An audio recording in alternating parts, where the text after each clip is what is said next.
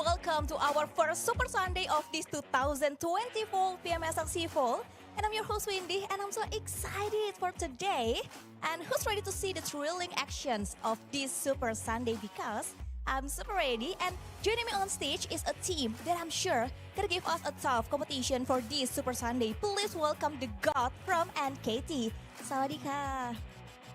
So, as we know, in the past 3 days, your teams works exceptionally well. And now, look at you guys on the top of the leaderboard. And tell me, like, what is the factors that have contributed to your good performance this year? ก็ใน3วันที่ผ่านมานะครับทีมเราทำได้ดีมากๆอยากทราบว่าอะไรเป็นเงื่อนไขหรือปัจจัยที่ทำให้ทีมเราพัฒนาได้มากขนาดนี้ครับเราเล่นเหมือนที่เราซ้อมมาครับ Just follow to what we are practicing Oh, great. Then I hope you can keep this good performance so you guys can go far in this PMSL. So, as we know, you have your new player to your team, Joker.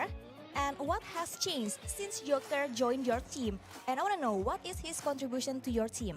ก็ทีมเราพัฒนาขึ้นมากๆตั้งแต่ได้เจ้าเกอร์มามีเงื่อนเจ้าเกอร์นี่มีพัฒนาทำให้ทีมเราพัฒนาการไปในด้านไหนบ้างครับก็ทำให้ทีมลงตัวมากขึ้นแล้วก็มีน้ำหนักมากขึ้นครับ He feel the missing part of our team and he also give us a lot of things Oh, wow, nice. I want to know, like, chemistry is not a problem for you guys? For chemistry, is it a problem for you? เกี่ยวกับเรื่องเคมีที่เข้ากันไหมครับใช่ครับ Yes, most likely So over time, you'll find your chemistry, and good luck for today. And next, this is going to be like spicy questions. You can mention any team that you think you can beat them to prove yourself. มีทีมไหนที่เราอยากชนเพื่อจะพิสูจน์ตัวเองไหมครับว่าทีมเราเก่งไม่มีครับเพราะพวกเราแข่งกับตัวเอง Not really because we didn't compete to anyone we compete to ourselves Oh, wow, that's a strong statement. But in the end, you have to beat all the team if you want to win this PMSL. So good luck. And for the last things, what will your team be focusing on today to secure the top spot?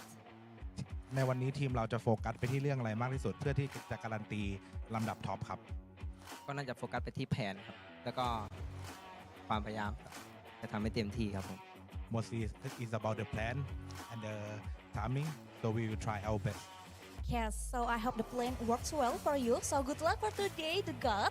So thank you so much. And today, it's gonna be our first Super Sunday of the season. And all teams have fought so hard to get in here. And now let's look forward to the team performance. And now let's toss it over to our casters.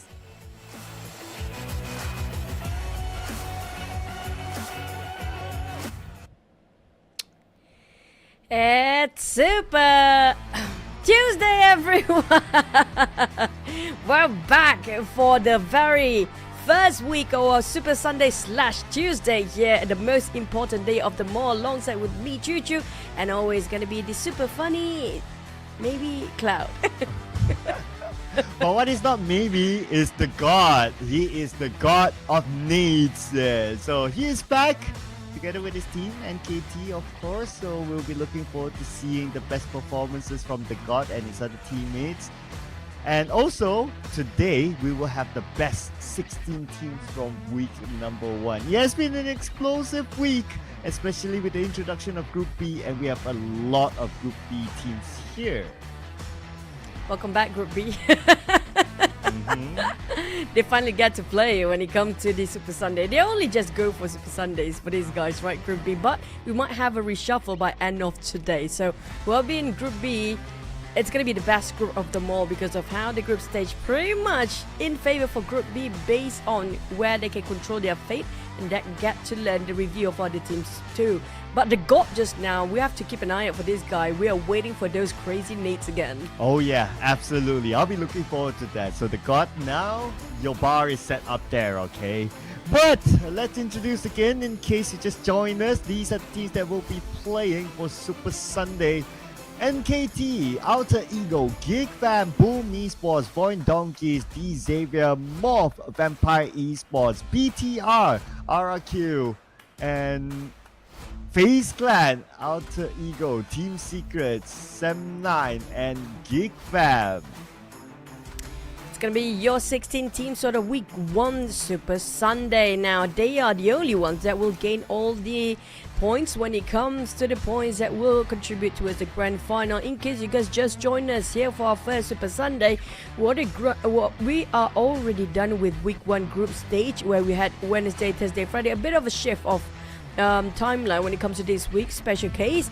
But the top 16 in the Super Sunday is here for grab up their points. Yeah, this is where they want to collect those points, because after 3 weeks we will put in who are our top 16 for the grand finals, and they will have their respective head start points, just like how we did for last season. So as you can see here, the head start points, if they end up first after 3 weeks of Super Sunday, they will get a maximum of 30 points. And I'm gonna highlight this team, BTR, who did very well yesterday in the last chance.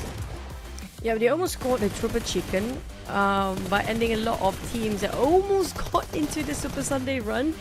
Despite they're quite comfortable up there yesterday, and they scored themselves double chicken in a day in the last chance yesterday. For BTR, they didn't stop till the very end. Yeah, they still wanted to go for it, even though they are already like through by far. And they became the champions of last chance qualifiers, by the way. And throughout the entire day, they played not only with their main roster, but they also even field their academy lineup players, Hans Jie and Leon Frank. Yeah, for at least for the last few games. Yeah, but we did have an interview with Jan Foss and Hansel yesterday when it comes to the closing of the day. Definitely, he is learning. He got a great learning curve on the side of Hansel, and definitely a great fit for the team. When we asked Jan Foss yesterday, he did mention about the main reason they're recruiting all very young players, because they do have the drive compared to the veteran players. But when it comes to the comparison, NKT versus BTR. Yeah, and NKT has their own drive, since this is their first year in the PMS after qualifying from PMNC Thailand. 6.2 average eliminations, 3.3 average placement points, 22 average throwables used, and we know where those throwables came from. Hashtag the God. So those stats are higher than BTR, but they have the same top 4 rate with BTR with 33.3%. But the highlight player is Spider Tank of NKT, as compared to Satar, who's the star player for BTR Knights, 1.4 in terms of eliminations between the two players. Now, personally looking at NKT under a bright spotlight here right now. Not just they have the GOP right now, pretty much one of the best when it comes to the grenades, but Spider 10 has been clutching so much for the entirety of NKT. I want to see what can they offer here for us today when it comes to even the top fraggers. NKT up there at number 1 spot, 6.2 average elimination each map.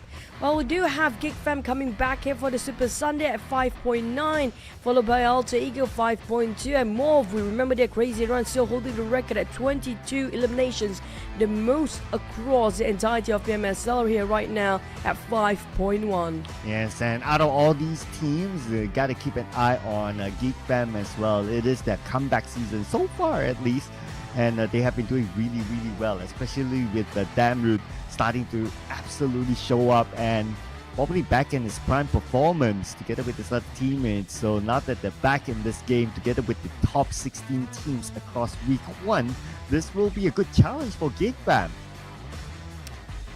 Now, it's make it or break it time for the teams, including when it comes to the first map of the day. We're heading into Sanhok. Vampires taking the number 1 spot when it comes to this very smaller map, and 10.5 when it comes to average elimination points. Now, that's a high number, the only team with a double digit.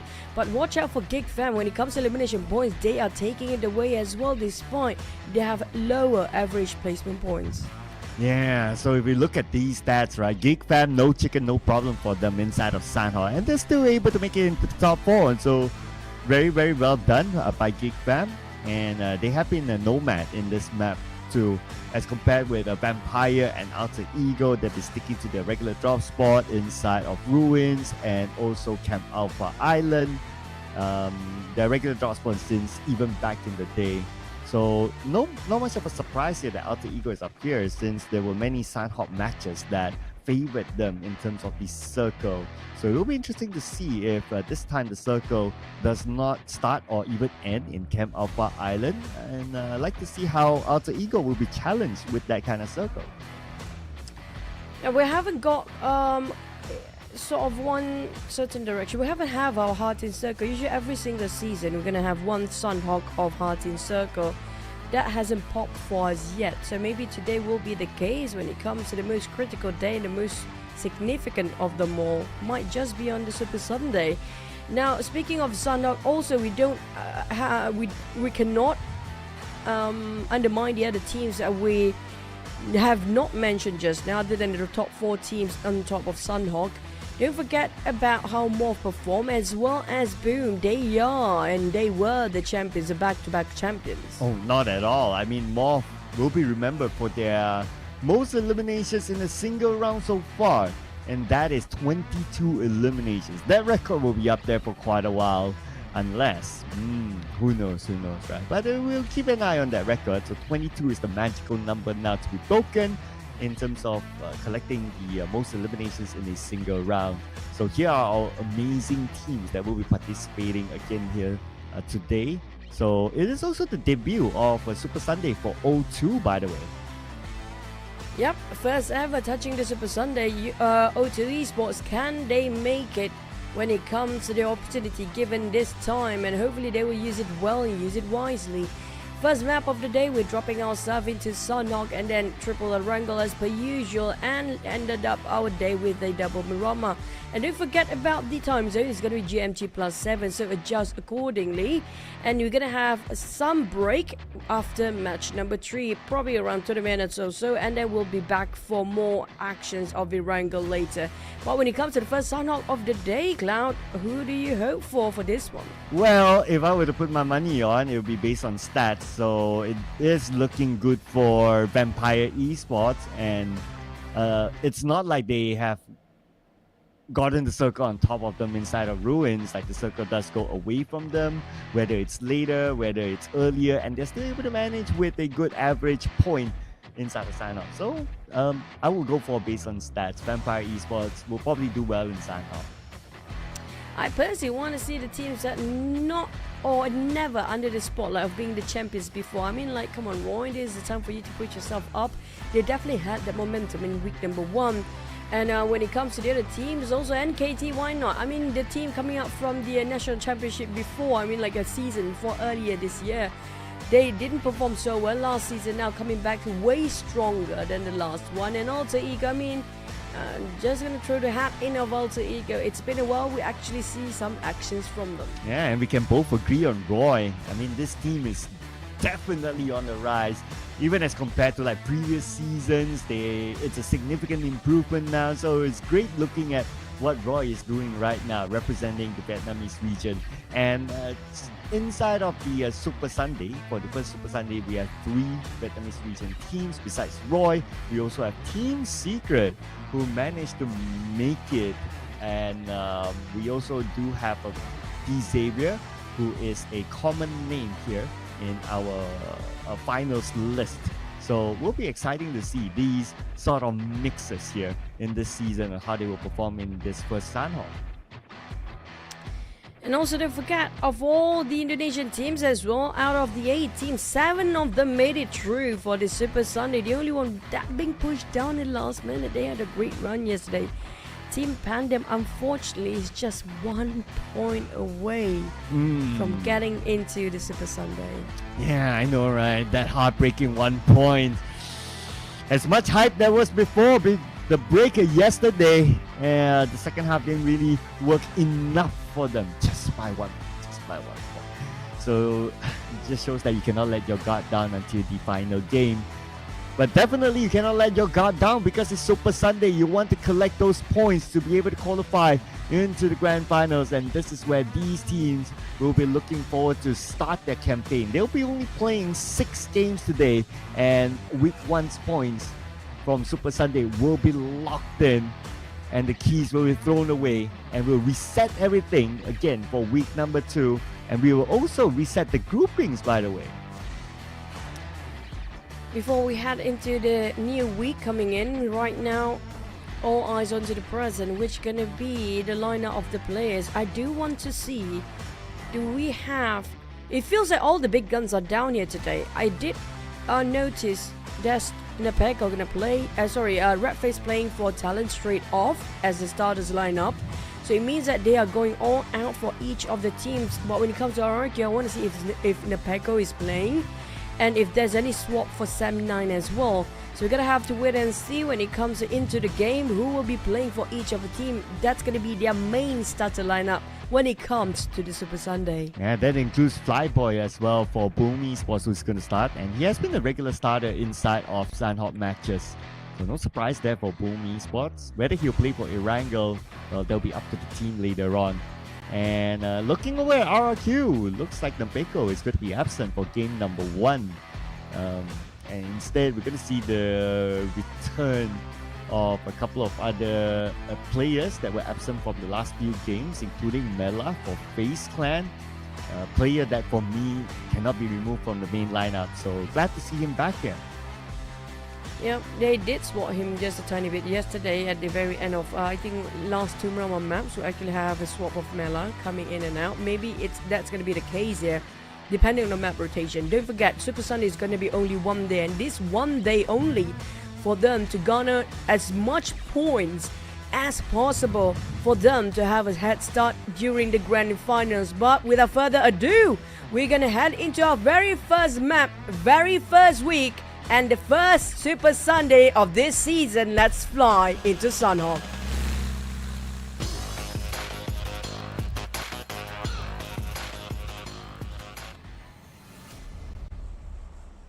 And this is the first match of the Super Sunday. The match that matters, ladies and gentlemen. Here we go. Flight path from the southern side will begin, and it goes up north to the area of Hatin. And this is where teams will need to pick their drop spot. Will there be early clashes? So we did see before an early clash inside of Painan involving Sam9 and also Team Secret. Both teams are playing today, and Team Secret looks like they're going to let go of Painan for now. Instead, it seems to be BTR around the area of Painan and potentially clashing with TALON there. We had Painan Circle before, and if it ended up on top of Painan again, whoever conquered Painan will get that chicken. That's what we learned in the previous map of Sanhok. We're waiting for the circle to pop anytime now. While O2 Esports, I did note that Mazel is a bit too far from the rest of the team, but I think it's going to be, maybe they have a rendezvous point later on, joining and regrouping towards the rotation and migrating into the circle. Hopefully he won't get caught in the process of transitioning with the rest of the team. Well, we do have first contact made. Boom starting it off, but this is going to be a very beautiful general circle. Will be on top of Bootcamp. Yeah, speaking about Boom, they haven't been fans of Sanhok. Out of at least 2 Sanhoks that they have played, both of them did not bring them many points, probably only like 1 point or so. So if this is the Sanhok that they will be playing, obviously, hopefully this will be the Sanhok that they will be able to come up best, because it is the Super Sunday Sanhok. So Boom Esports, hopefully they have had the time, that 1 break yesterday, instead of going to Bali, to really put some focus onto the Sanhok match, because every match will matter in the Super Sunday. Speaking of Bali, I think the team's not playing. I'm probably watching this from Bali just to have some healing time of their heartache yesterday, by the way. At 1 point, definitely need a bit of healing time. Healing, such a Gen Z term, but I do like that term. Yeah, healing by the beach, with the wind blowing and a coconut tree on top of them. Yeah, they probably need a bit of that. A lot of that. Even some vitamin C. Yeah, that's Choo-Choo's term. SEAC. Yeah. I mean, that's healing people terms, guys. You guys we need a holiday too, Cloud. Sometimes, we probably should go for once.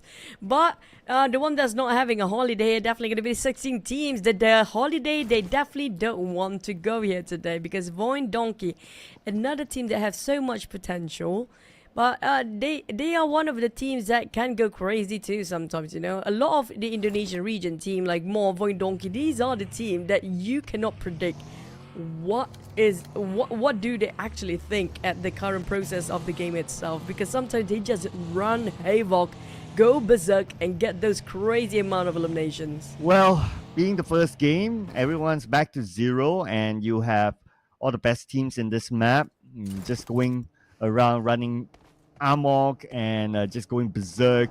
I think they will keep it at least, maybe not for now. It's probably not going to be worth it to really take that big risk. So I do expect with this kind circle and with this grouping, with all the circumstances, for us to see more eliminations later on rather than earlier. I'm hoping for more eliminations early on, really, because it will be great to have such a great start, right? Especially for the teams that I feel like Sam9 probably going to aim for eliminations. We don't see Sam9 going for the placement points so much. There was one team, right? Was it GEEK Fam or was it somebody else that actually have only one placement point yesterday? Yeah, there was. My goldfish memory cannot recall. We have seen too many games now, but there was. We did review it at the end of yesterday. So in case any one of you who has the capacity can probably help us to recall, we wouldn't mind that in the comment section. Yeah, please do. We watch too many games, we get confused sometimes. But this is going to be the guy from zero to hero, the one with the 22 eliminations. Now, that's going to be one scary person to deal with. And KT repositioning themselves to higher grounds, knowing the fact that a lot of team will pass by here. They drop themselves around the hot spot. But it's also down to the third stage to definitely know and reconfirm regarding the position of the circle later. So stage 1 is still too early to, be comfortable about their positioning, and also when it comes to the compounds they managed to conquer for now. They might actually have to migrate again and wait for stage 3 to 100% know that it will be safe for them to be in a circle or gonna play at the outside. Well, while we debate about that, GEEK Fam has this high ground, and closest to them is one member of MORPH, but they have no idea that he's there. So if they overstep certain boundaries, the first trigger could be pulled here. So 0 is the one, and because he's all alone, so he's not the one moving. Instead, GEEK Fam is the one scouting around just to be sure that the area is safe. And if they overstep onto the area where 0 is at, then the fight will definitely happen. GEEK Fam is also one of the teams on the rise here this season. Mika, Aizen, Damrud, Audrey. Damrud has been playing out of his mind these days. Razy of Boom. Spotted our VOIN Donkey players crossing the bridge. Feels like we have early bridge fight again here today. Yep, waiting for that follow-up to happen. Now that Razy has eyes onto Vexy, he's being held hostage as a VOIN Donkey tried to travel across. Okay, the other members are behind still. But are they going to be able to make it in time? I'm a bit doubtful about this. Yeah, there you go. Pondbit will be the one to secure that point. And we land our first split here towards the end of stage 1. Great follow-up at the side of Boom. But for GEEK Fam, despite they're doing so much scouting work, the one thing that they should scout for will still not be discovered by the side of GEEK Fam. 0 is still safe for now, but I'm not sure about the rest of Team MORPH. How do they want to respond in case GEEK Fam found out the hideout of 0? Do they follow up? Do they go for the rescue? Or do they just leave and abandon? A lot of abandon ship these days, so I'm not surprised if that happens again. Well, this might happen again. Looking at the current situation, there are still members of VOIN Donkey on the bridge, and the blue will arrive. And Boom Esports, good position for them to be in. I really like the position of Boom. Not only they're able to gatekeep that bridge, but whoever who's going to attempt to swim, they'll be able to have a certain level of information as well. And so happened that the circle is still up there. So Boom Esports, they could still hold on to that spot in the stage. Circle. If it's tricky enough, he's going to move to the left later on, but it's definitely going to be on top of Bookcan right now. first contact made before, and it's going to be following up a lot of skirmishes, early ones here, especially on the northern side. We saw Boom opening fires to certain teams just now. While on top of Paradise Resort, they start to leave, but the moment they start to leave, just on the outskirts, these Xaviers spot out a couple of teams nearby. Maybe they can actually scout out from Alter Ego, but due to the geography itself, the curvature of the Earth, make it impossible. Just a bit of recap what really happened about Vaxi, and nobody can actually save him. It's definitely not salvageable at that point, at that perspective just now. Yeah, one player of VOIN managed to cut across to the main peninsula though, so hopefully he'll be able to survive the next few stages. His other teammates probably swimming right now. That is potentially their only route. If they want to make a long rotation past ruins into the main peninsula, it's either too far, but it also depends on what sort of utilities they have, and also how many other weapons do they have in case they made a quick loot without worrying too much about their armory. Yep. Ammunition is going to be the most important one, but I think for Side of Empires, definitely not worried about that. For Stoner especially, almost hitting that 400 mark when it comes to his reserve magazines of that rifles, M416 ready in hand. Although to Esports seems to be scouting, but I might have some open fire from Sam9. Firen in position, but problem is it's not just two teams, there's going to be a third party coming in, which going to be Roy. Well, here we go. At least a 1v1v1, and Jumper's going to take the first shot against Firen. Firen knocked down and immediately eliminated by Jumper. O2 secures their first point out of Sam9.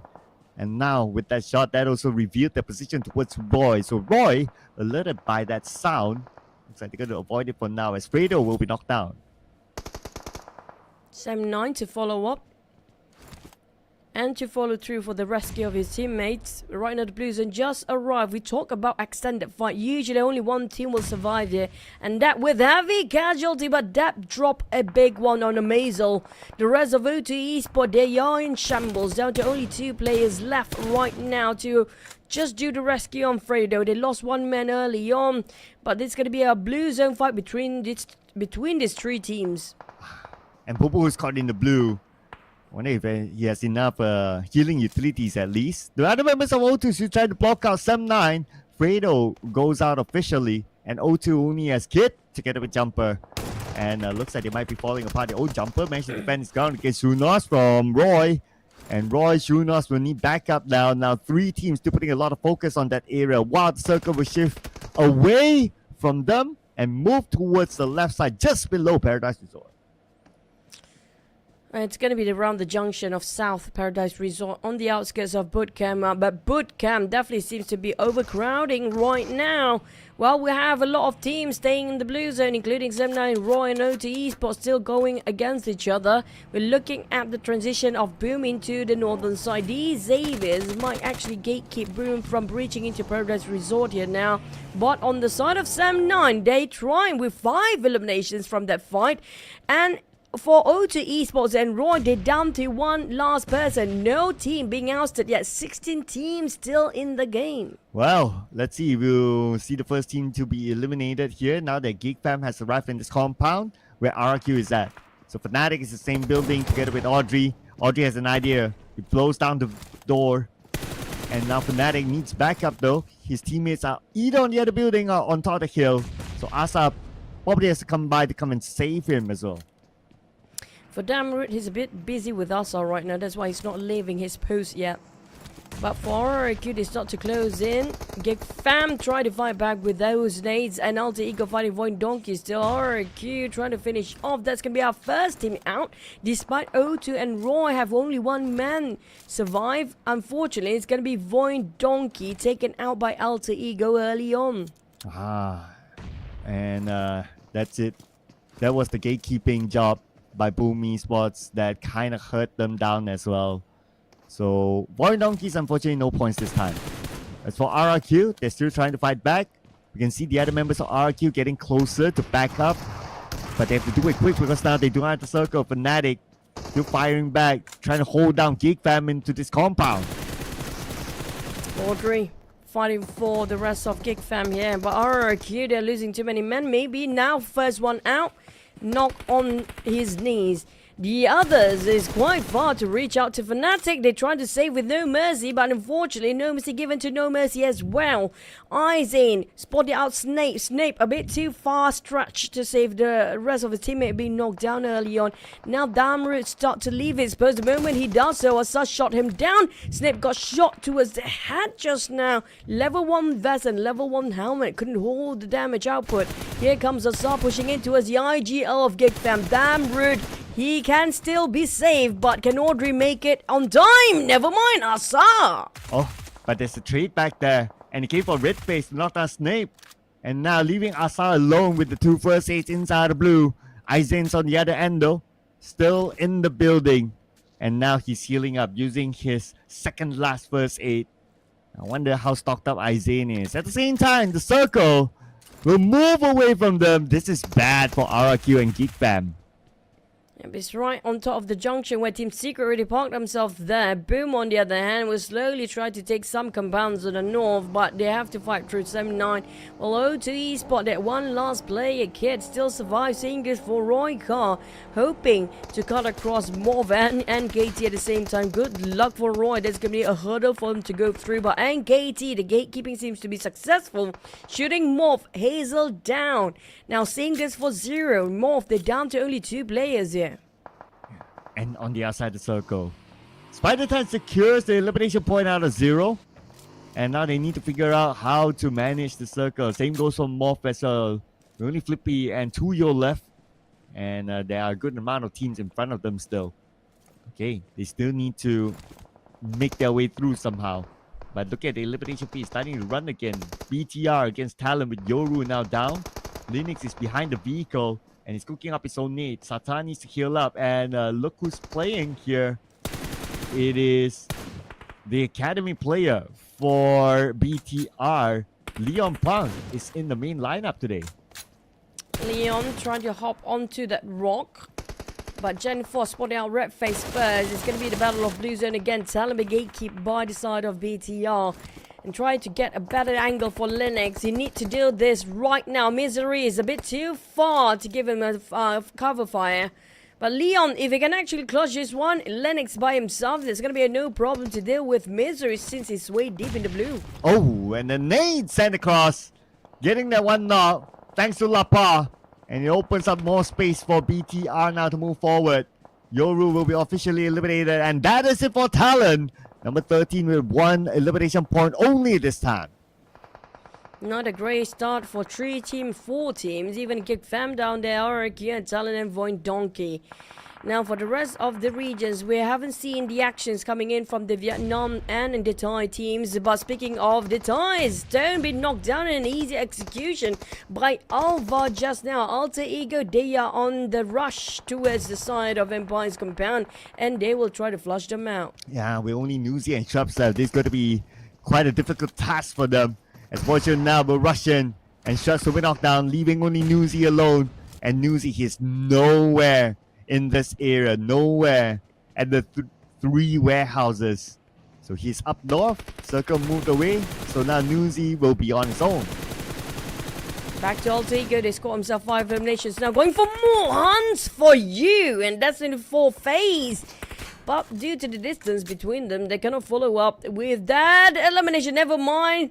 It's gonna be also Team Secret going from off angle. FaZe Clan, they are sandwiched in the center. Oh man, FaZe Clan by the edge of the circle, so that means more teams might be coming their way.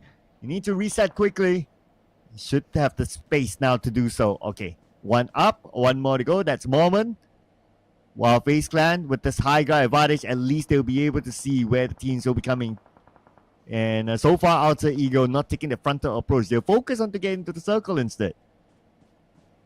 Rosemary trying to scout for any backstabbers behind them. They feel like there will be somebody's watching, but they couldn't scout out the players of Empires just now. That's going to be the last player of Empire. Boom, Yummy May going against Sam9 by himself. Scatter out the rest of Sam9. Yuhai randomly toss that nade. He knows there's going to be somebody watching them from afar. So Yummy May take covers, going back and have a bit of a retreat. But O2 Esports Kit, last player here for O2 Esports. Down to only 10% of HP. Could not cover himself from the bullets of Boom. And Vampire Esports, they lost Newsy, and they're out at number 9. No points at all for Vampire Esports, the team that had the best stats before we started. O2 out at number 8 with 2 elimination points, so that's 3 points collected by them. And now Boom Esports looking for a comeback inside the Sanhok match, the map that has been the bane for them, and this time doing so far so good for Boom. Boom, going aggressive when they needed to, but also watch out for Alter Ego, Sam9 as well. These are the teams that's going for their eliminations, yeah? Boom, they scored himself 3-9 for Sam9. Well, they're living up to their name right now. It's a 9, of course. And also Alter Ego at a 6. Rosemary and the rest of Alter Ego, they're trying to get into the circle, but Boom and these Xaviers, this is theirs to take. Aha, circle, move up north. Man, the teams on the south, they need to still move forward, and some of them will need to manage the road. Okay, here we go. This is going to be Alter Ego, as they will be one of the teams that need to cut across, and by the time they reach the edge of the circle, there will be other teams on the high ground across them. So that's something that they need to be aware of. They also need to be aware of FaZe Clan, who's sharing the same adjacent area as them. And FaZe Clan, if they need to move forward as well, they need to eliminate Alter Ego. FaZe Clan snaking their way slowly into the circle. Alter Ego unaware about the presence of FaZe Clan right now, right on top. They are quite busy against Boom, and this is going to be an opportunity presented itself to FaZe Clan's hand if they want to take actions as third party or not. But the problem is they don't have the visualization on Alter Ego due to the curvature of the ground itself. More being eliminated early this time. We're down to 6 teams. Oh wow! Stage 6 teams. So it's fairly fast this round. And now Rosemary takes out Venturez. That's going to be the opening. Mela knockdown moment out, and with that, the FaZe Clan eliminated at number 6, 1 elimination point. Alter Ego reigns supreme, 9 eliminations. Boom, they need to have a bit of a reset before Sam9 butting into this business.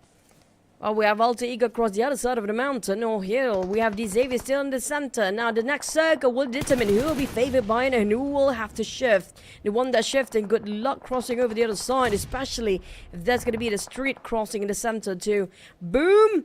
Trying to find if anybody tried to cross the street. Right now is not the time yet, buddy. It's going to be the next one. And for Alter Ego, this is going to be a tough circle for them. Well, not tough for the Xavier. They're loving this circle right now with the compound in them in the middle of the circle, and this area is very familiar to them as their regular draw spot is around Paradise Resort. And so looks like it's looking good for the Xavier. Now, just waiting for a moment for them to open up their account as we look at Rosemary now down on his knees while tanking out the blue, and he will definitely be eliminated now. Alter Ego left with one last player. The Xavier's full squad, Team Secret full squad, Alter Ego last player. I think we've seen that before and it happened, but unfortunately it won't be happening anytime now. They have to resort to 9 eliminations. Well, we're left with Sam9, who's climbing up more numbers. There were 3 players still alive, while Boom down to 2. But even though they only have 2 players, they still dominate over 5 eliminations just now. Team Secret and these Xaviers, both teams coming from Vietnam, is on the rise here right now. Here we go. Sam9 against Team Secret, and then knock on to Trang Zin. That means Team Secret 1 active player. And Bubu is trying to find the last player that's going to be Soas, but he needs to work as well. Look at the amount of damage by the blue. Oh man. Looks like Bubu underestimated the damage from that blue. Oh, Sam9 have to re-heal himself. They managed to revive their teammates here, but Boom, they are frantically trying to find for the aims here. These Xaviers across the other window towards the other building, they're trying to aim for long shots. Well, they're down to 2 men. Boom do have a 3. They have the number, but it's going to be against 2 teams at the same time. Oh, here we go. Lamborghini cooking up his nades. Managing the other 2 teams. Depth from behind. Ooh, this will be interesting though. that might be the kingmaker here if we take out the members of Boom, backstabbing them without Boom knowing. Flyboy. Can they sneak from behind carefully? It's gonna be down to the last stage. No more blues, no more circle. The blue zone is gonna be the one that hitting the one nearest. That take it on Origin, and that's gonna be the last Lamborghini. He shot from that angle. Still managed to secure one, and D Xavier's Lamborghini, can he do it by himself here? Seems achievable.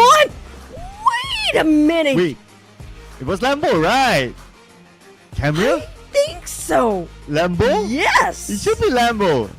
I mean, Lambo doesn't really react to chicken dinners, but hey! It's 1v3. Okay. That is it. That is the official one. And that was really fast at the end. Thanks to the blue zone, because that was the stage number 9, but it was a 1v3 Lamborghini. That weird awkward angle of that particular corner of that very small shack and very small building actually did so much work for himself. Even the side of these Xaviers were contemplating, did we actually win that one? Did we actually won? It took everybody a bit of a pause to see who actually got that chicken dinner. Yeah, it's confirmed right now that D Xavier got it. So they scored 6 elimination points in this round, so that's 16 points as a start for D Xavier inside of Sanhok, with Lamborghini landing the final blow with the DBS. And look at his damage there, 408 with the most eliminations. I mean, undoubtedly he's going to be the MVP for this round. But that final fight, you had 3 different teams, and yet it went by just like that. It was super fast due to it wasn't the fastest Sanhok, but it was a fast landing just now due to the Pluto hits a lot of players from the back. But this definitely well deserved for Lamborghini. He was the last member of these Xaviers, and he survived through all of it by himself with 4 eliminations and 408 damage. But he played it smart, and he was quick with his head and his hands. Yeah, it just went by like that. It didn't feel like a final circle at some point. So other than D Xavier, we're also going to highlight Sem9, Boom Esports, and also Alter Ego. And the fact that Sem9 is placed in front of D Xavier in this graphic, it just shows that Sem9 has collected more points than D Xavier, despite them playing with a full squad time of 9 minutes 36 seconds. But they're still able to come up with the eliminations to cover up on the missing points. But let's check out the best moments here from their very quick chicken dinner with D Xavier.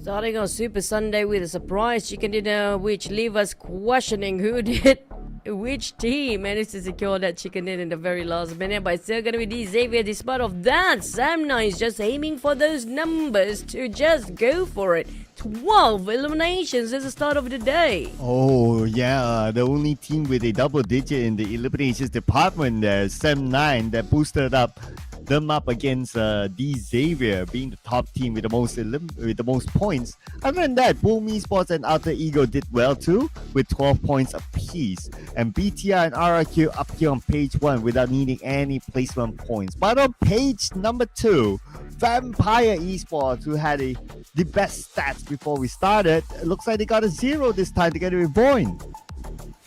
Not a great start, but still Sanhok. Too early for us to call it out, so we're gonna have to wait and see. Can they make up for the rest of the day? Will they redeem themselves later in Erangel?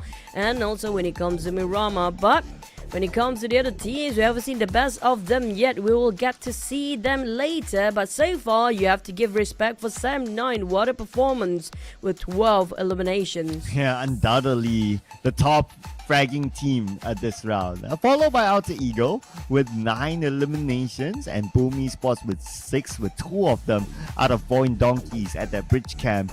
And D Xavier, despite them showing up towards the end, of course, that's because they really need to move. They still came up with 6 eliminations, equalizing Boom Esports, who did a lot of work. But of course, D Xavier with the chicken dinner, naturally, that will give them a lot more points as compared to Boom, as we saw earlier on.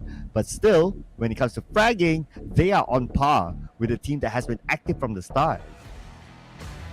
Speaking of the par of the day, there's going to be a lot of standards setting up high here when it comes to the week number 1. We saw how great these teams can perform, so we're going to have to wait and see. Will there some teams going crazy or not for our next run of Erangel? We thought all those crazy runs will be in Miramar, but Erangel might surprise us as well, especially when it comes to the circle. Yeah, I mean, Erangel, we have seen a very, very difficult circle. It's not only a military-based circle, it's a military-based circle that put all the way down south. Yeah, that was a fun one there. Hopefully we get that kind of circle. Now is a good time to put in those tough circles because you already have like the best teams around in week number 1. So by putting in tough circles, it is the best way to challenge, and only one team will be the best of the best with whatever tough circle that will be given. Yep, and also taking the opportunity for the first week, because there might be a chance some teams won't make it up for the second week, so they need to gain as much point here when it comes to the first week of Super 5th day. There you go, Super 5th day, okay? Super 5th day. And we talked about this before. The best thing that can happen to your team for them to straight go to the grand final is making through every Super Sunday every single week. But it's something that uncertain for all the teams down there. So might as well just make use and just do what best they can make out of the first Super Sunday here today. So number 1, prioritize whatever points you can actually collect, whether it's going to be eliminations or placement points or maybe even both. Yeah, of course. Ideally, of course, it's both. But sometimes the ideal situation might not be the case. So that's why some teams say, oh, okay, we get lots of eliminations, but we don't get any placement points. That's cool. Like what we saw 2 teams in the previous round. But if they go for only placement points or mainly placement points, just because sometimes the circle favors them, like D Xavier, that's cool as well. So ideally, they need to strike that balance with whatever works for them. And it's also very situational dependent because you got to see whether the circle does favor you or not. If it doesn't, then naturally you need to move, you need to take fights, and that's what they need to do.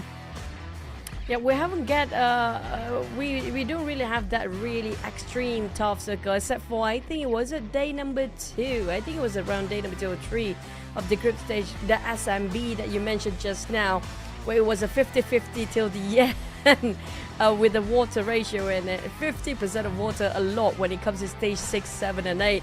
So we'll wait and see if that kind of circle will pop again. But we did have once for a northern circle, which was yesterday during the last chance, right on top of Starburst Peak. That's a rare circle again. Yeah, the Starburst Peak one, that was really interesting because that will force all those teams to hike up the Starburst hill or the Starburst Mountain, whichever you want to call it. And that gondola there was well used as well by Team Secret. So that will be remembered, GK. We will remember that. We'll remember that. We're not going to forget it. Of course, because they're playing here today. So So it's worth a mention as well that GK from Team Secret came up as the MVP. So if any other player would be able to put on a performance, probably might want to keep an eye on GK. And also when it comes to gondola play, unfortunately we don't see the POCO swap in for RRQ yet. But he did actually play a great gondola starting off before we actually spot out GK playing the same rotation and same tactic as RRQ in the gondola. So I think the gondola plays actually works if we ended up on top of that starboard peak again. But if it's going to be a different story, we had Gatka reach an area definitely around the fields, the usual circles, but I just don't want to see urban warfare. That's hopefully we had enough of Miramar urban warfare, just not into Erangel. Don't infect the urban warfare into Erangel, please. Nah. Don't go to like places like Pachinki as a final circle. If he goes there, the happiest of the bunch will be the Zera because they're back. And we know that they love to take Pachinki. And for the most part, they're always unchallenged by other teams inside Pachinki. So definitely go there and they'll be praying for the circle to be on top of them. But for us, we like an open circle and we like tough circles. And this is the best time because you have the best teams here. As what you can see, based on the eliminations as well, they're still able to put in a good amount. And you wanted the POCO. Wow, welcome back. Seems like the big guns coming in. Yeah, all the big guns are out when it comes to the Super Sunday. The POCO is back, and maybe because of this map, we don't know if he will be swapped in later and out later for Miramar as well. We haven't seen Sam9 entire lineup swaps yet, so we're gonna have to wait and see if that's gonna happen here today. Also, when it comes to Flyboy, I think he is more favored in Miramar and Sanhok, so we're gonna see a bit swap for Boom as well. Yeah, starting to see that pattern there for Flyboy. So he's only deployed for those two maps, as what you mentioned. Whether they do well or not, that still seems to be the strategy for Boom Esports this time. So, 1 more minute to go, and I am also anticipating what the flight path would be because it's a bigger map than Sanhok. Sanhok's flight path doesn't really matter because it's such a small map, but Erangel's flight path, it could also change the drop pattern of some of these teams. The pattern right now.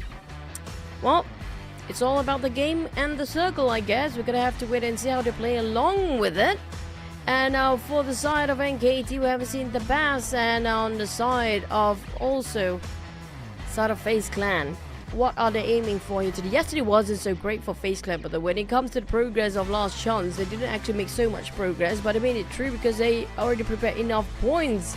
But on the side of the other teams, GEEK fam had a rough start here just now. Can they redeem themselves once more? Will they follow what Sam9 did? Go for the eliminations? Or will they just play it safe? Let's just right into our Erangel.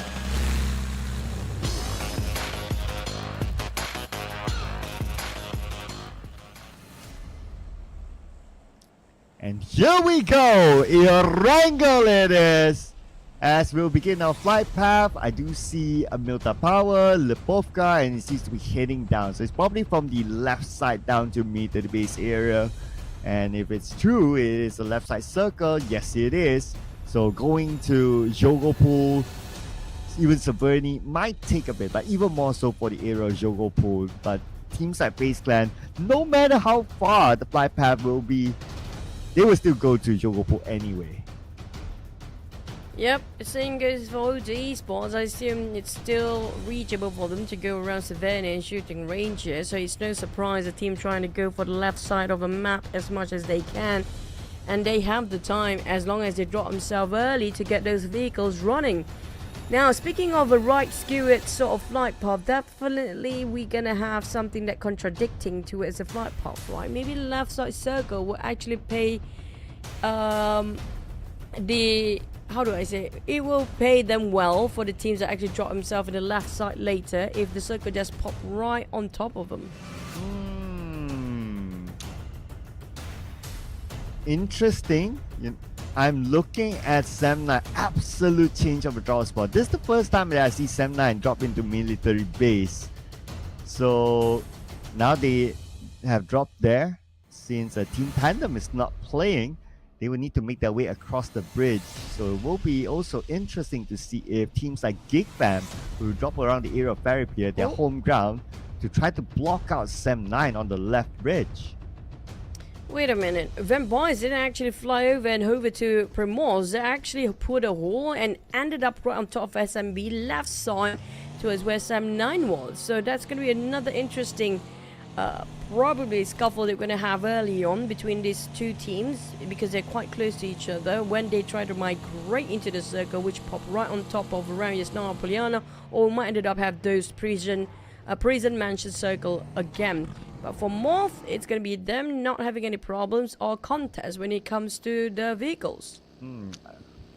I believe Vampire might be doing something that they did before. They drop at the left side edge of Military Base Island and they take the boat to Primos.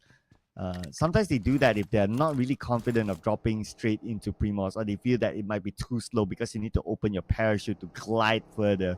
And probably they have calculated the timing that, okay, we quick drop by the beach on the left side, and then we take a boat. It is faster than actually gliding there, so they save a bit more time.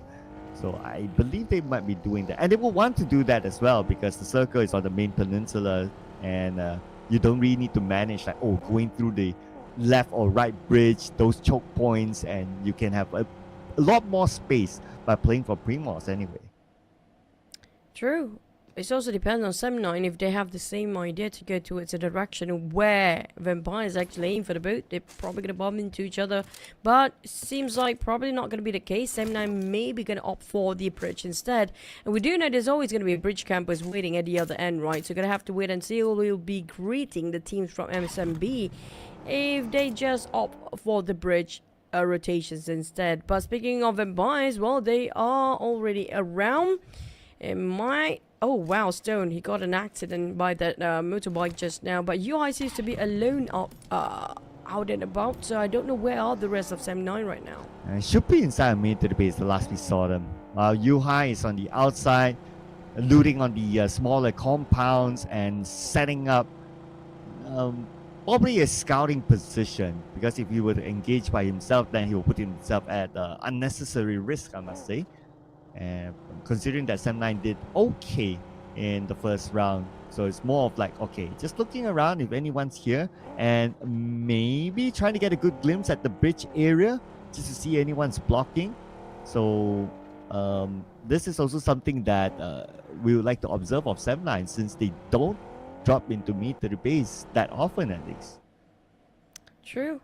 But also it depends on UI. If you can actually scout anybody out around the bridge area and you find it clear for the teams to pass across, that will be a big hurdle that they manage to go through. But also for the side of UI especially, he has to make sure they have enough to deal with whatever circumstance he will be in if in the case of he might be rushed by the others. But speaking of which, the moment we mentioned about SEM9, D Xavier is going to take the fight against Boom at the same time. And no, this is actually the last map. Sorry for that, guys. And that's how D Xavier's won. Lambo, he clutched it by himself, man. Okay. You know, I also got scammed for a second there. Because I saw in that small screen, I saw like Yuhai knocked by the blue. And I was like, huh? Yuhai knocked by the blue? Wait a minute. Wait a minute. Oh, okay. Until you mentioned that it is a replay. I was like, yeah, okay, it's a replay. Okay, calm down. Right? Calm down, people. Yeah, I was about to go berserk and Yuhai knocked by the blue? What? Stage 1? Is it Pachinki? Is it? What? Yeah. All that. He teleport his way. I know, right? There gonna be some really outstanding navigation and rotation if he actually does that.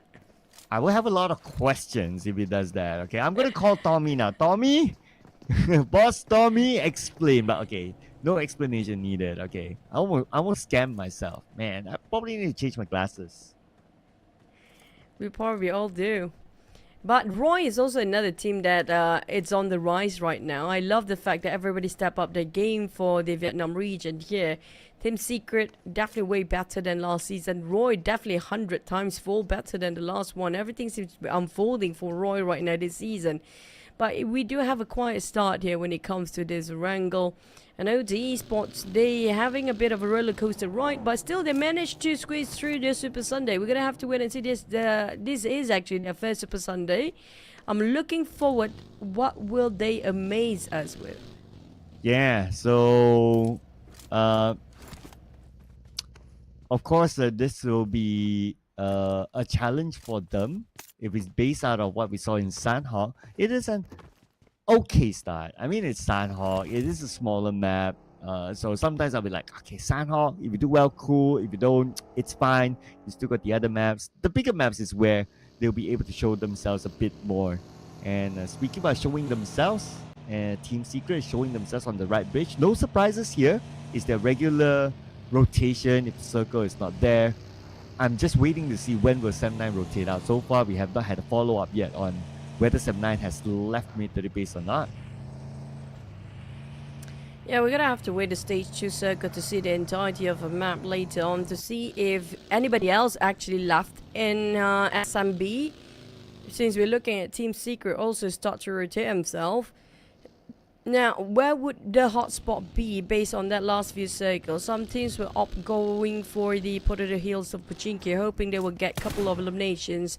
From then, GEEK fam seems to be following the trails of NKT perhaps.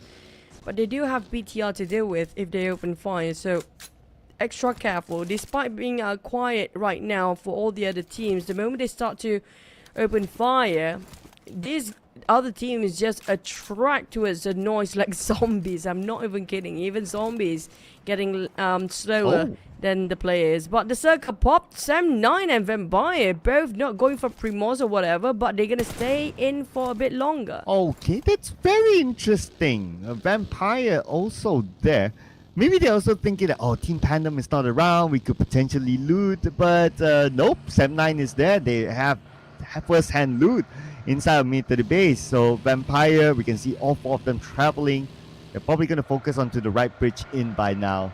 As for SEM9, not all of them on their vehicles yet. So they're taking their sweet time this time. But the good news for them is that nobody is gatekeeping the left bridge. So they could still have access to the main peninsula easily.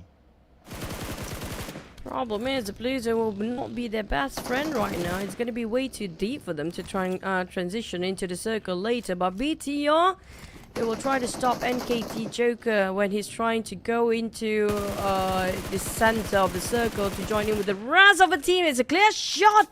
Unfortunately, Lapa have to reload. There was like, what, 10% of HP left. Yeah. But he's still not knocked, so there's still a chance for him to survive this, as BTR looks like they let him go. So that's okay. He does have enough first aids. Teammates nowhere near. But vehicle health, okay, that is the question here. How good is this vehicle's condition now?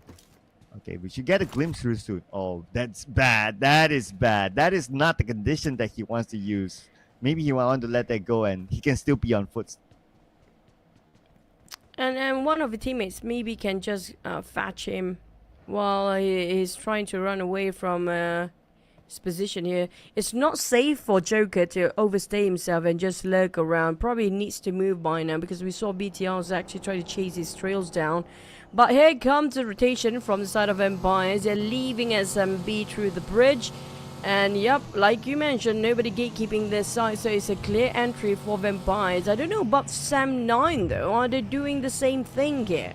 Oh, it seems like when we wait to stage 3, but if they're not out of mid to the base by stage 3, then I'll probably have a lot of questions here. I would expect them to be in the main peninsula by now, if not by before stage 3 is upon all of these teams. If not, I don't know about the utility usage there. Probably burned out their first aids too much by spending that much time in mid to the base in the blue. Speaking of the blue zone, I do hope they have enough health utilities, of course. Well, SEM9 just leaving. They're coming up from a different side of a bridge here, trying to avoid as much conflict as possible. But at least they have some health utilities, but it's going to be a long rotation. Depending on the next circle. If we move north, then Sam now have a long journey ahead of them. But lucky enough, they're going to be closing into Pochinki. Will we have Pochinki circle? Question mark. Ooh, question mark, question mark. Nobody's inside of Pochinki now. Closest is FaZe Clan. See if they'll be interested with that. At least the circle does favor Sam now. I also want to point that out as well. Now that they have arrived on the main peninsula. And the circle moved slightly towards the left. So they would have the high ground Pochinki as their next checkpoint, and that's where they're going. What are the key areas to gather information before making the next move on where to go? Where to go? Well, at least M9 they have a clear entry. FaZe Clan already parked themselves inside. These Xaviers, are they upset right now, knowing the fact the circle is where they left just now? And BTR going around in circles, making sure things are clear, and coast going to be clear for them to just camp themselves here if needed. But they will go into the Gatka field around the Pochinki area. There's going to be a lot of uneven terrains, even crates. But the problem is they do have those high grounds to visualize anything that's inside of that crate area just now. But we have another visitor coming in. VOIN Donkey, welcome to the jungle. VOIN and Donkey circling around all these colorful teams. I'm counting at least 5 teams that they have whooshed past by, and they went straight to the Potato Hill. Okay. Interesting enough that Potato Hill has no occupants, a rare occasion with this sort of circle. So VOIN Donkeys, okay, very, very happy to get that sort of spot with this kind of circle. But Hazel's not happy though. He's now down. Flippy will need to save him. Yep, to save this. Against MORPH. MORPH seems to be in sandwich situation, but lucky enough for them, BTR quite busy and occupied with a different team entirely. While Roy gatekeeping all the teams that stays in the blue. Never mind, they are gatekeeping from the outer of the safe zone. So Roy, despite they taking the blue zone damage, they still want to go and have to force themselves in, despite O2 Esports trying to keep them at bay. But GEEK a bit hesitant to make oh, he made it on time. Just a slight minute there. 1 second too late, he's going to be lost or will lose at his team members. But unfortunately for O2 Esports, it's a not done deal for them yet. Roy Khan just being revived and back to his knees. O2 Esports still keeping tabs on Roy despite being charged by TALON from behind. Ooh, from the back! Surprise Sunas. Sunas didn't know what hit him there. Well, is he able to finish off GEEK? Now, this will be the big question. But before that, GEEK, we want to pick up those points out of O2 to make sure it ends up in his pocket. Jumper might be the next one, but GEEK is not able to finish it up yet. Okay, second time around. Oh, GEEK is still being shot, but GEEK knocked down. Wow. Now he's down to Porsche. And Nate just now from a muzzle really did a lot of work for the side of Roy. Down to only Porsche, and now back to O2 Esports versus Roy. But unfortunately, none of his team will actually win by the end of the day because TALON is rushing towards their side. Despite they have the inner circle just now, they just drove all the way out to finish off the mess of Roy and O2 Esports. At least they scored a couple of them, 3 eliminations in there. But for O2, can they make it out live as keep bleeding out? He will be rescued, but Linux definitely can smell some blood going on that side. But Alter Ego versus NKT now. Oh, hands for you. Down. Boysil down. Rosemary needs to come out with a big Rosemary moment here against Spider Tan. One of the top players for NKT. As he cook up his nade, Rosemary's on the other room, so the nade will not connect. At the same time, the elimination feed is running involving 7-9 as well as Team Secret. Spider Tan comes to the same building. Okay, Rosemary's going for the pickup. But Spider Tan moves in as Tough K. Bone shot. Spider Tan pretty low at this moment. But before that, he'll secure the elimination point. Now Rosemary with the AK will dance around together with him. Spider Tan in the face of Rosemary. Seems like the bee's been tamed by the spider by the end of the day. Spider Tan is on the rise and he can revive the god. This duo can actually do so much work by themselves on the side of NKT. That's going to be 4 in the bag for NKT side. They eliminated the entirety of Alter Ego by themselves just now. But we're not done with Sam 9 versus Team Secret. Team Secret just going to go for a retreat. We're going to wait from inside of a circle. FaZe Clan a bit busy against these Xaviers. But not just them. They're going against another team, which gonna be MORPH. And I noticed that the guard got eliminated, so that leaves Spider-Tan as the final member of NKT now. So now FaZe Clan and MORPH, unwanted neighbors. But with Circle still in this area, don't expect these two teams to push each other. But by stage 5, the push could possibly happen, especially when the Circle goes away.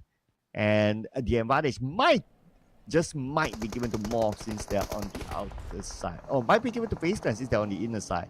But for Yuhai, as he traveled, he got knocked down, and Break will break him down as Piran gets one, but Break wants to try to seek revenge, but he's surrounded by the other members of SEM9.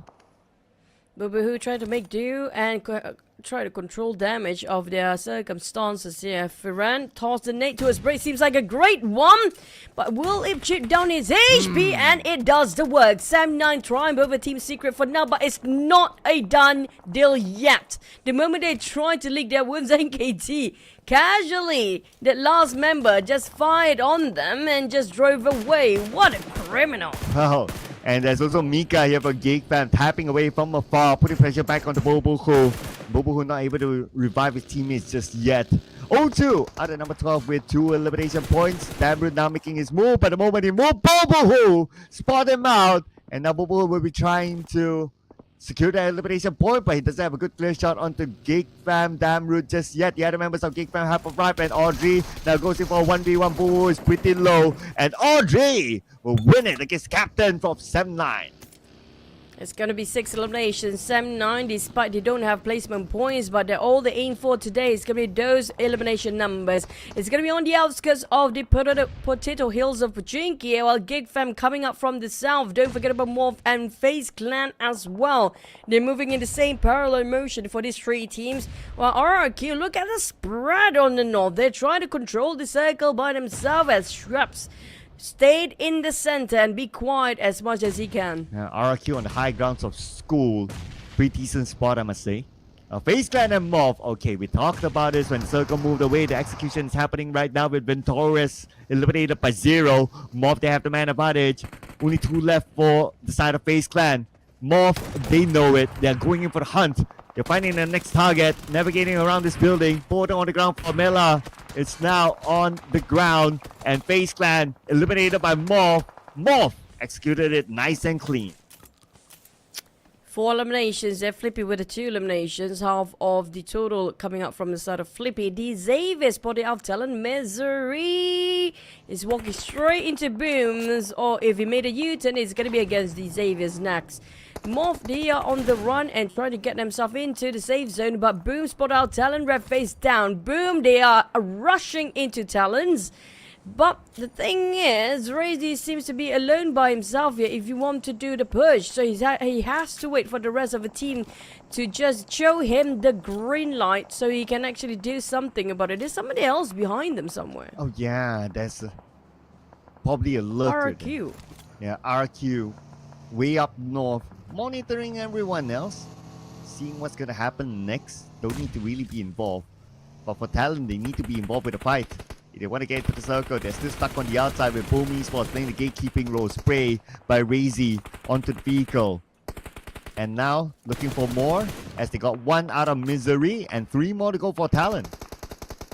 Talon Misery cannot be One saved nade? as the Blues start to arrive, and the nade will not hit anybody. It was just nearby towards the side of the tree, but it's going to be a nade galore between Boom and Talon. While they're having a crossfire here, they are a bit too busy to realize that somebody else might be butting into this business any time now. But Lin is going to go for the push. He knows that he needs to wrap things up quickly. Spot out raises straight on the ground, and next Lin is going to aim for the rush against Yummy May. There's also another 2 player of Boom. They didn't do anything about it. Linux just freely going in for the crazy eliminations here. He spotted out even Pombed. Sorry, and now Pombed going down as well. Tree by Linux. He might just wipe up the entire Boom by himself. Oh, 1 more to go. 1 more to go. Boom Esports. Looks like they're pressing the eject button, and they will not continue on this fight.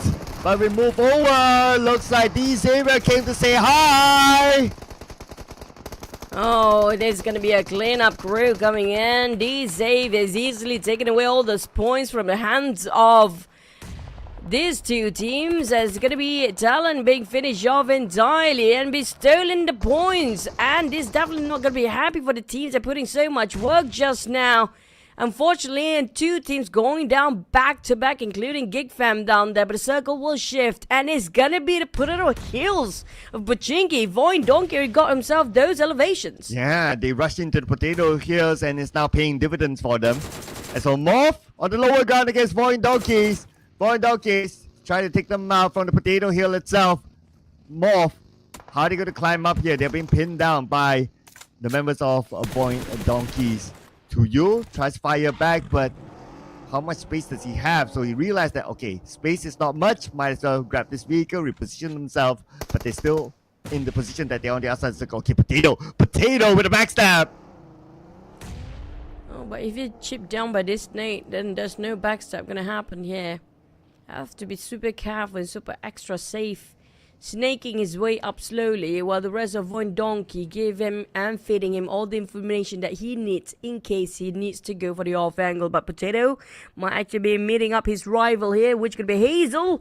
MORPH Hazel seems to be working duo with Yule, but Yule's a bit too far. He got only 2 hand grenades, no smoke, 1 molly, and that's it for Hazel for his utilities right now. Not gonna be enough, but he can try to do with what he has left to work things out. But we have another team coming into the circle from the northern side as well.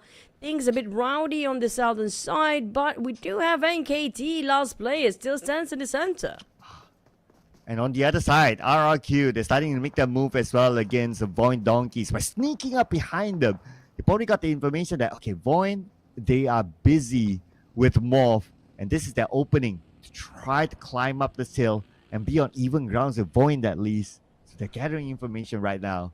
There's a move over to Spider Tan, the final member of NKT. Now, he's being creeped up by Lamborghini as the other members of the Xavier just making sure that corners are checked.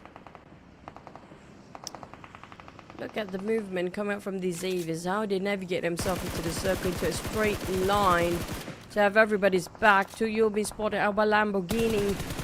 But NKT in that small shack right across Lamborghini that we saw just now, they might be surprised for these Xaviers. Right now, VOIN Donkey shutting down the doors of Chicken to the side of MORPH.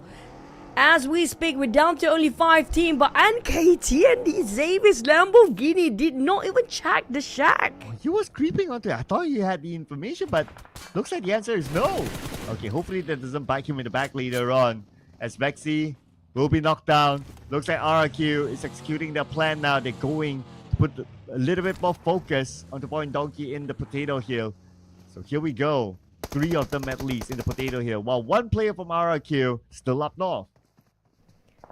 I'm surprised Spider Tan's still alive right now. He's playing so well with that shack, but the moment he's popped the smoke, the rest of the Xavier already prepping the nade towards his side.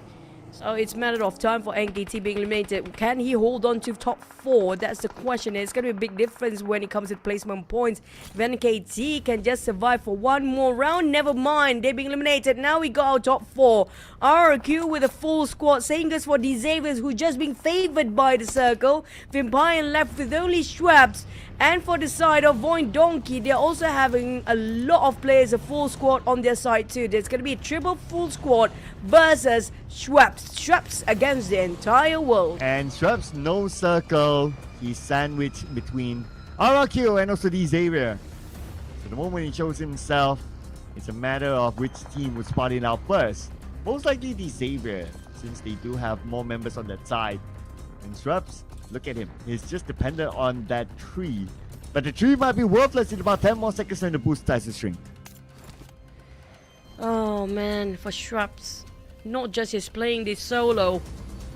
Even the circle moved away from maybe RRQ spot him out first. Despite these Xavier's got there first, but Schwabs being discovered and the POCO easily shuts him down. Not even breaking any sweat. Coming up from behind. RRQ charging towards the backside of these Xaviers, taking out their support fire first. And an off angle, but Asan Fnatic just caught himself in a death trap. As the Blues start to shrink, it's going to be 1-to-1 trade-off between these Xaviers and RRQ. Oh no, from having the circle, they came out of their comfort zone to try to take out the Xavier, but now 1 player is down. Make that 2 with no mercy.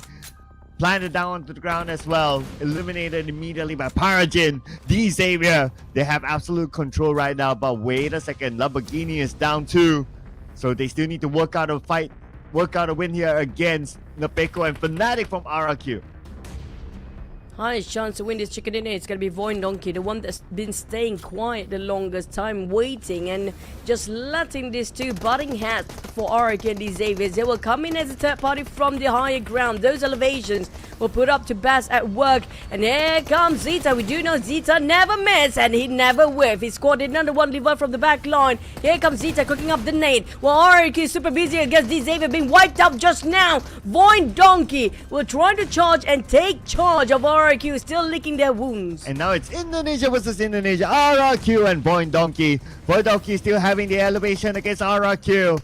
And we'll see stage 8 Ariusu at the same time. Asa knocked out, Potato knocked out, Asa eliminated by Zeta. And VOIN Donkey, they have a little bit more advantage still against RRQ. Fnatic circling around. He's going to be the snake. He sees Zeta. He'll get a knockdown to Zeta, the key player for VOIN Donkey. And that's a crucial knockdown the side of RRQ, but unfortunately VOIN Donkey still scores the chicken despite they tried for RRQ. Well enough for that, but thanks to Zeta that knock and capitalize over RRQ and handicap them all the way, and they still won it. VOIN Donkey, they secured those eliminations for RRQ in the end. Those knocks against VOIN Donkey players. Yeah, we need to look at the score in a little bit more. But I do like the idea of Fnatic there. He went for the flank, he scored one against Zeta, but not too sure if he did get that elimination though. Probably not, because there was a tree in between, so it was a bit hard to tell. But we'll get the official numbers here for VOIN Donkey. And the official numbers in this round is going to be 12 eliminations. 13. Oh, 12, yeah, 12. 13. There's still a double digit. I think there's 12. a couple of teams that have double digit eliminations. Not just VOIN Donkey, I think RRQ pretty much got similar amounts of eliminations as well. That is a potential. We'll definitely get to review that in a bit more. But speaking about review, okay, we're going to review our MVP this time for VOIN Donkey. And it is Vexy, who came up with 6 eliminations, 750 damage, 259 damage received, with 33% team contribution and a maximum survival time of 26 minutes 7 seconds. We did not even need to go to stage 9 this time. Lucky for us, indeed. But we do have our top 4 teams later on. But Vexy is going to be one of the first few times Vexy getting into the MVP board. But VOIN Donkey, Xavier gave a MORPH. A lot of domination coming up from the Indonesian region. Yeah, Xavier didn't last too long despite they almost got themselves in the top 3 just now. Unfortunately, due to their hesitance to check the shack and also didn't scout out for the last play of NKT just now, kind of bit them back in the back. But let's rewatch the highlight brought to you by VOIN Donkey.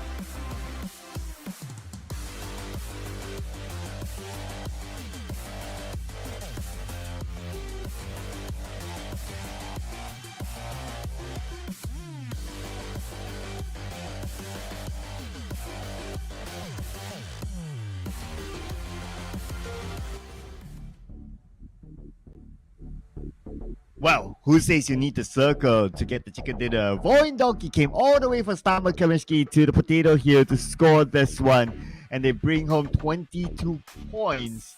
D Xavier, 14 points. RRQ, 10 points. So that is your double-digit club team in page number 1. But we also have Sem9 together with TALON, 7 eliminations and 6 eliminations each to bring them up onto page 1 as well without any place-on points.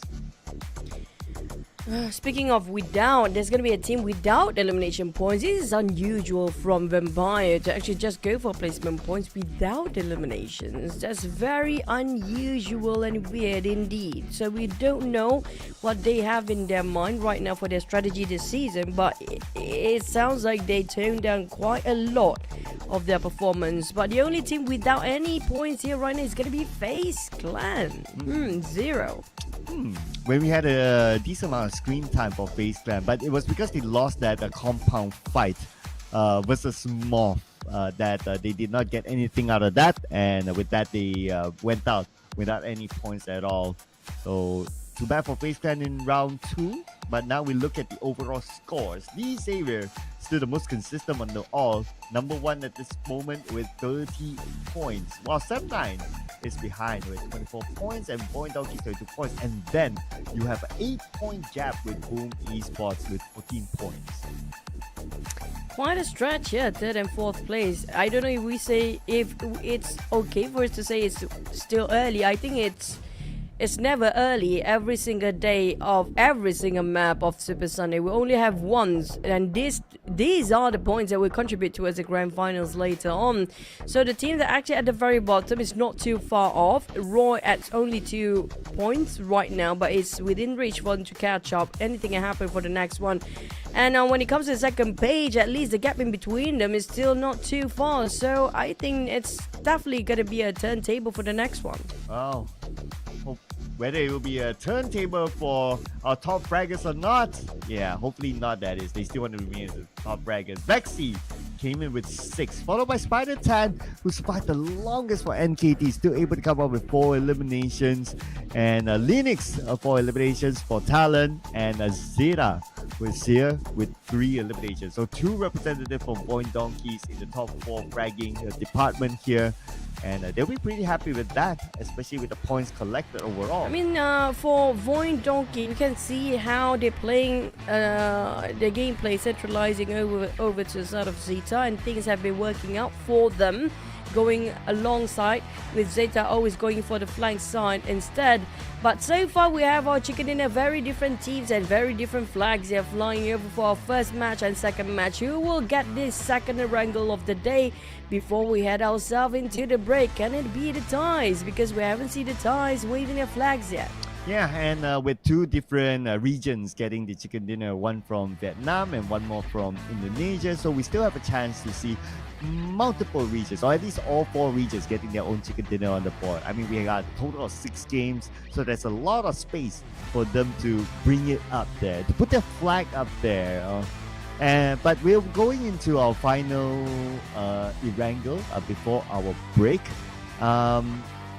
I guess with some of the change of the drops, right, I would want to pay a bit more attention to Sem9 since they took a mid to the base in the absence of Team Tandem. Whether it will be flight dependent or not, assuming that if the flight is far away from main to the base, will they still force their way down? Probably not. Normally teams won't do that. So I would expect Sem9 to be a bit more versatile with their drop spot based on the flight path. Now, speaking of Sem9 in SMB early on, don't forget about Vampires who actually share the same spot how Sem9 actually plays. Now, Sem9, I think they are still trying to adapt, but I can see the Vampires trying to change up their strategy here. I think they're trying to go for the late rotation, play around the rim or the outer circle. It feels like they really struggle, extremely struggle to adjust themselves to their new plays. And maybe it's a bit too soon for us to say this, and we're definitely not pro players to actually say this out loud, but it's unusual to see Vampires not playing aggressive and play the center. That's what they do best, and it feels like a bit of a loss here if Vampires don't play with their strength. My theory about their drop is that they probably was thinking about taking that boat ride from the left side of main to the base to Primos. but as they land, they might notice that, oh, there's actually no boat there, because you will only know after you jump from the plane, and then when the area starts to render, then you're only able to see whether there's a boat or not. So they probably kind of bank on like, okay, there might be a boat there, and that is a boat spawn spot. But the RNG didn't favor them. No boat, then they had to change their plan. They had to get their vehicle and do something different instead, which is taking the right bridge into the circle. So probably they had to readapt to from their original plan in that situation. And also for them to go back to the drawing board to recalculate the odds if things don't work out how they hope it will be. Because if based on just luck and RNG for hope of getting a boat there, that definitely didn't work out well for them. They definitely have to opt out in case things didn't turn out like the boat didn't turn out today. So at least they have a plan B waiting for them to be prepared of, because just when they will overstay themselves, they just overextend their stay in the blue zone. It did work out so well for the side of Empires. They didn't get any elimination. Yes, they survived long enough, but unfortunately that's the only point they can actually get. And there's going to be a lot of disappointment by the fans as well, because everybody wants to see Vampires in action. We don't see them in any actions just now. Well, that's the thing, right? So if we take the same theory of alliance like yesterday, right? And we talked about like why are they not able to get as many eliminations as they would like? I would say the same pattern applies, right? Because majority of teams start to play in the middle of the circle, and if you're a team that likes to come in a little bit later, which is fine, right? Come in a little bit later, but the objective is perhaps like, oh, we want to get eliminations, then you'll probably be disappointed that, oh, teams are not by the rim. A lot of teams are playing in the middle, so you have to go inside and inside and inside. So as you travel, the further you are traveling, the higher your chance of being shot down by other teams. So perhaps Vampire have forced to move to plan B, which is they had to travel a long way, come in a little bit later, and maybe that's why they did not have the opportunity to gain elimination points. And that's how we just concluded. Maybe they're trying to a new place for the Seven Empires. We're gonna have to wait and see. Maybe it's quite early, so maybe they're just warming up as well. But also when it comes to the teams that we haven't seen a lot of their screen time here, including probably like team. Who else that? NKT, we did see that one particular player that do have himself quite in the center for a long time. RRQ did see them coming up and showing up in the very last minute. Another one that we haven't seen them perform here, including GEEK Fam. 7-9 definitely on fire here right now. They're just aiming for those eliminations. They don't really care. It's going to be a bonus for them if they got those placement points. But for the teams that known for their spot and their hot performance, GEEK Fam, where are they? Well, yeah, we haven't seen GEEK Fam perform, but we will see a swap here that Redface is subbed out and Axel is in, and that happens before the break. And I can understand this kind of swaps like as fast as possible whenever they see fit. It's because you're only playing 6 games and that's it for the Super Sunday, and Super Sunday is really, really crucial. So I can understand that, okay, you don't even need to wait for that break. If you see something necessary, you make that change. So that's so far the only change in this round that that was done by TALON. TALON, I feel like Redface probably will be safe for Miramar. That's what's the case here most of the time. Maybe it feels like Redface feels like he wants the team to warm up without him first, because he wants the rest of the team to, you know, keep warmed up until when he's back up in the game. But everything that we talked about is just theory. Can they put it in practice right now as we head into our second Erangel?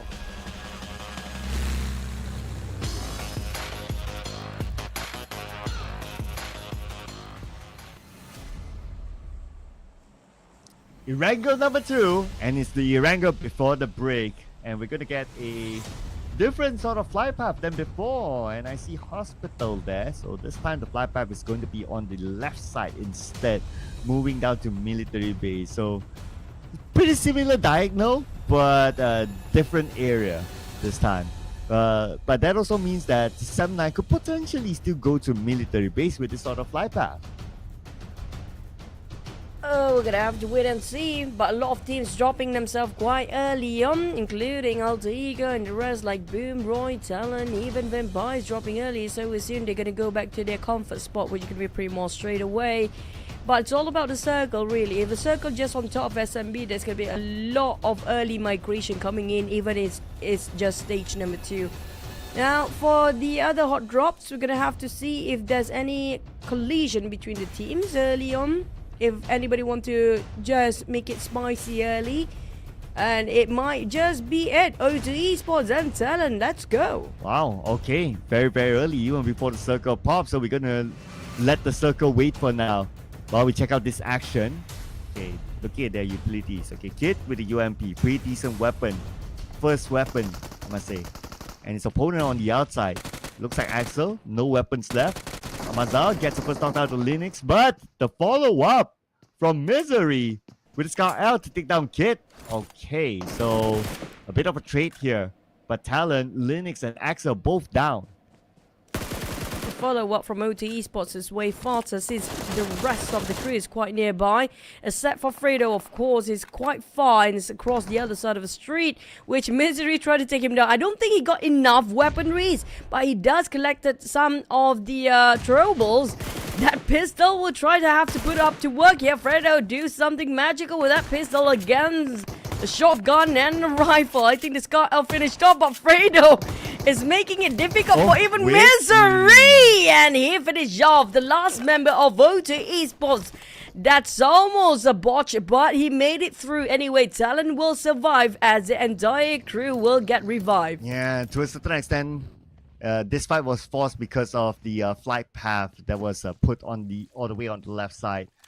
And speaking about the left side, I believe the circle will be somewhere on the left because the counter, the meter counter did not show up. So it's probably around the area of Gaka. But we're going to have a glimpse of what's happening here inside of mid to the base. So 7-9 is now challenged by VOIN Donkey. Oh, we're not done yet. MORPH next Talon. No break for them. What is going on? We didn't even get to see the circle yet.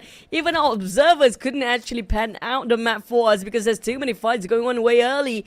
MORPH taking on Talon despite they had some major victory against O2 Esports with 4 eliminations. Unfortunately, they have to find an exit out of this debacle. Like it or not, Talon cannot overcommit to its MORPH right now. But lucky enough, if MORPH not overcommitting and just check the compounds, they might be alive with the left of Talon players. Yeah, maybe that's what they're about to do because they had their vehicle and they are driving by straight into the compound. Okay, the other members of MORPH is on the high ground, so they could definitely enclose this compound and finish out the remaining members of Talon. Okay, just a matter of time perhaps. And they do have time because the circle is here. And they're waiting for the rest of the crew to arrive so they can entry in safely for the backup too, if follow-up needed. Flippy with the DBS prep in his back, level 1 of vest and level 1 of helmet. Linux just play it slow, hoping for them to, you know what, they will pass. They will just get along and just move on with it. But I'm not sure about MORPH. They're still circling around. Flippy tried to bait them out. They're not taking the bait anyhow. They're not taking the compounds either for MORPH. So, are they leaving? I think they probably will. Yep, they don't want to waste any more time. They don't think the compound will be worth their time since it already looted up by 2 teams before. So they definitely try to just go back to their looting phase and just ignore this and move on completely. Yeah, interesting decision, I must say. I thought they would just finish up the job. But okay. That's a good lifeline here for Talon. Okay, let's check out the replay here on whatever happened between the fight of O2 as well as Talon. Nice nade by Amazal earlier on, but there obviously also gave away his position. But Yoru, wow! 1 single magazine spray to get 2 knocks. Yep. Oh, okay, And that's a okay. shout. Alright. Before they lost 2 of their members just now. Next, 7-9 VOIN Donkey. Wow, it never stopped. Was it a replay as well just now? I think it was. There's so many fights going on across the entirety of the map. We didn't even get to see the circle yet. Yeah, so I'm just theorizing that the circle is it's a God cast circle still. Probably, yeah. Yeah, but I guess we need to wait for like the stage 2, then we'll get to see an overview there now that things have started to calm down a bit. Oh, to Esports, the moment they land down. I feel bad for Fredo with that gun. With that pistols, he just make things work. He tried. He really tried. You can see he did put in some damage. But what a fast skirmish just now. Like probably 3 or 5 teams engaging in early fights. Usually just one pick off and then they're done, just move on. But it was an entire crew of O2 Esports being taken out of the equation early on. VOIN Donkey will leave and now going straight to the main peninsula. I think it's around Gakka, yes, probably. Is it very close to Pochinki again? Now that's another question, because if it's a very similar circle, then a lot of teams will try to aim for that potato hills of Pochinki now. But here's our highlight player from the previous round, Mr. Vexi. So far average eliminations of 1.1. We've seen higher numbers, but still maintaining an above 1 with this sort of high level tournament is not too bad. But nice preferred weapons here because it includes a Mini 14. So a mix between a regular M4 that everyone loves and a Mini 14. It's nice. And it's also nice the fact that there's no DBS there, so he doesn't stick to the usual.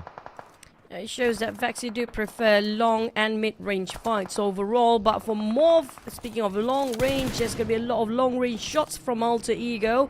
As per usual, Rosemary always pick the fight, initiating the engagement between them and MORPH. Zero's got himself a 2, and they're going to play alongside with the trenches here. There might be some other teams that will drop themselves around the trench area, the chopstick trench of Gatka. MORPH, on the other hand, the moment they try to leave, it's going to be Alter Ego putting so much pressure with their long shots. Oh.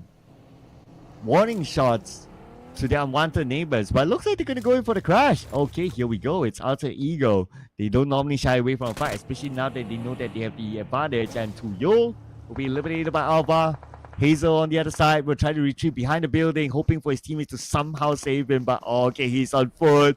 He's on foot. He better pray that Alter Ego doesn't find him.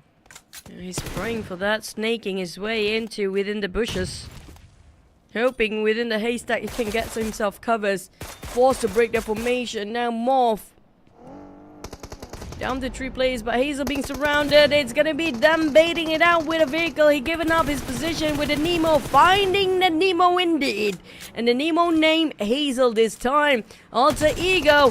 Squad down. Hazel is finally on his knees. Where are the rest of MORPH? They abandoned the ship entirely. Flippy and Zero said, nope. Survive on your own, buddy. Yeah, so sorry, man. You can unfriend us, but we can't do it. We cannot do it. We want to keep our jobs at least. Oh well. Looks like you need to wait for the break then before you continue to play. But Boom Esports not waiting for any break. Got an elimination of the Paragin as they crash in onto their area. So the other members of the Xavier pushed to the corner by Boom Esports. He picks a shot from Pombet. Cutting across the haystacks just now. But the circle just shrinks into school, which is going to be RRQ base compound. So RRQ will they try to capitalize and have control over the circle here, where they let it somebody else to take the school compound. But D Xavier's Levi taking those elevations, while Yummy may keep an eye towards the side of D Xavier's flanker. We have another team coming through. I think that probably going to be Boom. Lucky Never mind, not listening. Boom, BTR. Oh, FAZE. Sorry, FAZE clan. Okay, the moment you mentioned they showed up on the elimination feed, and Tony K got Mormon. Venturis gets Schweppes, and Stone gets Venturis. A trade back between the two teams as we have them on the mini screen right now. Stone down thanks to Miller. Miller down thanks to Nuzi. I mean, this trade is just going back and forth right now, but Vampire Esports seems to be doing fairly well. Not the fact that Tony K will pick up his Captain Stone. Still couldn't be picked up. FaZe clan being eliminated at another 0, forcing too much of a fight against Vampires just now. The Vampires will triumph, but the Xaviers eyeing out to a side of Boom. It seems like they're hitting a stalemate, but we have Raw in the fray. Vampires on the move. Will they actually commit towards this side as well? If they happen to be having that idea, we're probably going to have a 5-way war where the minimap shows us. Yeah, especially if the circle goes away. So anticipating that perhaps to happen. But between the Xavier and Boom Esports seems to be a bit of a stalemate, even though Boom Esports, they know that they have the manpower against the Xavier. But Levi's, okay, he's on this high ground. So he's probably the one that's stopping Boom Esports from rushing in. If Boom Esports try to rush, Levi's will have that angle to try to stop them from arriving onto the next building.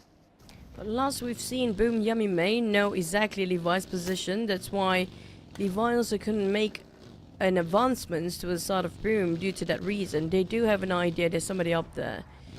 So it's going to be a bit of a stalemate for Boom versus the Xaviers. While waiting for them to start engaging, we have a bit of a glimpse of the circle will be right on top of school. Just like how I predicted just now. Will RRQ take advantage of this? They can gatekeep so many teams, but Talon's the wisest one. Even though they have only 2 men left, they're coming up from the north, which is pretty clear entry into the circle. 3 choices for RRQ: school compound, school apartment, school high ground, and they choose school compound, which is great for one single team to be there. If you go to school apartment, a lot of teams can still come by. High ground is still pretty open. So school compound, perfect. Now Boom Esports looking for that perfect entry into the final few members of the Xavier, and they will get it. They will take out Lamborghini. 1 more to go on to the second floor. Razy tries to land his DDS, but not able to do so just yet. So the teammates could follow up on the Nate. Nate tries to buy time by tossing that Nate, but Nate! That's 1, that's 2! Nate! Defended his ground! Despite his Nate was a bit too early toss over that side, but he still managed to secure those 1 elimination by himself. And now he's stopping Frenzy from pushing forward despite they had more men before. Boom! This is something they have to recalculate once more, but Nate is not done yet. He's cooking up the Nate, hoping he can actually finish off the rest of Boom. And thanks for that, Vampires happen to be passing by. And Nate will be safe just a tiny bit longer, as Frenzy have no more support fire from Pombit. Vampires will take both teams and both matter into their hands now. And Tony K will pick up that point out of Pombit. Now Frenzy is going to be the next one. Tony K is going to be the one again.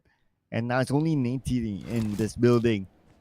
They probably anticipate that there's someone there because Boom Esports, they had a lot of focus by Schweppes.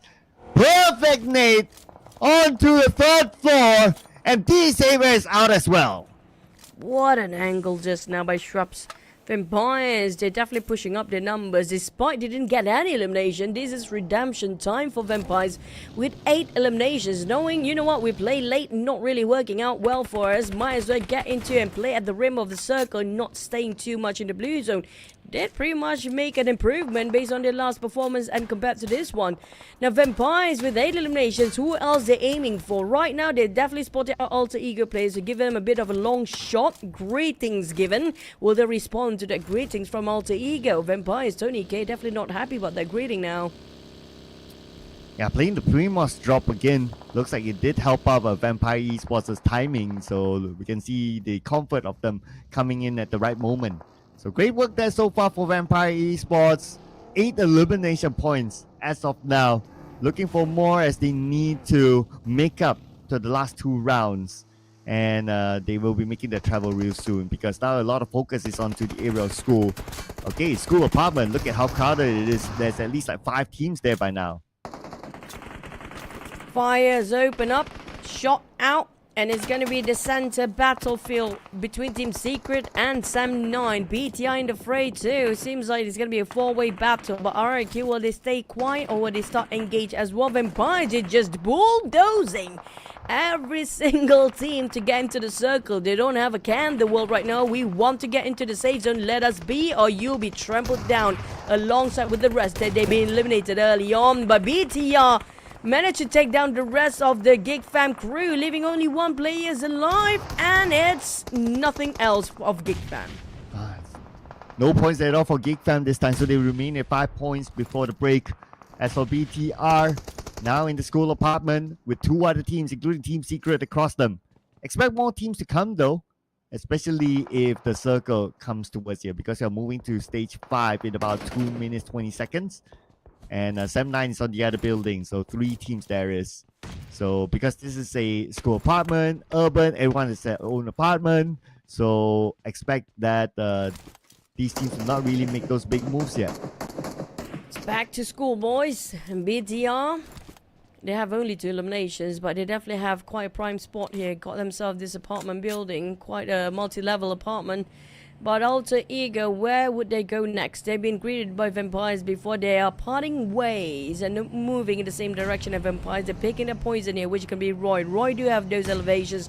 Whoa. Junos and the rest of Roy. GEEK dropping a big one, stopping Alter Ego's momentums here at a halt. But Boychill will try to find an opening for the rest of the team to just slowly sneak into Royce's compound.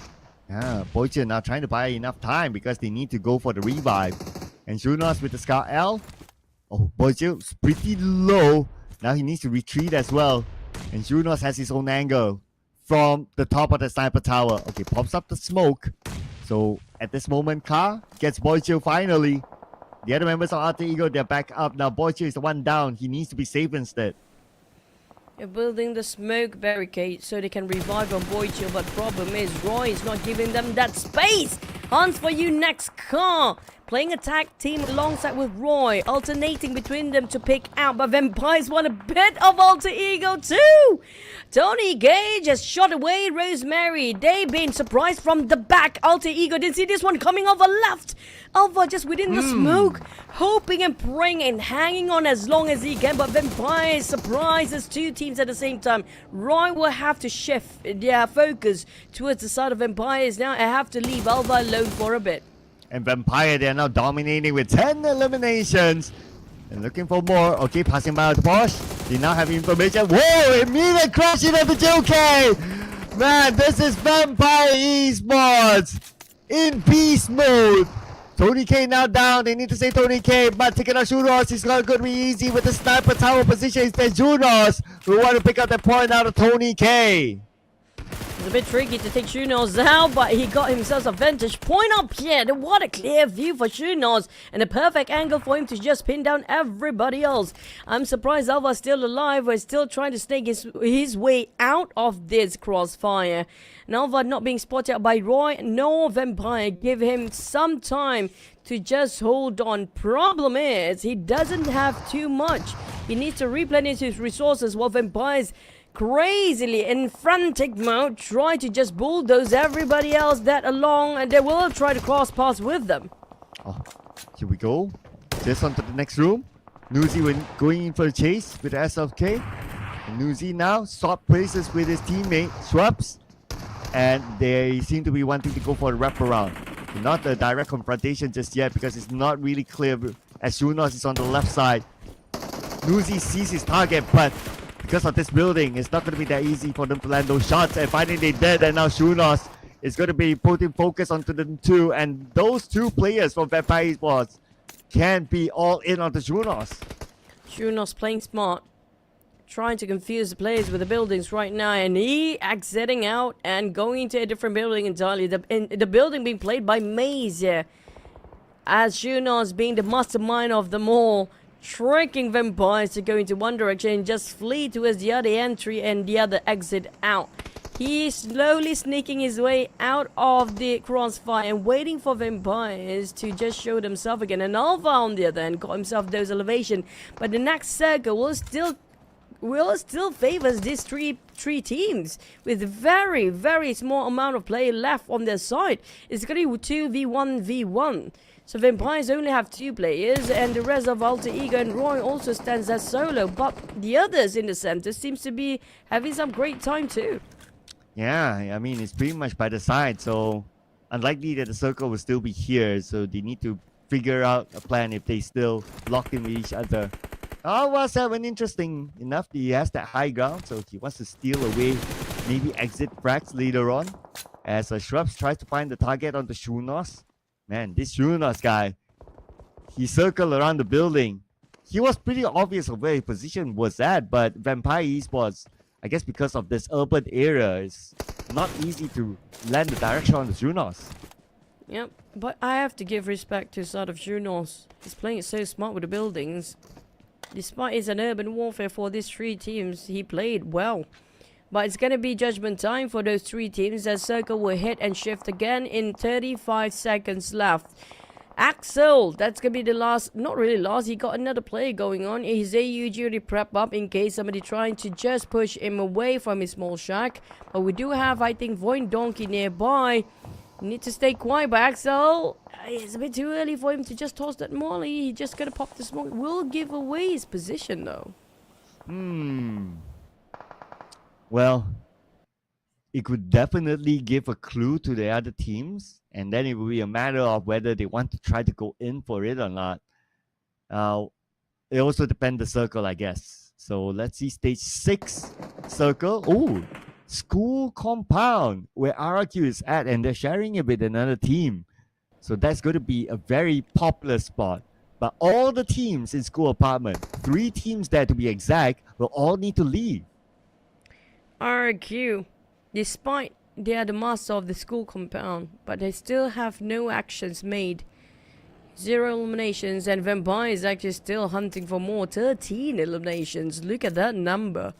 They definitely try to redeem from their last run. Didn't score an elimination, but Axel, like we mentioned just now, he gave away his position the moment he popped the smoke, so that's why the nades galore happened. And unfortunately for Roy, that's going to be the last member found it out by the other team, or maybe even the Blues, and the circle shrink. Everybody's on the run. They're all making a move. Who will collide here? Hey, here we go. This long ride here. Long and scary ride for VOIN Donkey. Oh, okay, they've been shot at. Okay, but so far not showing up on the elimination feed. That means they're so far so good. Yeah, the members of BTR now moving in as well. Okay, but they're moving up onto the northern side. Okay, I wonder how far they will go. But RRQ, they try to defend. Oh, road race by BTR! 3 vehicles into the VOIN Donkey, but VOIN Donkey, are they still alive? No! No longer! Eliminated by BTR just like that! Brutal way to come in. What a grand entrance by BTR just now, taking every risk they can actually do, but Vampires and Alter Ego can actually just steal away the points from the sites as well. Don't know was that a wise decision, but they did what they have to do. Next, Team Secret versus Sam9. Alter Ego being eliminated by Vampires, I assume. But Sam9 leaving only Sam9 U-High here. Break is down 2v1. It's gonna be an inside compound. U-High found himself a nice window pane. And that's gonna be painful for Team Secret. Down to 1v1 between U-High and Strong won it over. And the Team Secret reigns supreme at the school apartment now. They need to find an exit plan, as GK will be revived before they do that. They should still have the time. As we move back over to the school compound, BTR is there. Okay, high ground of Rosal. Here we go. Vampire Esports moved out of Rosal. Now they have high ground advantage against TALON. They see the movement of TALON on one side. On the other side, they shouldn't be too worried for now. All they need to do is focus onto the 2 members of TALON to pick up their points. 15 eliminations by Vampires. I think they scored the one against Alter Ego as well, that just add into their eliminations points by now. Lennox challenging Straps and Vampires is actually on the adrenaline rush. What a nade! A perfect nade, a perfect run today by Straps. It is so much work for the team. Wonderful plays with the hand grenades. Here comes another toss. Make it double. Just finish off from afar. Man, might as well, right? Make it 20 maybe. Let's see if they can do that. Okay, RRQ now. Fnatic knocked down by Team Secret. And Team Secret, they're rushing in. GK is left on the outside to dry. I doubt he can be saved. No mercy. Will need to be the doctor now. As comes in, arrives, and he will infiltrate the school compound. Oh, Nuzi. Here it comes. We haven't seen Nuzi play for a long time. Straps and Nuzi as a duo. Seems like very deadly right now. They are biting everyone neck and giving them poison as well. But unfortunately, Straps found it out by Axel. Wow, what a timing! He was spraying to a Straps, almost lost it off. Velvet Nuzi made it on time to save him. What a save! Wow, still able to save in time. So they can still play as a duo. And as a duo, it could still happen for them at this stage of the tournament. Man, this is going to be huge. Okay, anyway, we come back to the school compound, and RRQ forced out And unfortunately, they do not have the circle. So Zone will be onto them real soon. They have to find a way through. RRQ 3 players, but it's not going to be an easy rotation for them. If they go from the outer side, it's BTR that's going to be waiting instead. Welcome back, Newsy, into PMSL. It's been a while now, but like you mentioned, the inner compound seems to me a bit more frantic than the usual ones. Newsy spotted out the GOT, who's supposed to be the flanker for the side of NKT, but the problem is their cover fire is a bit busy with something else right now. BTR losing man. I don't know which team shot them. Is it going to be RRQ and NKT? But BTR definitely surrounded. They're still squared down around the wall area, cornered down. Satar couldn't do anything about it. Oh yeah, I mean, look at him. He's really low right now. One more puller onto him and he will be taken out, but he managed to heal up though. The God's still putting a lot of attention to Satar. Spider 10 as well there. I mean, nowhere to go, nowhere to hide. He has only that one small space to play with. Now Newsy has arrived, and Newsy, look at this. He has a view onto all the members of NKT, and they still have that circle with them. Let's go, Newsy, the comeback version 2.0. Let's see where and how far can you go. Can you actually score the chicken as the duo alongside with Schweppes? The God spot the outside turn. That's going to be another 3 eliminations on the side of NKT. But back towards their backside. NKT repositioned to help the God, knowing the fact that the side of Empire is already on that side. While RRQ also giving them a bit of pressure from the sidelines. This is their lair. This is their drop spot. They know every nook and cranny like the back of their hands. But Newsy taking advantage of what RRQ putting the effort on. He will try to steal it away, and Schweppes giving it a go against NKT. Now they're being sandwiched. Vampires, 18 eliminations. There's nothing to stop them. Well, they could still potentially break the record. There is enough bodies for them, but they have to take out all the remaining players on the battleground. And they will be at 23 points. They will break that record held by MORPH. Okay, let's see if they can do it. Oh, Asa took out the guard. Okay, at most they can equalize the record right now. Woo! So here we go. Okay, trying to take up Fnatic. They still have this high ground advantage, and that circle still, they have a bit of it. Newsy's back here, guys. After so many seasons, we missed this Newsy. Look at the number 7 eliminations by this one guy. Used to be the legend, and the legend is back. With those elevations, still hugging some rim of the corners of the wall, but on the side of RRQ, due to the distance between Vampires and RRQ, they can actually have a bit of a revive. But Newsy, what a spray! Schweppes coming up from flank side, giving some cover fire and support to follow up whatever Newsy put in. Question is, will they have enough ammunition? Well, one thing they won't have enough is bodies for them to break the record. At most they can get 21 eliminations now, but still, to answer your question, well, I guess it would depend on how much they are going to spray here. But Asa has abundance of bullets in his ammunition. So 181 in reserves. Schweppes now navigating down. He has 40 plus 48 now in his ammunition for his M4. But his S12K, well, yet to be known. But with this sort of distance, you might focus on using an M4. Newsy, tons of bullets. Not going to be an issue. That's why Newsy the one keeping the pressure on the side of RRQ. But Newsy had it enough. He's just going to go in for the rush. He reposition himself with a slide of the heel. That will cover him temporarily. And Newsy taking a bit of a courage to push slowly forward. He knows that the circle will be on their side. This side is going to be the center. Like it or not, RRQ have to leave those walls. The moment we jump out, it's going to be a clear shot for Vampires. This is going to be the longest run without a full squad. RRQ, they had a 4, but it's down to 2v2 now. Schweppes reposition as well, following behind Newsy, knowing there's going to be a blind spot for RRQ. RRQ, Blue Zone is here. They have to jump out, and it's going to be Vampires. Can they score the chicken? Almost close with 18, make it 20 eliminations. Oh, they can potentially hold on for the blue, because right now the blue... Wait, RRQ, they don't have the space to run. There's nowhere to run for RRQ. They cannot possibly hop over this wall. It's not possible. So looks like they will deny themselves to the blue. That is it. They're going to deny away the point. And winner, chicken dinner to Vampire Esports. Newsy was smart. He knows, okay, if we go down a bit later, the Blue Zone will share just like how it was sharing against RRQ. So they don't want to be in the boat of RRQ, knowing the wall, there's no exit out unless if RRQ willing to take a bit of a Blue Zone. He was super smart, but Newsy is back with Schweppes. And this is what we love about PUBG Mobile. Welcome back to these legendary players.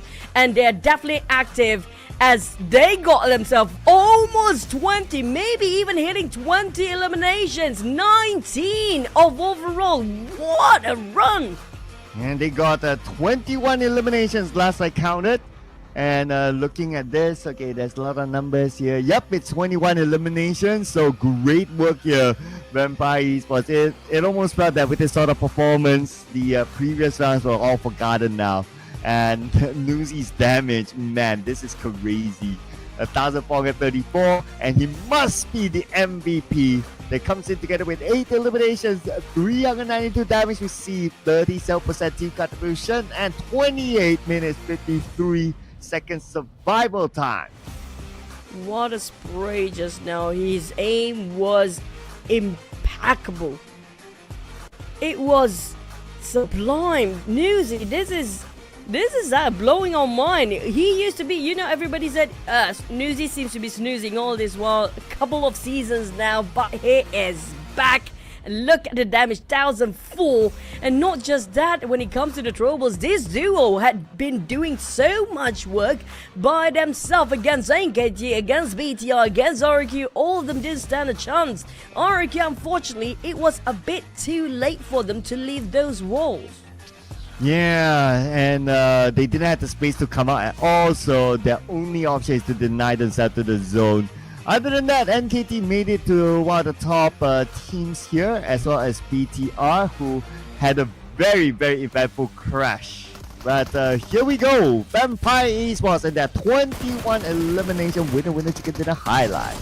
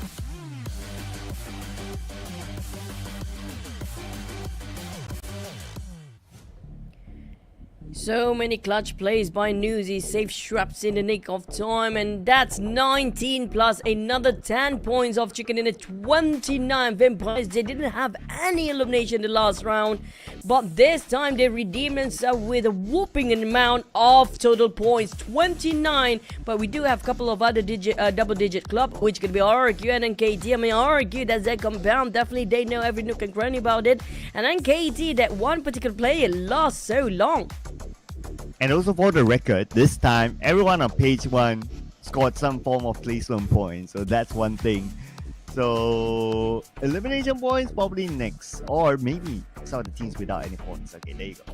GEEK Fam, FAZE Clan, and O2, no points at all. But I could totally understand because this is the round where Vampire Esports stole away a lot of points.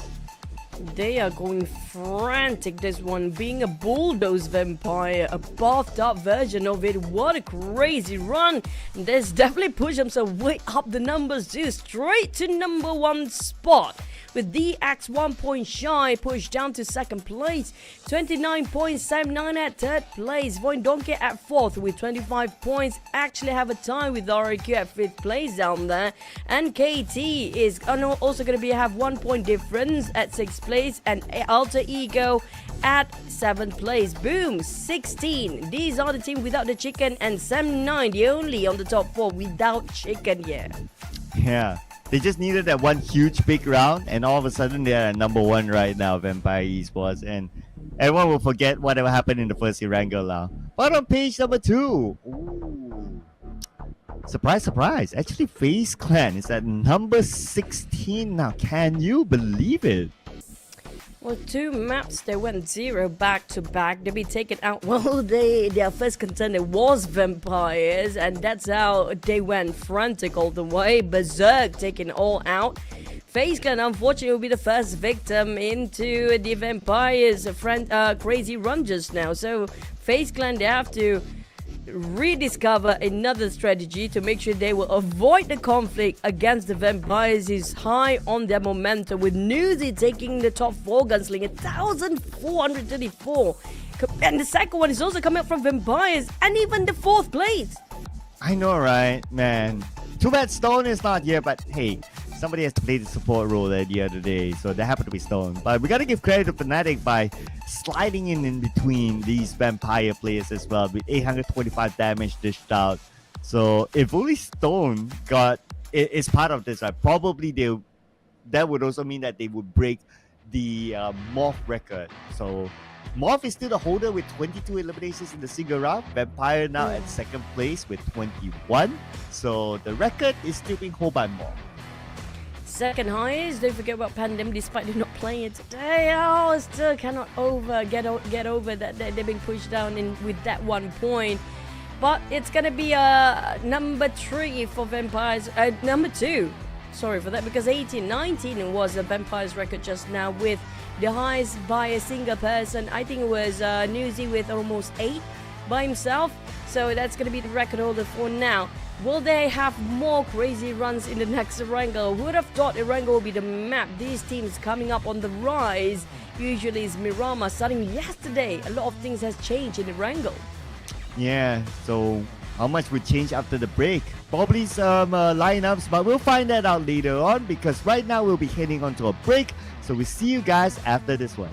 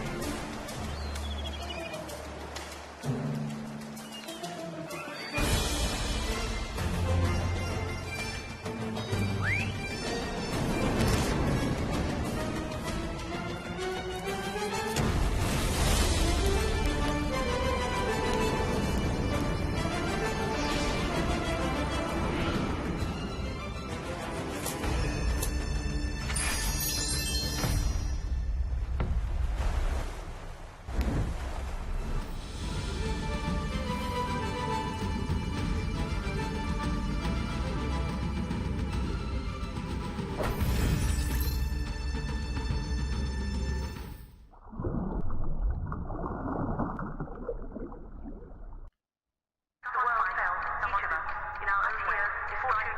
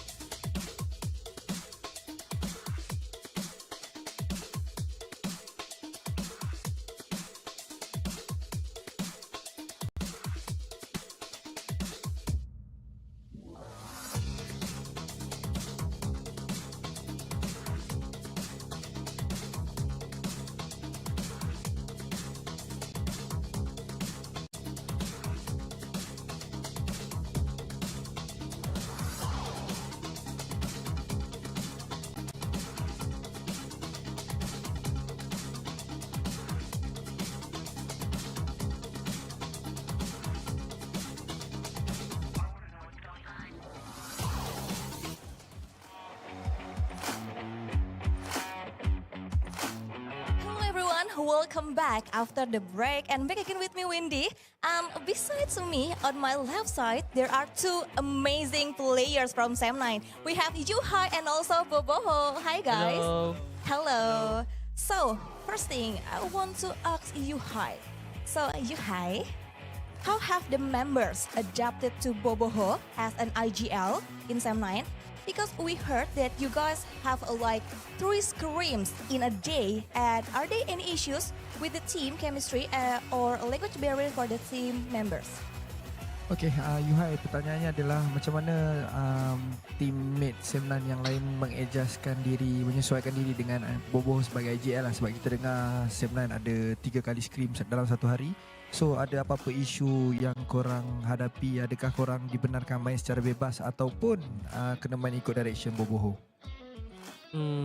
Kalau pendapat saya tak ada pun. Kita orang main scrim pun every session kita orang akan cuba benda yang lain, tak benda yang sama. So sometimes kita orang akan main agresif, sometimes kita orang main passive, sometimes kita orang main tengah, tergantung dengan Bang Boboho mau main macam mana. So tu je lah.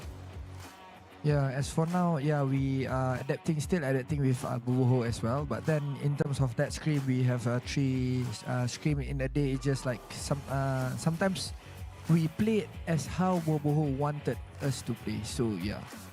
So you guys often do his direction for the gameplay.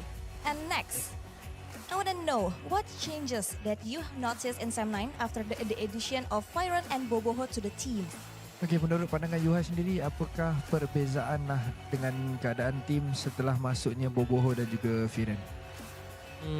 Bagi pendapat saya, mungkin pemasukan Bang Chung dengan Firen, dia jadi pelengkap untuk kita orang.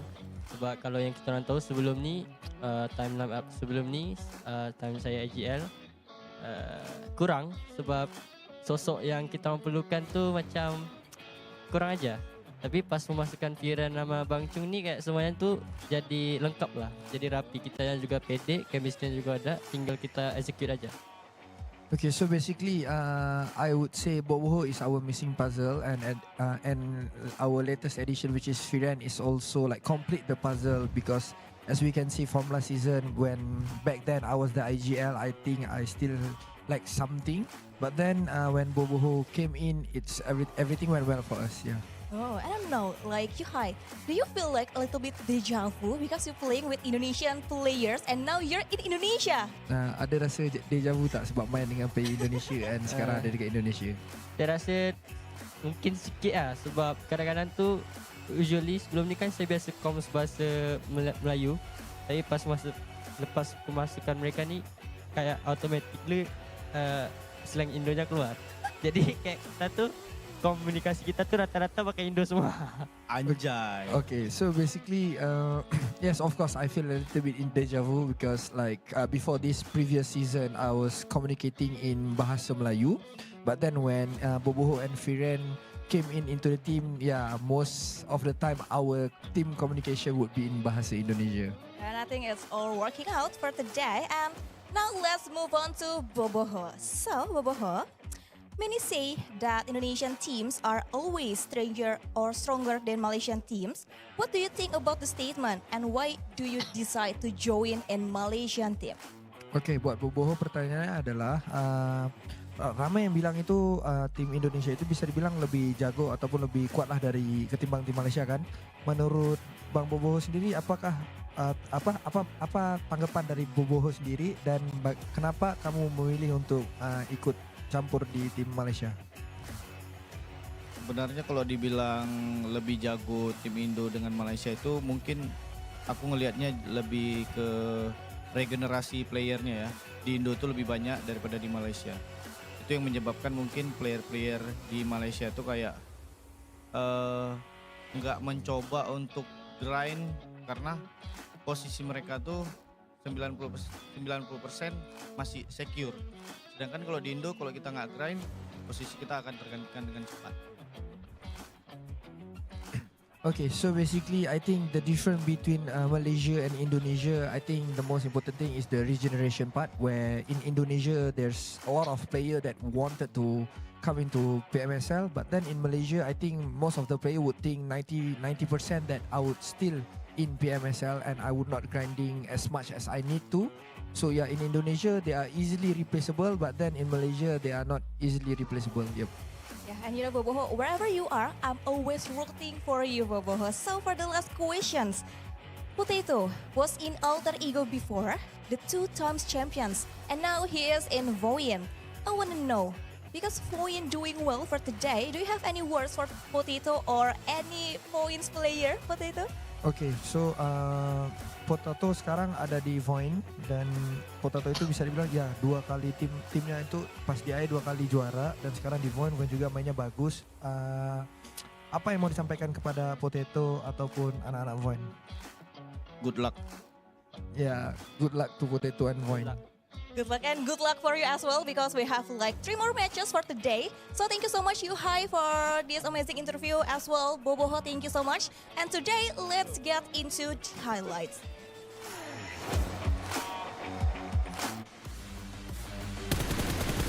And I love that interview from Boboku. Very insightful, speaking facts in the PUBG Mobile Super League Southeast Asia Fall 2024. And we're back after the break, ladies and gentlemen. So 7-9 today have been doing not bad, I must say. But Vampire Esports, to me, they stole the highlights before the break.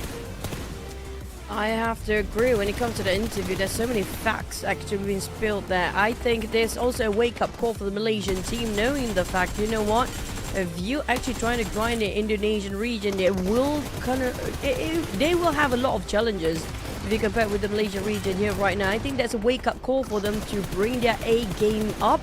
And not just that, I agree with you. I mean, like, I do have a lot of Indonesian friends. I've been in Indonesia multiple times. It sticks with you, the slang. And whenever you see an Indonesian, it will come out eventually. And that's just how fun the language is if you get to learn them every single day. But we do have the highlights here from Newsy. And we do know Lord Newsy is back. The man, the myth, the legend. Loving this, right? And he has the least reaction on the wall. He just give a thumbs up, high five, and that's about it. But it doesn't matter about his reaction, it's about his performance. But looking at the head-to-head, of course, we're talking about average eliminations across all the games. So it's not only that Erangel match. He's being compared with Yuhai now. Yuhai, in average, still has a little bit more as compared to Newsy, 1.3 versus 1.1, 269, 255, not too far apart. Assists to Newsy, 0.7, also not that far. When it comes to the team contribution, it goes a little bit more to Yuhai. So these two players, as of now, they are very comparable with each other. Yeah, but the difference is Newsy stats across all the maps is not so much compared to the last one. So majority of the stats just now coming up from that match in the last Erangel where Vampire scored themselves the chicken dinner just now across Sam 9's Yuhai entirety of his run. Now that speaks something when it comes to the facts, and I love the fact we have different regions with different names and teams across our chicken dinner board here today. Yeah, but there's only one region that has yet to score the chicken dinner today. That is, it is from the Malaysian region. So looking at you guys out there, teams like GEEK, teams like O2, teams like Sem9 will be waiting for their performance to see if they can actually pull one back and complete our flag collection. Ideally, like in the row, so it'll be pretty nice there. And then the last 2 flags, okay, it can be any other region. Yeah, but when it comes to the last Erangel, this is for them to bring their A game. I hope Sam9, after what they said just now, they completed their entire roster. The missing piece of the puzzle already being completed, as well as Firen. It will be the last puzzle that they needed. The firepower that they need, the duo that he can actually work with for Yuhai. And also when it comes to the IGL, I love the fact that not many players willing to accept and admit their differences and their weakness. He actually mentioned that his lack of IGL when it comes to that field, he is not really as the strong IGL in the lineup. He actually mentioned it on live as well. That's something else entirely. Just shows the humility of a player. That's why he's one of the loved player across all the other teams out there as well. But speaking of which, I agree. Which Malaysian team will score chicken dinner for today, or will they even score at all? 3 more games to go. The possibility is still up there. So, and there are a good amount of teams as well to potentially do that. So let's see who will be the first one, or which Malaysian team will be the first one to take home the chicken dinner today, because it is the Super Sunday. Again, ladies and gentlemen, they'll be playing only these 6 games, and that's about it. But we're going to see a swap here. So Mr. Very Energetic Moment is being sought out for Nine Noise. Yeah, FaZe Clan definitely need to have a swap here and have a change of a dynamic. Things they work out 2 games in a row. Both Erangels ended up with zeros. Even their Sanhok map didn't work so well.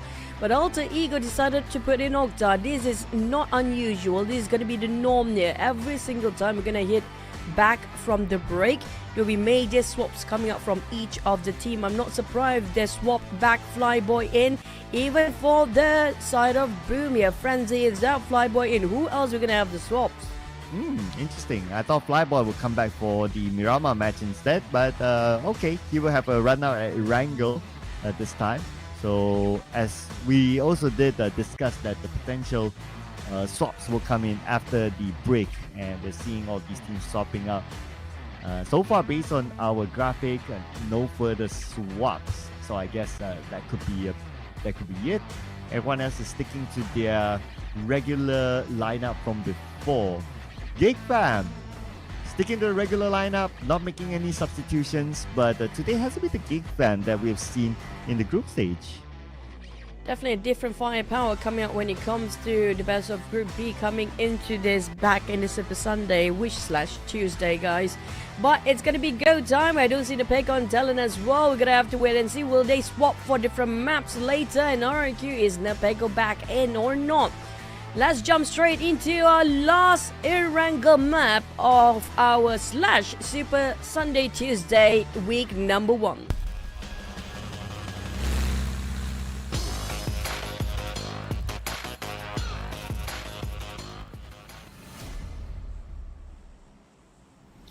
Here we go, the final Erangel in our Super Sunday as we head on our flight, passing by Jogopol. This sounds or this looks similar like before. Yeah, it's a similar flight path, I must say, starting from the area of South Jogopol all the way down to below Novo. So we might see the same type of drops like Vampire dropping back into Primos. They are very familiar spot, but hang that thought for a second. Looks like they're going to go for an early drop around the area hospital. Vampire is going to drop Primos maybe around Quarry.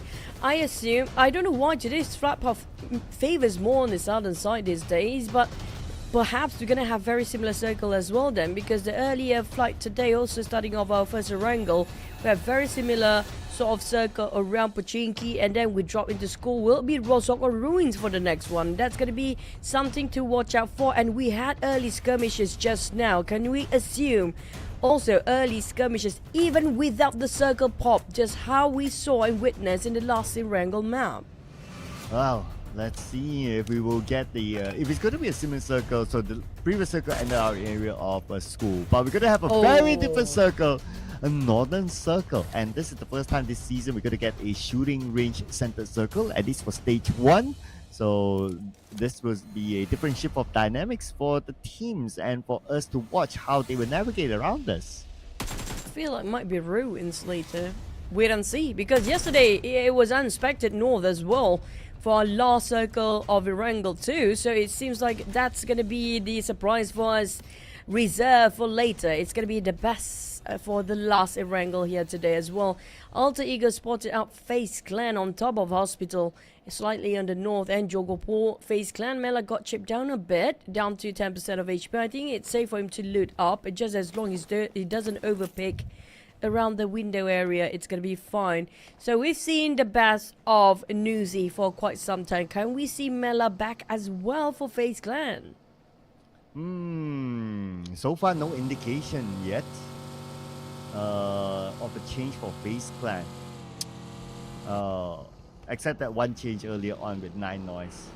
But when it comes to performance change, we'll keep an eye, at least for the start. They maintain their 4 players, although one player is pretty low, but he should be able to survive this. If he's knocked down, then he would have been out by now. So it should be fine. Unless something unusual truly happens. So other than that, no other unusual things that happen, as in like any other big challenges or vehicle tussles, despite it's like a sided circle. So I guess all the teams will have a fair share of starting point as they navigate through this new kind of circle for the PMSL. This circle, I think a lot of players try to just loot up and within stage 1 find vehicle and just hop when it comes to stage number 2. So there's going to be a fast rotation indeed, and that's going to be a lot of crowd coming up from the south side of the circle. There will be teamed out by the teams. There will be gatekeeping. That's how they almost knocked down on Miller. Look at this in slow-mo. The tap coming from that AKM with that shot. Over 200 meters shot from Rosemary. How did he control those recoils with an AKM? Plus the red dot. And he almost got the knock. Yeah, I appreciate the slow-mo though. At least we really get to see like, oh, one more bullet. Yeah. But it just shows again the control that Rosemary has with his weapons. Even though with the red dot, with that distance, with the AK, it's not the friendliest weapons when it comes to long range, but he's still able to control it just like any other weapon. So that's a good showcase just to let everyone have a view of how it looks like when Rosemary does something like that with the slow-mo. It's just how high caliber these players are. Huge respects for them. And the tracking is amazing too. We do have Boom sharing compounds just now around the Motown area. Now we're gonna have to wait and see would there be any collision between the teams. FAZE can definitely spot out a couple of bypasses just now. I think Nine Noise just checking things out with his rifles and see if there's anybody nearby. It's gonna be a peaceful start, of course, but it's down to stage number 2. We'll still be in the north or pull back to south where Ruins and Rose will be nearby. But Car, I don't think Razy has anything too much on him. Yep, and he will go down. He does have that 1 point, and Roy will pick him up. First blood to Car from Roy Esports. Razy went out early without anything. Too bad because they were in a decent position for the circle. But now NKT gets another one in the pocket here by taking out Potato for VOIN Donkeys. And that's going to be point number 2 in this battleground, given away. What a chase by NKT, following the crumbs from the side of Potato just now. Even though they are a duo on top of that vehicle, one has to go down, make it almost 2. VOIN Donkey managed to barely get it out from the fight, where NKT is running for blood here. They're definitely hunting for more. Being more aggressive when it comes to how they rotate. Look at how proactive they're trying to find the spots, even circling down VOIN Donkey. I think they're definitely following the trails just now. They're not letting them go just yet. Yeah, seems to be one to go for a semi chase. But Nuzi is not in a rush for anything. Nothing around his area except for the stats. 1.1, but again those stats are like across the entire tournament. But if we were to just pull out his stats from the previous round, his MVP winning stat, man, that's a big one there. But something big is cooking here as well. Xavier and FaZe Clan, a trade between the two. Nate have to pull this one off. It's down to him to make a comeback for these Xaviers. They're down to only Paragin knockdown. 1v1 Ventorians and 80 DBS plays, but it's going to be a support fight from the back as well. Maybe, perhaps Mela still a bit far. Nate giving a bit a warm welcome there with the mollies. Just going to pop the smoke, even the nade, hoping it will connect somehow, but the jump shot of DBS Ventorians will clip. But unfortunately, the reverse jump and what? Fly boy, you naughty boy. Man, that was totally unexpected there from the high ground. At least he got a bit of a revenge for his fallen teammates and a Flyboy. And that is his first contribution to the team after coming back as a swap for this round. Sneaky coming in back and giving something to Boom straight off the bat when game started. Now that's cheeky plays from Flyboy. I'm loving this. We saw Roy did that before yesterday when it comes to the last chance, being a third party all around, just sneakily taking 1 points from behind, and it seems like Boom learning that from Roy probably. And it's pretty good stuff, despite they lost 1 man early on, but I have to give it to Flyboy that makes some redemption for the team. But the others though, these Avians, unfortunately, despite they have #1 spot, now have to give it away to Vampires and even Sem9. Sem9, Team Secret in the blue zone, playing it late. The only team tanking out the blue now. Interesting. I believe they moved from military base, so same strategy. Even though the flight path is as such, and they have to go all the way up to shooting range. Now that circle is 100% there, so no more guessing whether it's going to go to the main peninsula or onto the northern side. All the teams migrating, so expect those bridges, the regular choke points, will be one of the interesting fight points. A lot of players will be thin out here. It's going to be sifting through from the southern side, depending on who's gatekeeping and how many teams gatekeeping on the south. But for RQ, they don't want to waste time. They're going to play the center and go straight for the north. BTR coming up from the northeastern side. Now, it's quite vacant and clear for now, but they definitely will bump into RQ anytime soon. We have a couple of late comers, including Sem9 just left SMB, and we have some bridge campers as well on the north Jogopol side. OT Esports, they shoot away. Vampires made a U-turn. They don't want to deal with this right now. They had enough with a lot of crazy run. So Vampires, they're going to stay peaceful for now. For how much longer, we don't know. We have to wait and see. Will they go crazy again for their next couple of stages? And spots vacant for O2 since there is no Sersha this time in the Super Sunday. So they play the gatekeeping role with this kind of circle. Very well done. Managed to chase off Vampire Esports. Not getting anything, but at least they forced Vampire Esports to turn back and change their plans, and maybe even having to use resources to tank out the blue later on. At least they wear down their opponents through that. And if they were to meet Vampire again, if that were to be the case, then at least they would have some level of utility advantage. As long as they don't wear themselves out, that's going to be okay. And it's all about enough supplies, like you mentioned. It's definitely 100%. They have to be aware how much they have left in their tank and in their pockets too.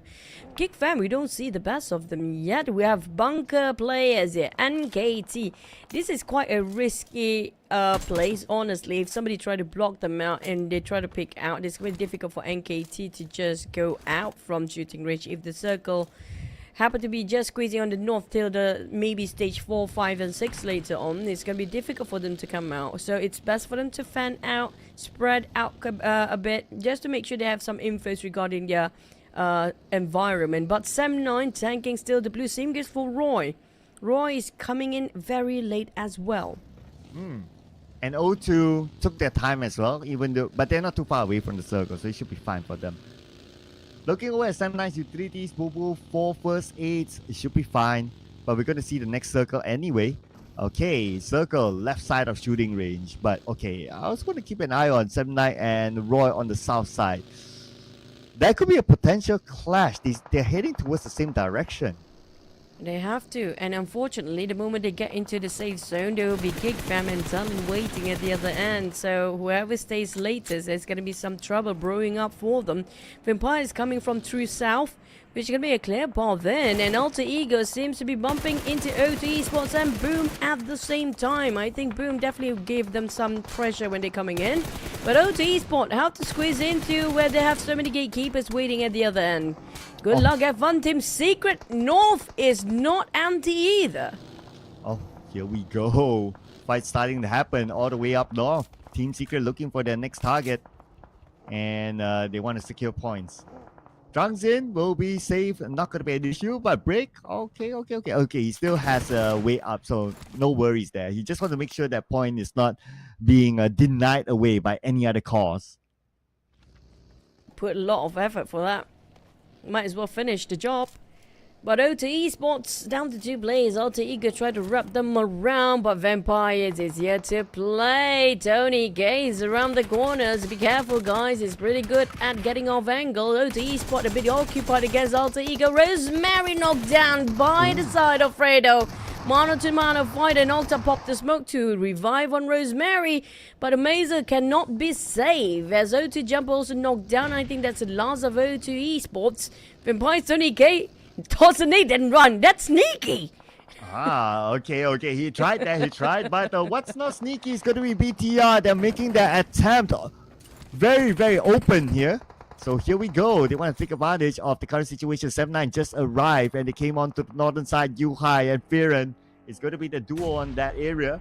One nade set across. Leon Park avoided that nade. And he's slipping down. But okay, never mind. His other teammates are there as well. Okay, don't push Gen Force. Don't push Gen Force. Don't do that. Oh, that might be given some opportunities for Yuhai to spray them down. BTR, what a debacle just now. Even the Mollies will actually make it not work out for them. Jem, for the moment he parked himself in the front, he got shot down instead. Yuhai playing tag time with Firen. Here comes those shotgun plays, guys. And BTR. That, I hate to say it, but I think the vehicle kind of misplaced themselves in that position just now. I know, right? Maybe a bit of a block, maybe a bit of a push. I mean, yeah, that was probably a bit unfortunate. And also the fact that Team Secret was like behind, so you kind of like sandwich yourself as well. So, yeah, wasn't too sure about that. Circle shifted away. And the one that actually playing around the cliff area. Good luck coming back up. GK, the last remaining member of Team Secret, now regretting his decision. Good luck climbing up. But Boom getting the center with Rosemary and Alter Ego will gatekeep RRQ. But RRQ will cross the street knowing a majority of the land will be on the south side. But look at the southeast. I mean, this is too much. And there will be a bit of sifting to do for the teams coming up from the south. A lot of thinning of crowd. By the end of the day, maybe only 2 teams coming up from that area. Yeah, this kind of circle, man, it is very difficult because it's like hardship, and hardship. And it's quite ping-pongy as well, so it's really not helping the situation. So Talon, one of the teams that do not have the circle, all the best in traveling. Roy in the same situation as well, but they're on the lower ground. And 7-9, okay, they've been traveling for the longest time. Right now, it's time for them to get into action, and it's against NKT. So multi-level terrain first and a triple F. Who needs a gun when you can use a buggy? And that's going to be the most economically saved for Sam9. Next by the 10. Can he actually do it against Sam9, Yuhai and Firen? Working as the deadly duo of Sam9, making it so confusing for NKT. Spider 10 have to flee. He's going in a zigzag manner, hoping it will dodge any bullet. But the problem is the terrain is quite difficult to visualize on the other end due to the curve and due to the vegetations in between and multiple layers of levels. There'll be some middle ground, very zero ground, and a very zero gig fam down there. Another sad performance by Geek Fam, so to speak. So they will still be at number 16 now. FaZe Clan went above them because they got 3 eliminations.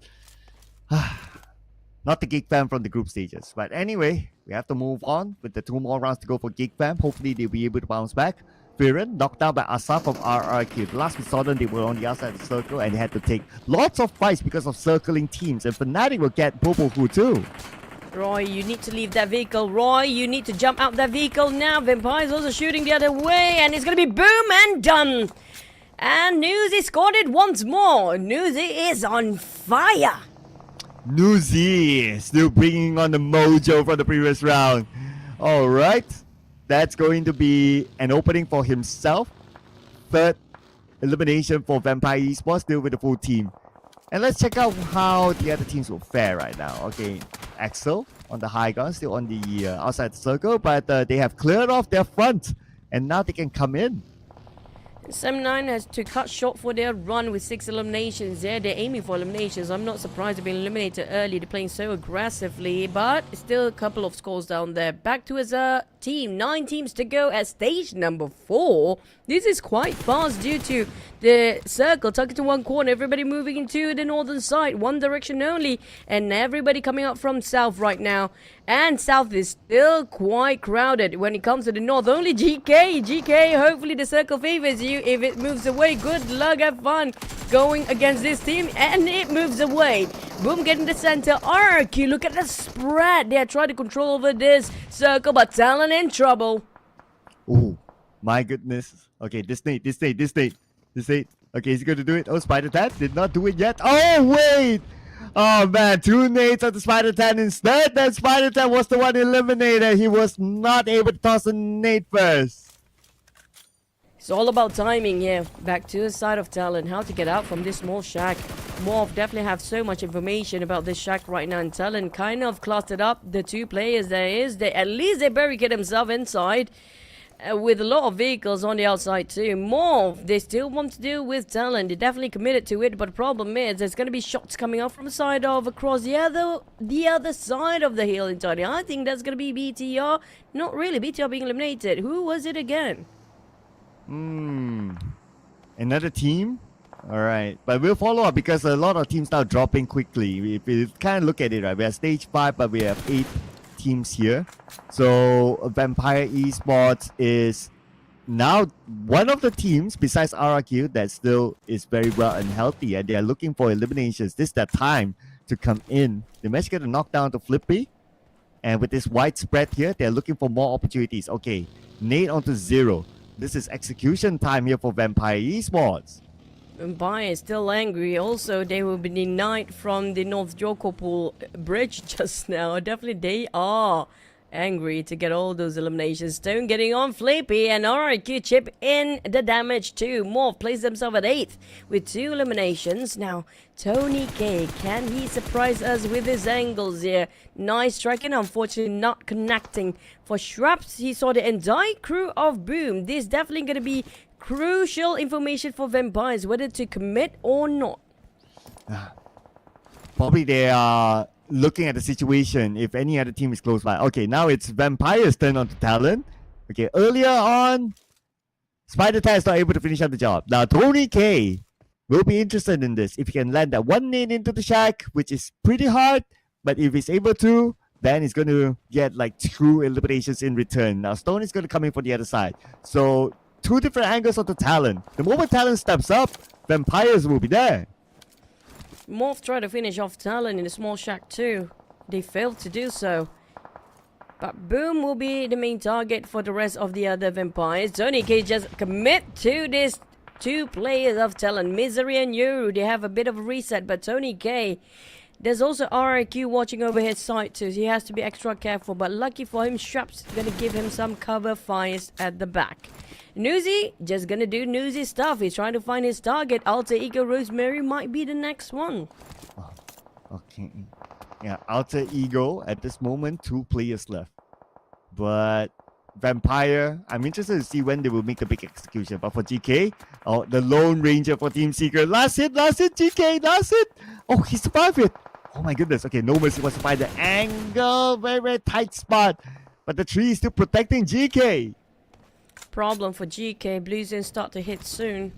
Like it or not, he has to leave that tree right now. That seems to be saving his life. But unfortunately, somebody else steal it from afar. So no mercy. A bit disappointed, but at least that's a done deal for him. Tony K still dealing with the rest of Talon, while Vampires giving some information regarding the backside in case somebody try to backstab them.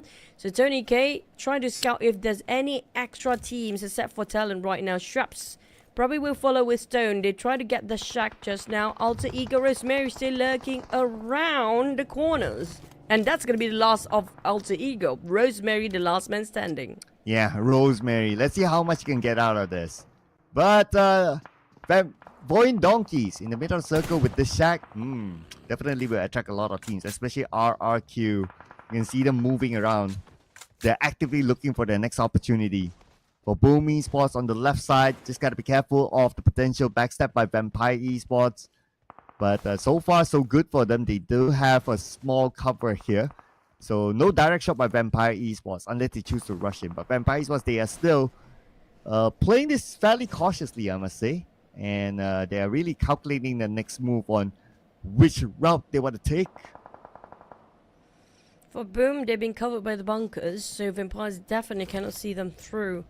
Rosemary, well, from Dacia to a buggy and now thinking about whether to go on foot right now just to, you know, save the patrol and save the economy. But never mind, the buggy is to go. He got himself 3 eliminations, 6 of total for Alter Ego, but where to reposition himself? There's so many teams out there across the street. And Boom might actually get the next circle. Tony K finally making a move against TALON. Yoru is down once more. Another player left, which is going to be Misery. Oh, Tony K from the top. Okay. Amazingly, TALON is still in this when so many teams are eyeing them and want to take them out. And Vampire Esports have been up here for the longest time, locking them in. But they'll be forced to move anyway because they don't have the circle. So the zone will do its own work. So let's see how long more. Or will he deny himself to the blue? Or Vampire Esports will wait? Or Vampire Esports might think to themselves that, that 1 point, might as well focus onto the other targets in the circle instead. Yep, they saw the shots coming out to the side TALON, which can be on the other side of the hill. RRQ is trying to pressure Misery out from that shack. Vampire is not happy. Their meal will be shared by RRQ, so they will deal with RRQ first. Look at how they hop onto their vehicles in an instant, knowing that, you know what, the blue zone will be real nearby to us. Might as well just move forward. And RRQ challenge Vampires to take their fight here. They will leave TALON Misery at once, since the Blues start to hit him anyway. Napega on the other hand, not willing to give it for free. So Napega going all the way out, but Alter Ego Rosemary finally being finished off, and the circle shrinks towards this side of the road, where Boom is still in there. RQ touching it, Vampires taking it as well. Asa going all the way out towards the flank to find the backside of VOIN Donkey. And Misery denies that to the blue. But now Boom Esports and Vampire Esports, here we go.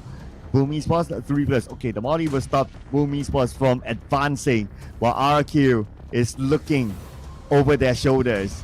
Nate, after Nate, lobbed the cross, but nothing landed onto Vampire Esports. So Vampire Esports right now, they are prepping up, waiting for them to execute the plan.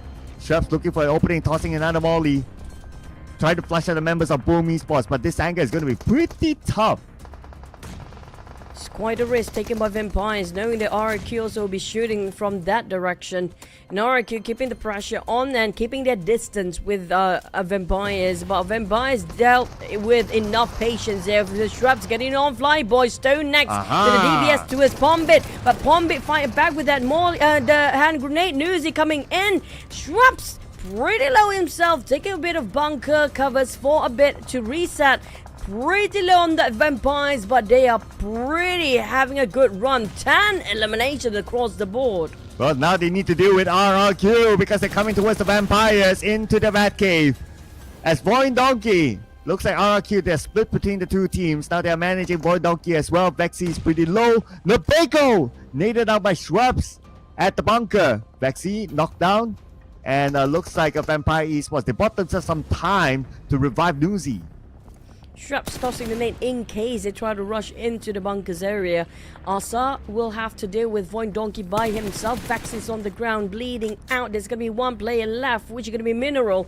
If Asa deal with VOIN Donkey by his own hands there, it's going to be only 2 teams remaining. RQ can actually secure this chicken dinner, and it's a done deal.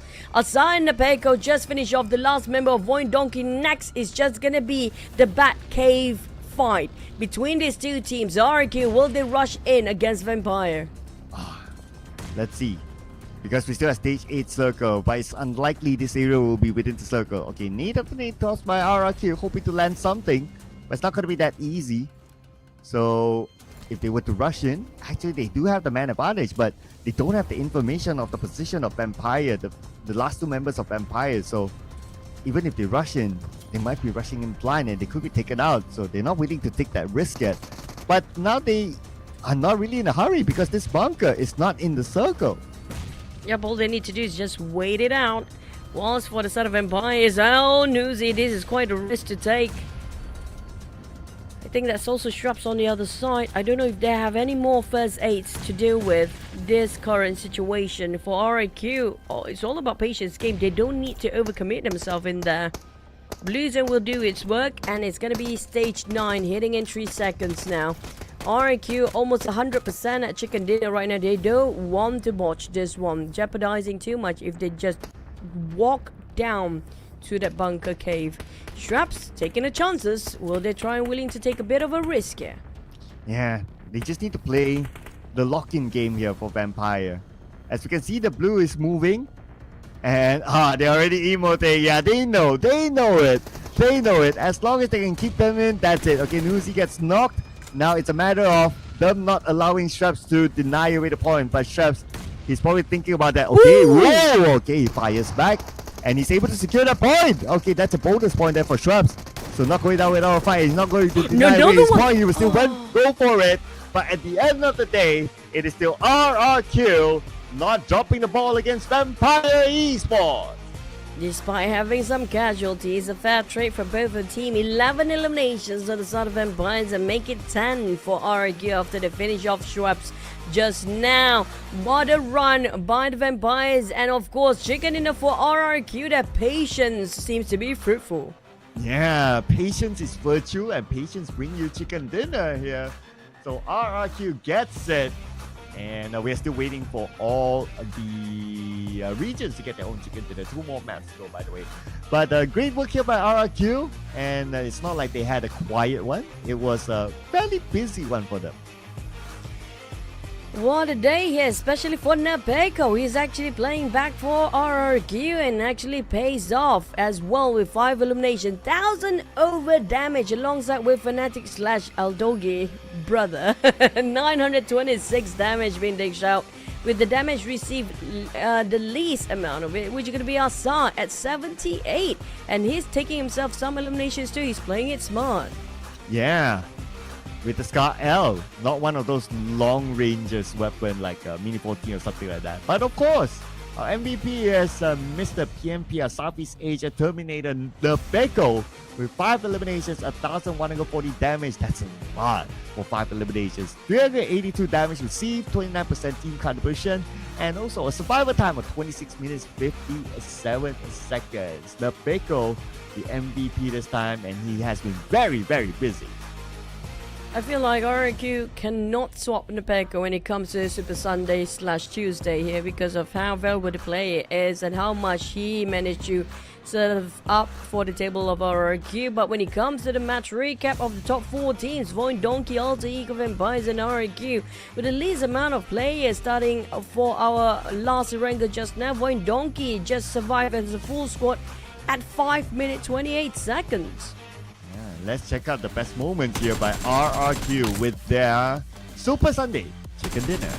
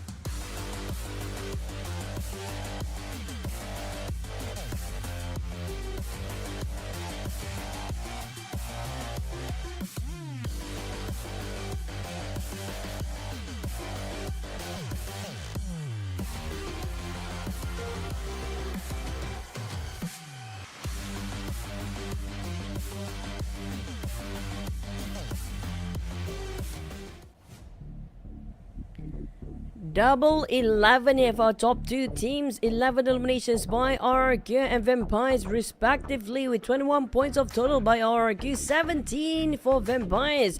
But that's going to be the only two double-digit club for now. Alter Ego, thanks to Rosemary, they survived long enough to be in the top 4 just now. Yeah, that gave them 2 placement points there to gain 8 points.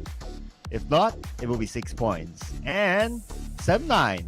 No points, no placement points, no problem for them, and they're still in page 1 with the 6 eliminations that they got. And they have been very, very busy since they travel a lot. They travel all the way from mid to the base, all the way up. And the circle kept going away from them. And the fact that they could still collect 6 elimination points in the process, that is pretty good. But when it comes to the other teams at the second page, now will there be any zeros? GEEK fam, what happened to the mighty that has fallen when it comes to the Super Sunday? This is definitely a different GEEK fam that we witnessed during the group stage. Yeah, felt absolutely absent here so far. Probably it's a map change that they're looking forward to after this, since we're going on to Miramar. Hopefully that will kind of change their fates. But let's check out the overall rankings. Because of that chicken dinner, RRQ is our number 2, and they're only 4 points behind Vampire Esports, and they have created a 11-point gap between them and D-Xavier. Not bad. Yep, the Xavier's on the other hand been pushed down from number 1 on our first half of the day just now, just all the way to 3rd place. That's a lot of fall down there. Sam9 seems to be the only team on the first page that didn't have any chicken but scored tie with the Xavier's at 35. But GEEK fam barely got any progress here when it comes to Super Sunday, and our second half of the second page definitely did not hit the double digit yet. Yeah, the 5 points that they've held have been pretty static for the past few rounds. Hence, they were pushed down by FAZE Clan to be at number 16 now. And let's compare the head-to-head between the POCO and Schwabs. Both of them came out with the same amount of eliminations, that's 5.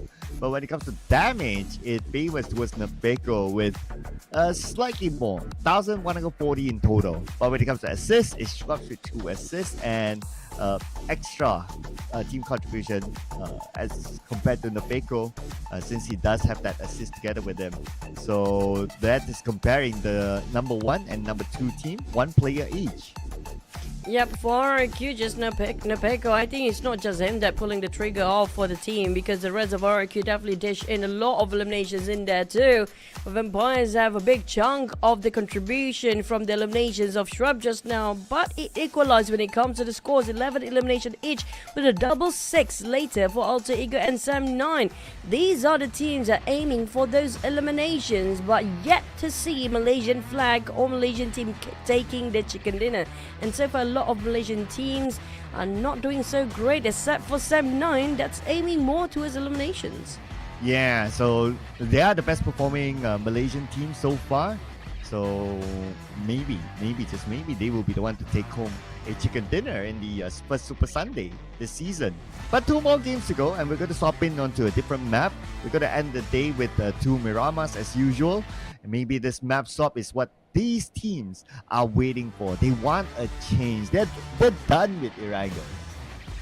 Maybe this is going to be the swap of the players too when it comes to Miramar map. And we do know I'm kind of scared for Miramar map. I really don't want to see Los Leones Urban Warfare anymore. I had enough traumatized by it, except for an Urban Warfare on top of Patrona, please, for once. Yeah, that's the only exception. So we're still waiting for that. We haven't got that yet this season. We almost got it. We came really close. It went to minus Del Sur at once, but that is a Urban Warfare. So yeah, but yeah, if we don't get that, Impala we have gotten once or almost twice. Yeah, it was almost twice, but once technically. So if that's a repeat, that's fine. Or if not, just give us something totally different, because the circle have not went up north as well for Miramar matches. Maybe something that can be considered by the circle gods. Yeah, but it's been a while we actually see a power grid circle too in Miramar. It used to be the norm, the usual norm generous circle, so we don't see that too often. A lot of Southern Circle, basically a lot of Los Leones Circle, to be honest. And it depends on the flight path too, whether the circle will actually contradict the flight path and whether the players want to drop early or later, whether they will go for their secondary drop spot or just go straight off the bat like their usual comfort zone.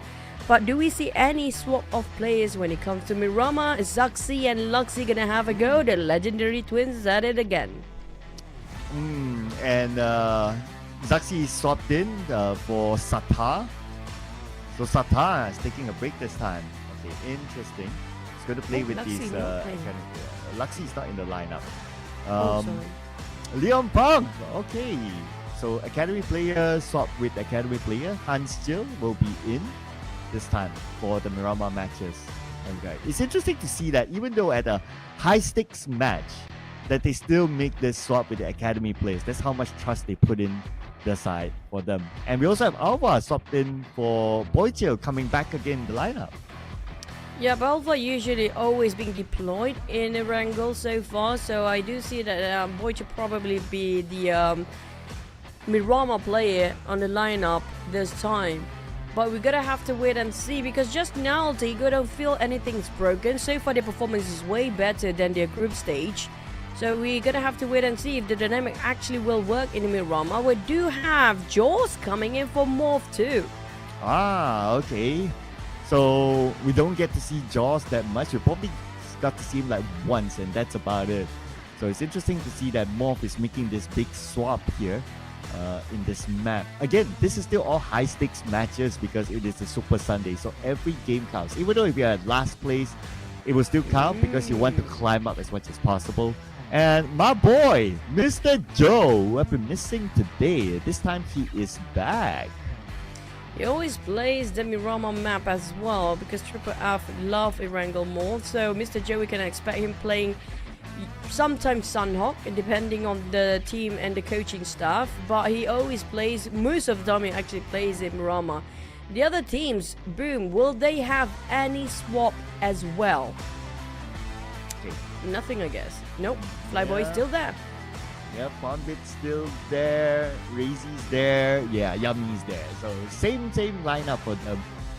For RRQ, well, it just came out with a chicken dinner, so it's like, we don't need a swap. We're cool. We're on fire right now. Keep the momentum going. So I don't expect right now to see any further swaps. I guess that will be all the swaps now for Miramar. Yeah, Nepeko definitely one of the biggest assets for the side of RRQ, and he got himself one of the most grenade elimination around the stats of the last match. So I think it's too much big of a stake for RRQ to swap right now.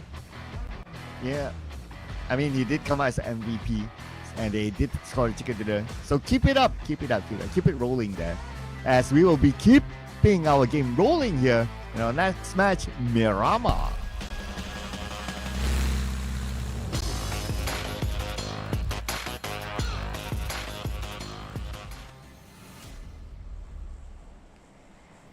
Oh, northern flight down to the southwest side. So it's quite a generous flight path here down to Valdemar.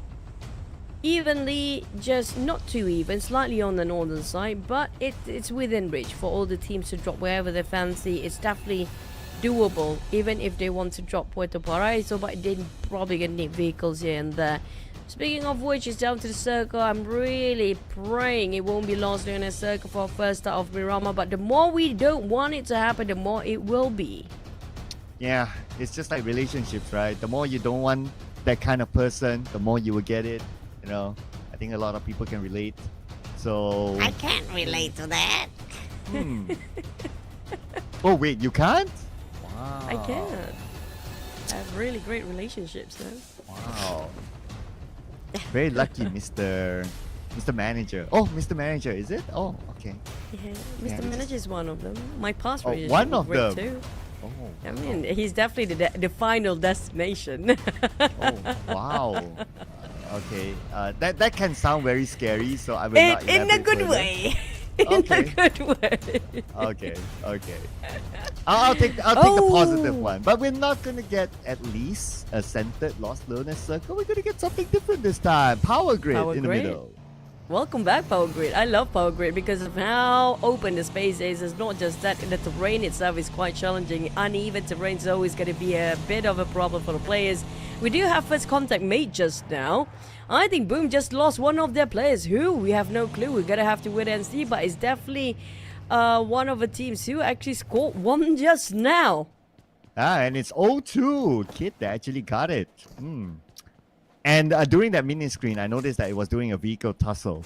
I just couldn't confirm because the text was too small.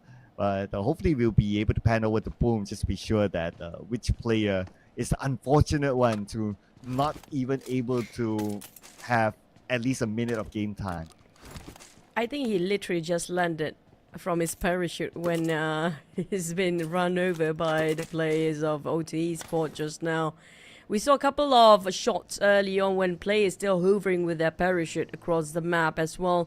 These guys are relentless. They're showing no mercy at all when it comes to their thirst for eliminations, especially the teams up there. We're talking about Vampires. It has been crazy. And also Sam9 is going for the kills. Yep, he just landed. Oh! He just used a knife. What? And that's just... he stole away. What a stab and slash and run away, stolen that vehicle moment. What? Okay, Mirado, open top. You could slash your opponent. Great. Okay, and that was... Oh man, okay. I'm trying to brain that, right? Like, yes, it's doable, yes, but you know, you don't get to see that all the time, okay? You guys gotta clip that because it's not all the time you get to see that sort of elimination. Yeah, he was starting his engines, but he's trying to find the keys. Couldn't make it in time. Reminds me of every other movie that when this character got mugged in the car. That's exactly how it is.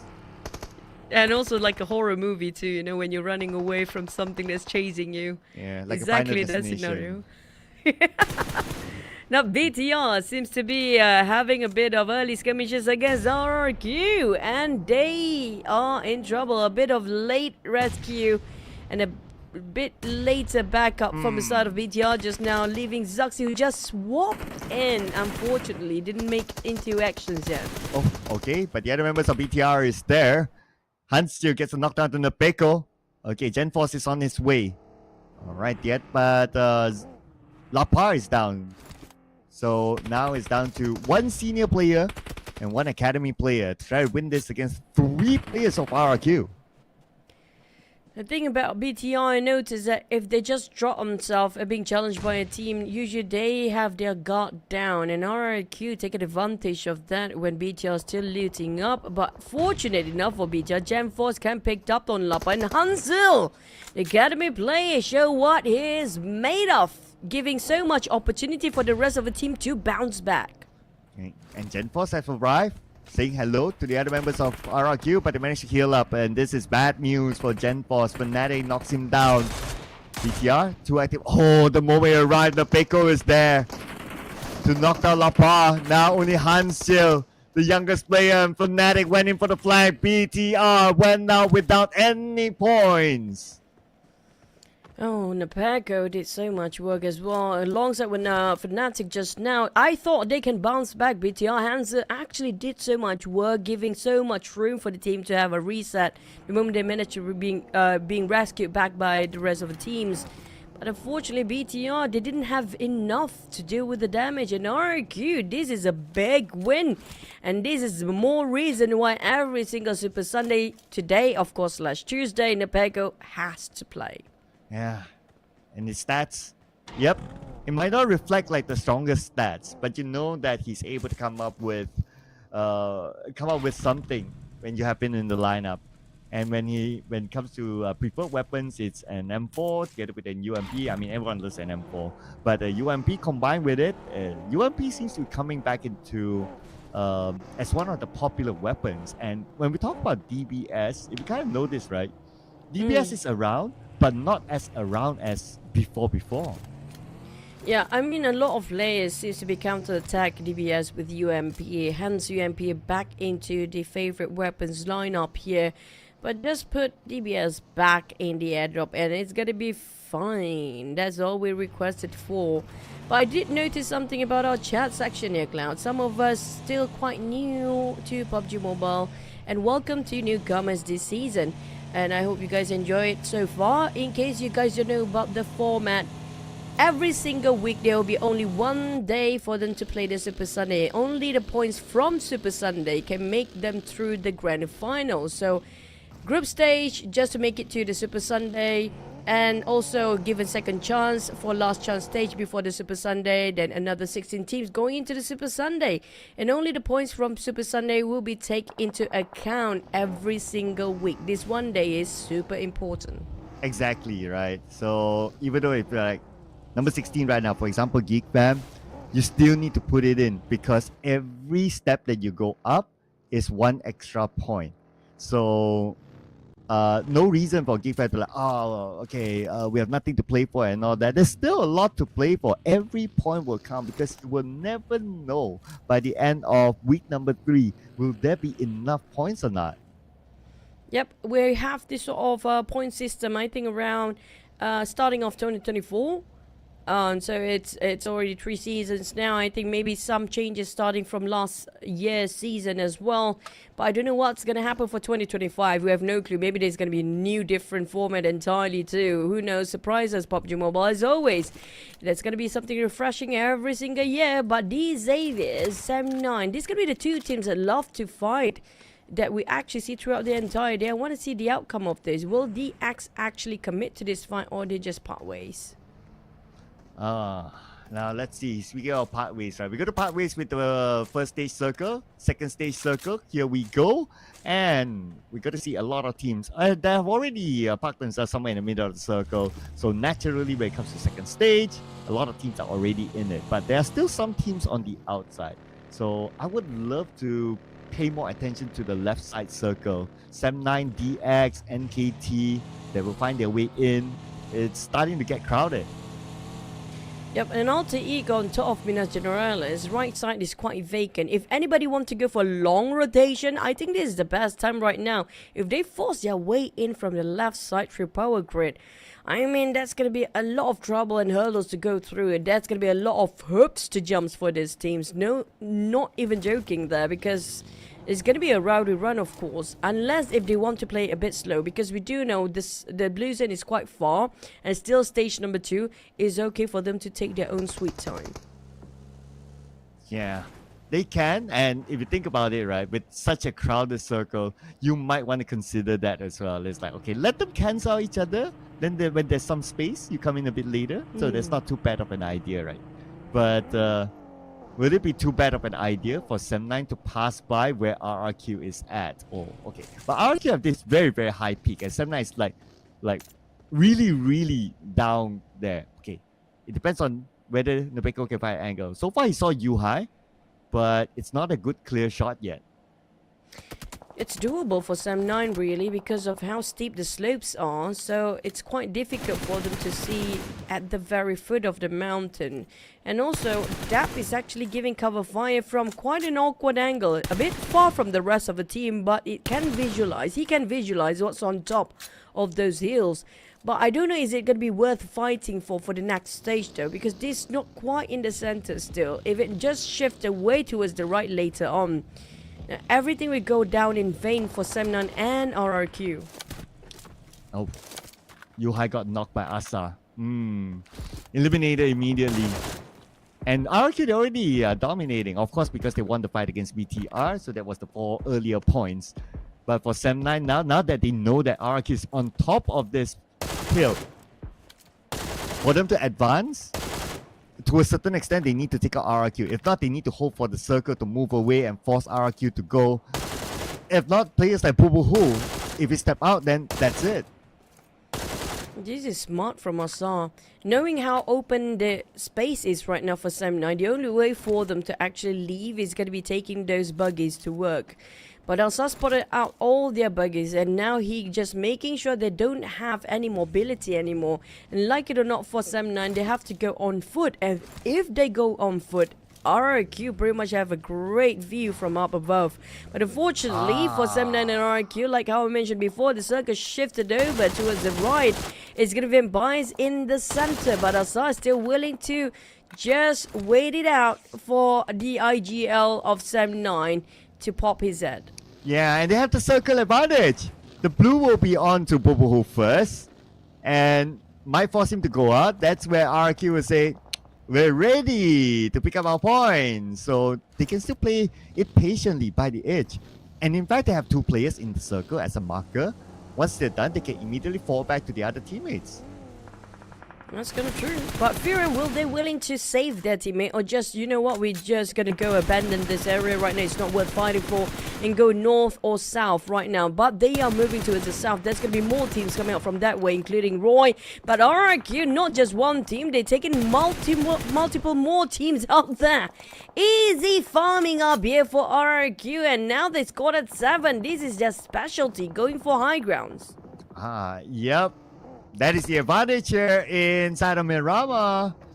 So let's see. I really want to see how will Sem9 come out of a sticky situation. But let's let the blue do its work while we look at other fights that is happening right now. NKT as well as Roy with Spider Tan now holding this building alone. His other teammate, Mr. Joe, is behind him, and the other 2 teammates is quite far away. So I think it's a high time for them to come and back him up. RRQ, they're just taking over Picardo with those high grounds, really. Taking their own sweet time from getting out from the blue zone. But for Roy, they kind of stuck themselves here. Spider Tan laying on the staircase, and Khan just gonna loot it back and just take and salvage whatever he can from that death box. But I have to pick out from Picardo because RRQ keeping a tight eye towards this team. They're trying to migrate into the circle. Yeah, at least RRQ, they're like focus on the left side, right? So the south side is still like pretty okay. Now Roy just needs to pray a bit harder that the attention doesn't ship away. Okay, some more Van Plus. Zunos with the smoked up vehicle. Oh no, smoked up vehicle, not good. Not good at all. Oh man, I have to say Asa really put up a good work up there. Deny the mobility of the other teams. The moment they pulled over to fight them back, he's just gonna, you know what, I can't shoot you now, I will shoot your cars and vehicles, and making sure that you'll be on foot, and that's gonna be you presenting yourself to us freely. Boo-Boo, who unfortunately couldn't make it through. It's gonna be Firen to play this by himself. Sem9, they were under the radar of RRQ, the mastermind of Picardo right now, but I'm not sure if they're willing to give their spots away, because like it or not, the circle shifted just now, but they still have around the edges of the high grounds if they want to play the bird's eye view again. But these Avis, they are taking a bit of a run and gun as well. Yep, and I just noticed that Boboho got eliminated, so that is the latest update about Sem9 situation. Yeah, and they are out, so they were caught in that situation with RRQ that was very, very difficult for them, and finally eliminated without a single point this round. So we're moving on next. Roy, now by the edge of the circle, dealing with TALON on the other side. And TALON has the high ground. And Roy has like 2 smoke vehicles. It's not good for Roy now. And there's also NKT to deal with for Roy. Pick your poison now, Roy. They kind of clustered up together. If they start tossing all those mollies and the hand grenades by the side of TALON, now Roy, that's definitely going to be a big problem coming up. And KT now open fire to the side of TALON. They're a bit distracted and not focusing 100% towards Roy. But FaZe Clan, they prefer to stay indoors, knowing the fact that RRQ have been shooting people from above. You know what? We got roof right now. We're not scared of you, except for the windows, of course. Jaws, as he made his debut this round, looks like he went through a blown up vehicle, and it was Kid who actually did it. Rosemary gets 1. So that's going to be 1 for Alter Ego. Okay, here we go. Zero is together with Flippy. Okay, at least he's safe for now. But Fredo is here. Zero opens up the space, and Zero will take advantage of Fredo's focus on the flipping. Question is, MORPH down to only 1 last player, and that's going to be Zero to do all the work by himself. How to revive his teammate with the rest of the O2 start to gun them down. This one particular player have to really fight his way out right now. And Zero managed to just block those explosions. Thankfully, there's Vampire saving the day, and RRQ also shutting down an OT Esports. So I assume Zero gonna thank them later for this. Oh, Jumper. Ah. Oh, but Jumper technically denied his point away. Okay. That was pretty big win by Jumper, not giving his point to another team. Okay. Quick thinking. But it also means that O2 is out. So now, for a Malaysian region team to score the chicken dinner, it is only down to GEEK, fam.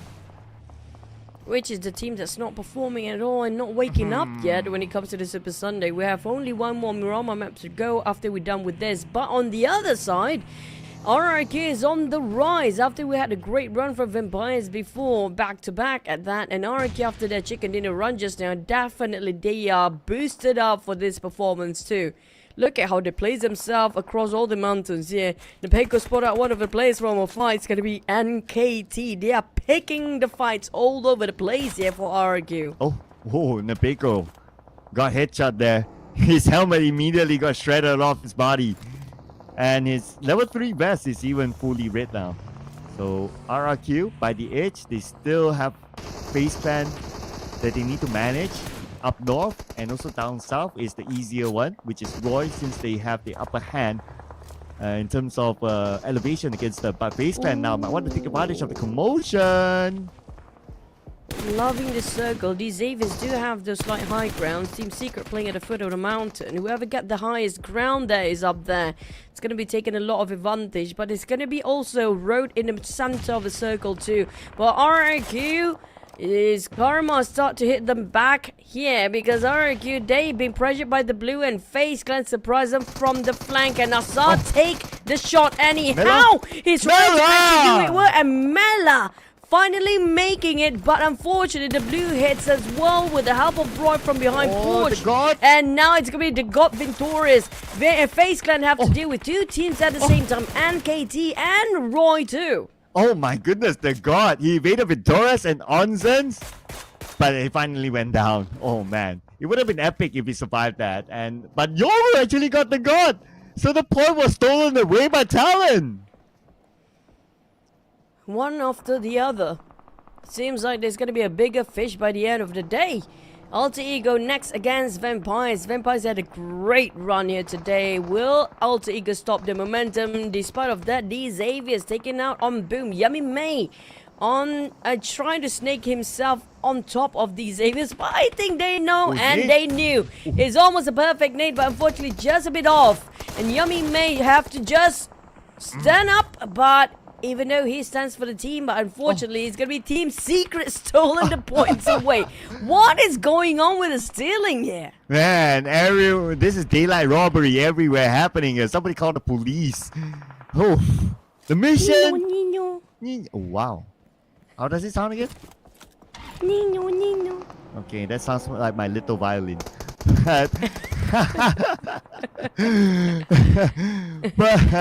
But no small matter here, because Vampire Esports wants the points out of Alter Ego, and they'll take a boy chill.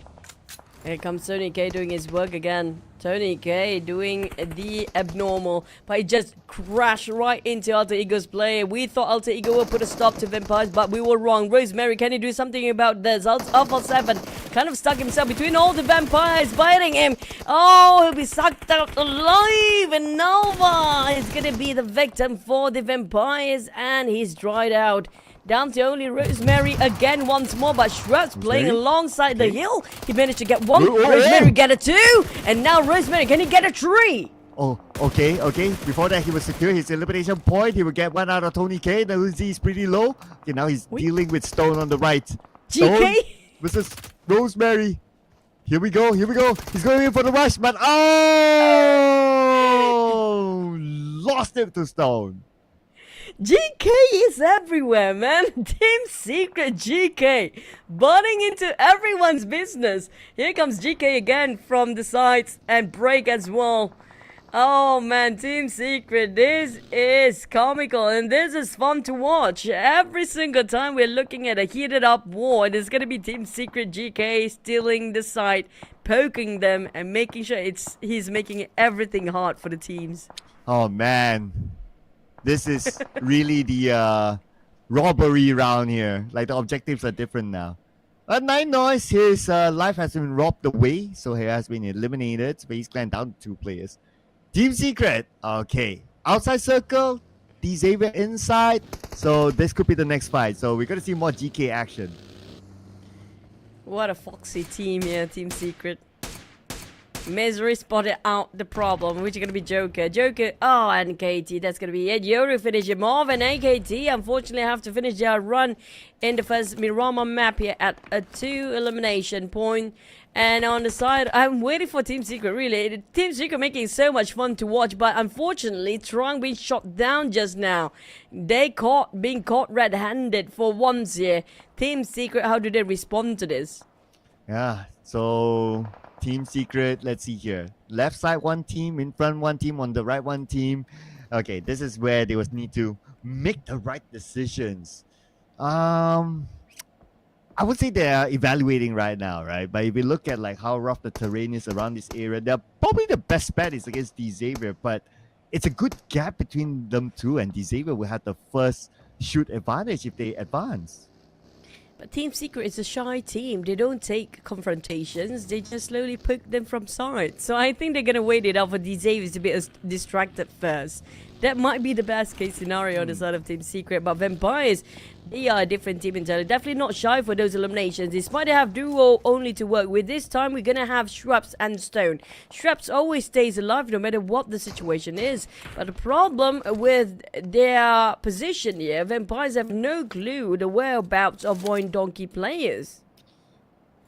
Yeah, so Vampire, with only 2 pairs of eyes now, they need to really be aware of their surrounding. As I mentioned about Team Secret, yeah, they're very shy. They're taking the time. And looks like they're taking a pit stop in between their previous area and also Xavier. We'll move over to FaZe Clan versus TALON. One need sent down by EXO, another by Yoru. They have an idea that FaZe Clan is there, but they have no clue exactly where. 5 eliminations by TALON so far.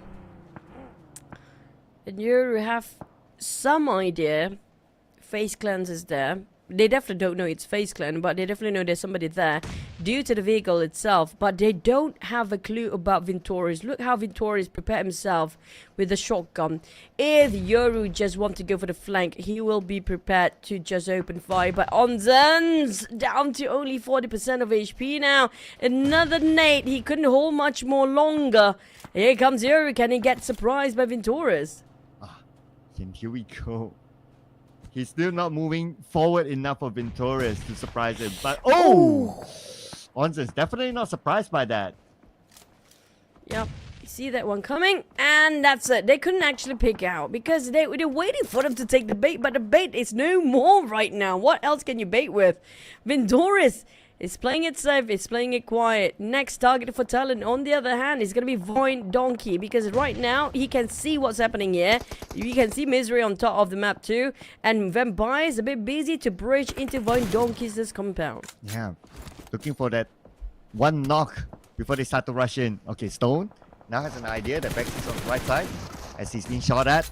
Shrubs also looking for another opening. But we switch over to Xavier versus Team Seeker. So this was the fight that we anticipated to happen. And the moment Team Seeker crashed in, that's it. It's Xavier that we're talking about. You're too shy, we come for you. That's going to be Xavier's statement out of this. 5 eliminations in the hands of Xavier. Same goes for Vampires, but the difference is Xavier still have a full squad. No trader for their side. TALON on the other hand, they have been watching, and now Vintorius is out from his hiding spot. Where to run? Not enough space and land, and that's gonna be it. Make it 7 eliminations. TALON's on the rise. Well. Now GEEK is starting to show up by taking out Schwupps. And they still have a full team, so anything can happen here for GEEK Fam. Looking at the spread of teams around this circle. On the right side seems to be fairly crowded. Oh, okay, GEEK Fam takes out a couple of members of Xavier. Xavier only has 1 active member left. It'll be interesting to see what's happening on the right side. But right now, Yoru tries to get one for himself as the members of VOIN Donkeys try to get out of their building. Try to hike up, but it's going to be a difficult hike against a TALON. TALON has been taking a lot of long-range fights, so their resources running dry right now. The only way for them to replenish themselves is taking the fight head-on against VOIN Donkey and charge straight in. At least there's a hill in between VOIN Donkey and the rest of the other team. The moment they cross over the street, then it's going to be a clear view for the others too. But on the side of GEEK, Audrey quite being knocked down in the center down there. But it's an open space. Here comes a nade from Burgeon. Will it hit? Will it connect? Not just yet. Unfortunately for Vampires, it's going to be the end of their run through. We're down to 4 teams as TALON still taking their high grounds and taking a long shot fight. Problem is, it's going to be their reserve running dry. And looks like DZ is down to 1 player after fighting with GEEK Fam.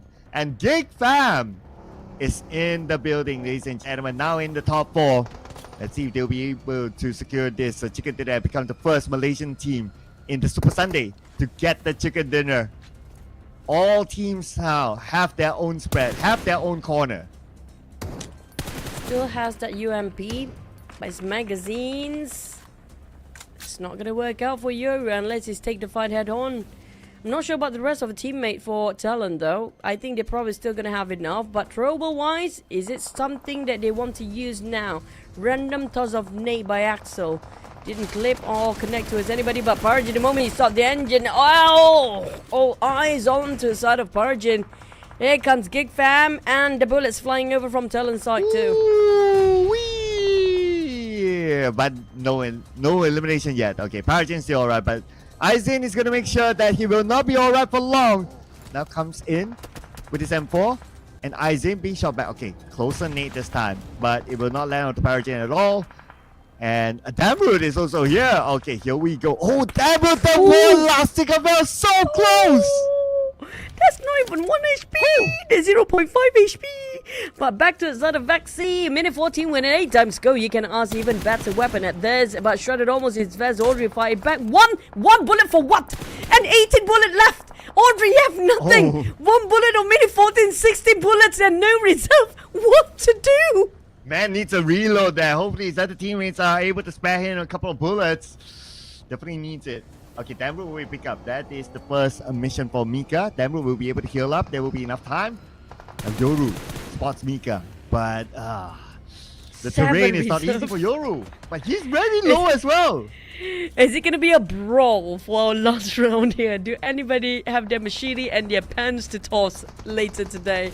But on the side of VOIN Donkey, they have plenty of bullets still. Mika also have a lot of reserve there, giving a bit of pressure on the side of TALON. TALON, they have to be a bit more conservative with their munitions down there. And Aizen trying to open up space. Will goes for the side of Damroot. They have to open up their formation. If TALON, they still sticks as a cluster, it's gonna be the end. But lucky enough for them, GEEK Fam don't have any troubles to be deployed off.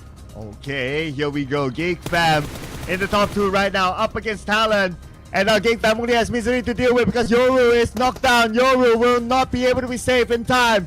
1 nade set across. Now they're gonna throw everything on the Misery. Gonna put pressure onto him. Misery tosses a nade back. Misery will not have time to become a teammate. He gets knocked out to Aizen. Misery, will he deny with a point? Omika from the side. 10 eliminations now for GEEK Fam, and they need to finish out the job. Misery, only about 10% of health left. Oh man, and that's gonna be the last of him. Finally, a Malaysian team can actually get a chicken, and it's gonna be GEEK Fam. But the ammunition just now, it was down to 1 bullet. To most of the players have been aggressive, of course. Congratulations to GEEK Fam.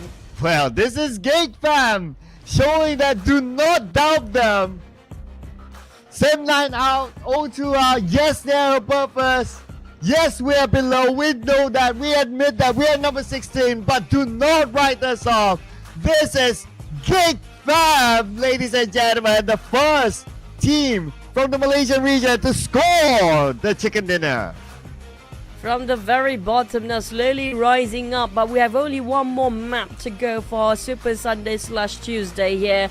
Damroot, despite so many damage dished out down there, 1157. This explains why they're running out of ammunition. He only got himself 1 elimination in total of elimination of around 8, 10, 11. it's gonna be more than enough to slowly push themselves up their numbers. But 30% of headshot, that's gonna be another high percentage of accuracy coming up from Damn Rude.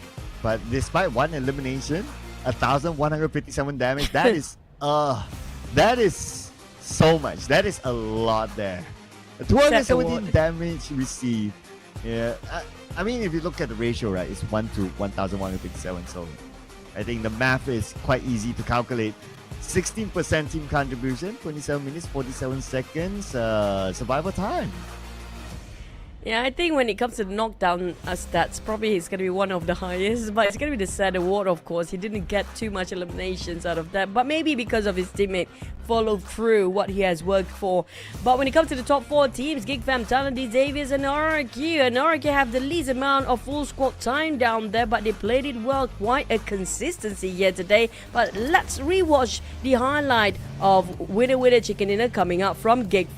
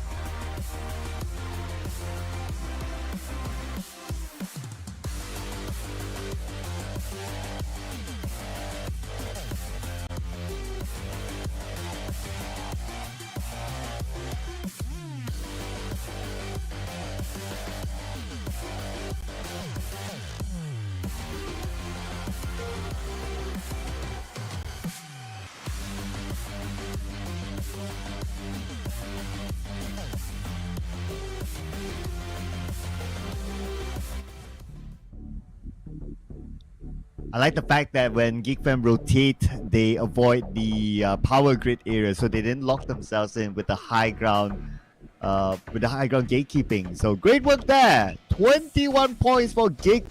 GEEK is back, and let's not forget about TALON, 13 points, and also the Xavier with 11 points. So this is the double-digit club. Congratulations to the top 3. But also congratulations for RRQ keeping such consistency here today with 9 eliminations without any placement points, thanks to Asar and the POCO just now, who actually got himself quite a high vintage view on top of was it around what's the place called again? Picado just now. I agree, GEEK avoided that entirely, but there's so many zeros down here, Cloud.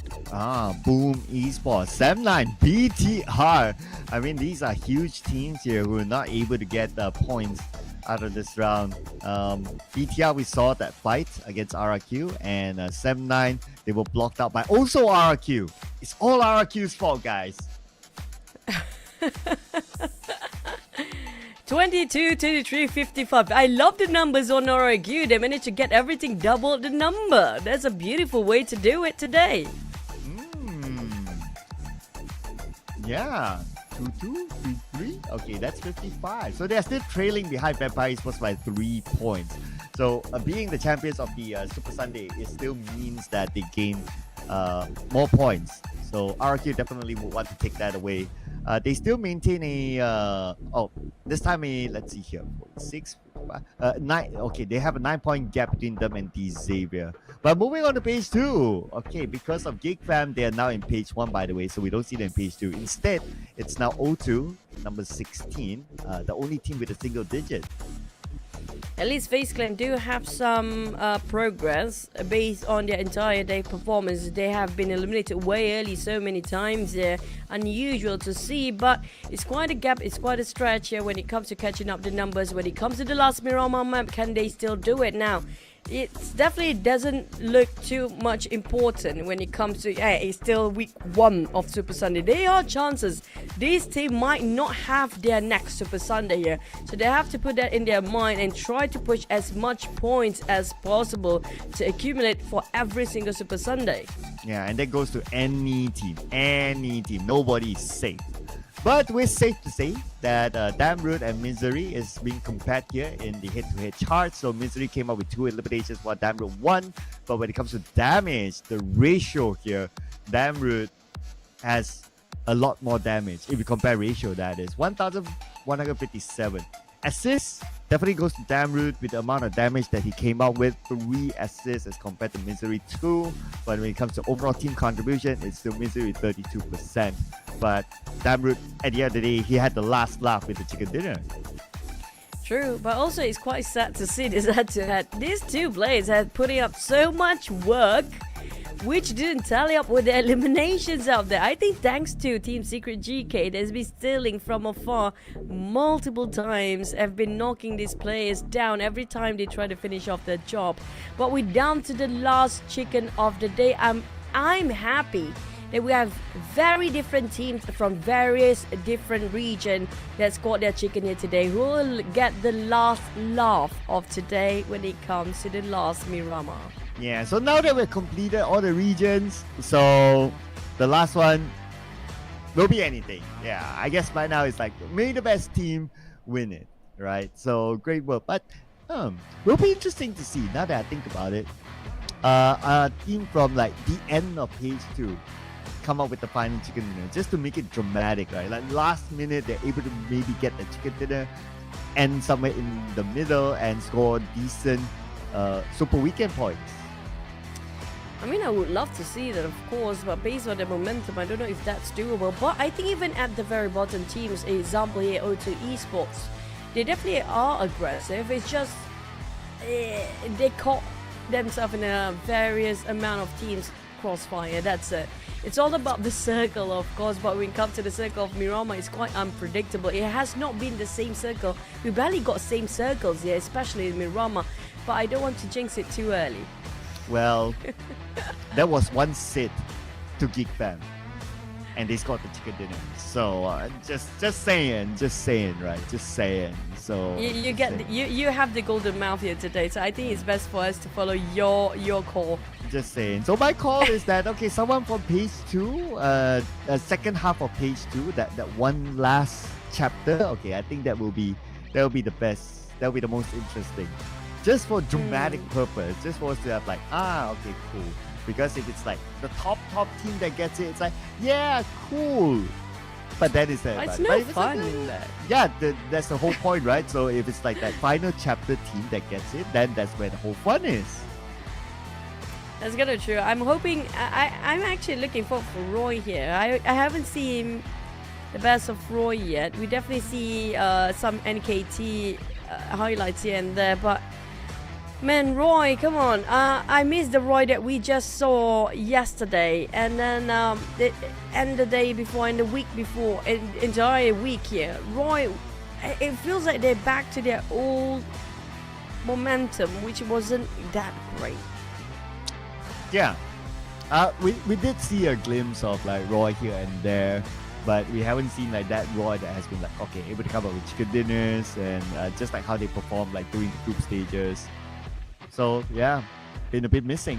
But Snape, he's not missing now, so it looks like he's going to replace No Mercy for the final round. I personally love whenever Snape's around because he is like this off-angle shooter every time making an opening for the team. But we do have another swaps coming in from MORPH as well. Now MORPH, can they pull off another record breaking when it comes to the last map here? They did it before, can they do it again? Well, looks like we will only have those 2 swaps. No further updates from our officials. And it will be interesting to see if those swaps will bring significant impact to those teams. And PUBG Esports still going to stick with their lineup here with Flyboy in it. And of course for GEEK Fam, they're not going to change. They just got the chicken dinner, so they're going to keep up with the momentum. So it's going to be final round here, ladies and gentlemen. Miramar it is in our Super Sunday.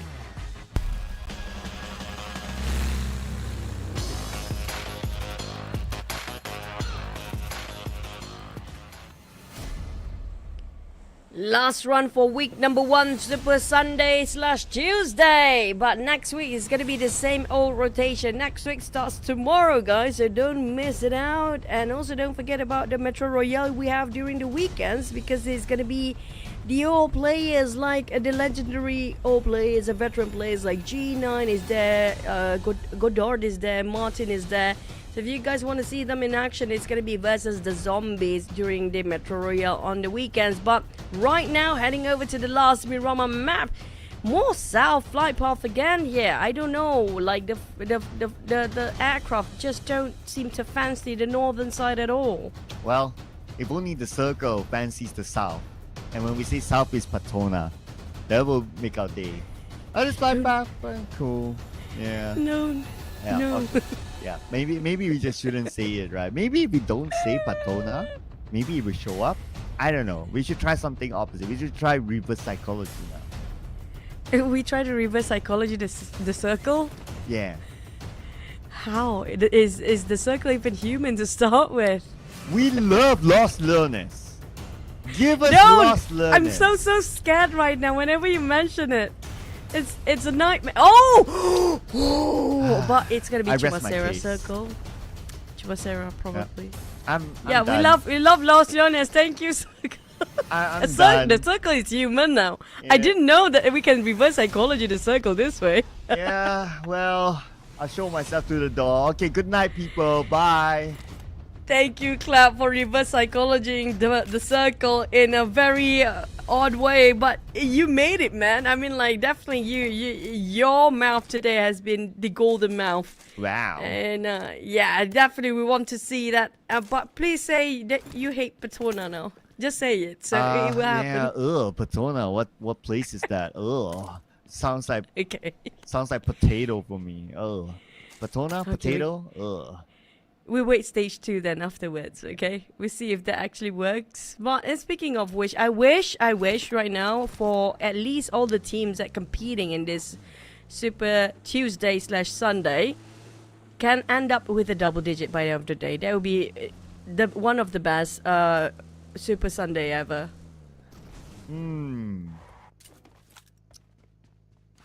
I would want to see if there's a wish list. I don't know. It's kind of hard to tell, right? Like, the teams at the bottom, they're all supposedly like amazing teams with their own amazing moments. So I don't have one particular team that I would say that, okay, give that team that chicken dinner. It's like, they're all so good. I mean, that's why they're in Super Sunday, right? Yeah. I mean, even though we don't see the best of them during the Super Sunday, but during the group stage, they show what they're capable of. But that's the thing. Sometimes I feel like the teams that we always highlight on, the teams we're big fans, of course, like the Empires, even BTR, even RQ, especially the Indonesian region teams, right? I feel like during the group stage, they just play enough to just make it through to the Super Sunday, and then they save it for later, because we can see almost a lot of time we don't see a lot of POCO, like Red Phase. They didn't even play during the group stage. It's like they're saving it something for later. But we do have the stats for Misery, 0.7, and Mini 14. I love the fact we don't have too much DBS these days. Yeah, Mini 14, M416. DBS does show up like occasionally, right? But not as popular as like before. Like everyone has their DBS. Like it's an M4 DBS and that's about it. But now we're seeing a variety. Sometimes we see a Mini 14, sometimes we see a UMP, sometimes we see a DBS, and I'm liking it. I wonder, is it this, right? I wonder, is the DBS spawn being secretly nerfed or secretly reduced? I think so. Maybe that's the case, Huh? but the case here is gonna be DX versus Boom. Boom. A bit of a trade-off between these two teams right now, 1-1. These Avis, can they follow up evenly? As Nate managed off, you know what, you mentioned DBS, there goes your DBS plays. And that's gonna be the end for the side of Boom. That's a quite early rest day for Boom here. Unfortunate for them. And the worst news is that, okay, they are the first team to go out. That means that everyone else is still in the game. Team Secret, BTR, MORPH can overtake them. FAZE Clan and a good day can overtake them. Raw on a good day can overtake them. Anyone at the bottom can still have a good day or a decent day, and Boom will push further down.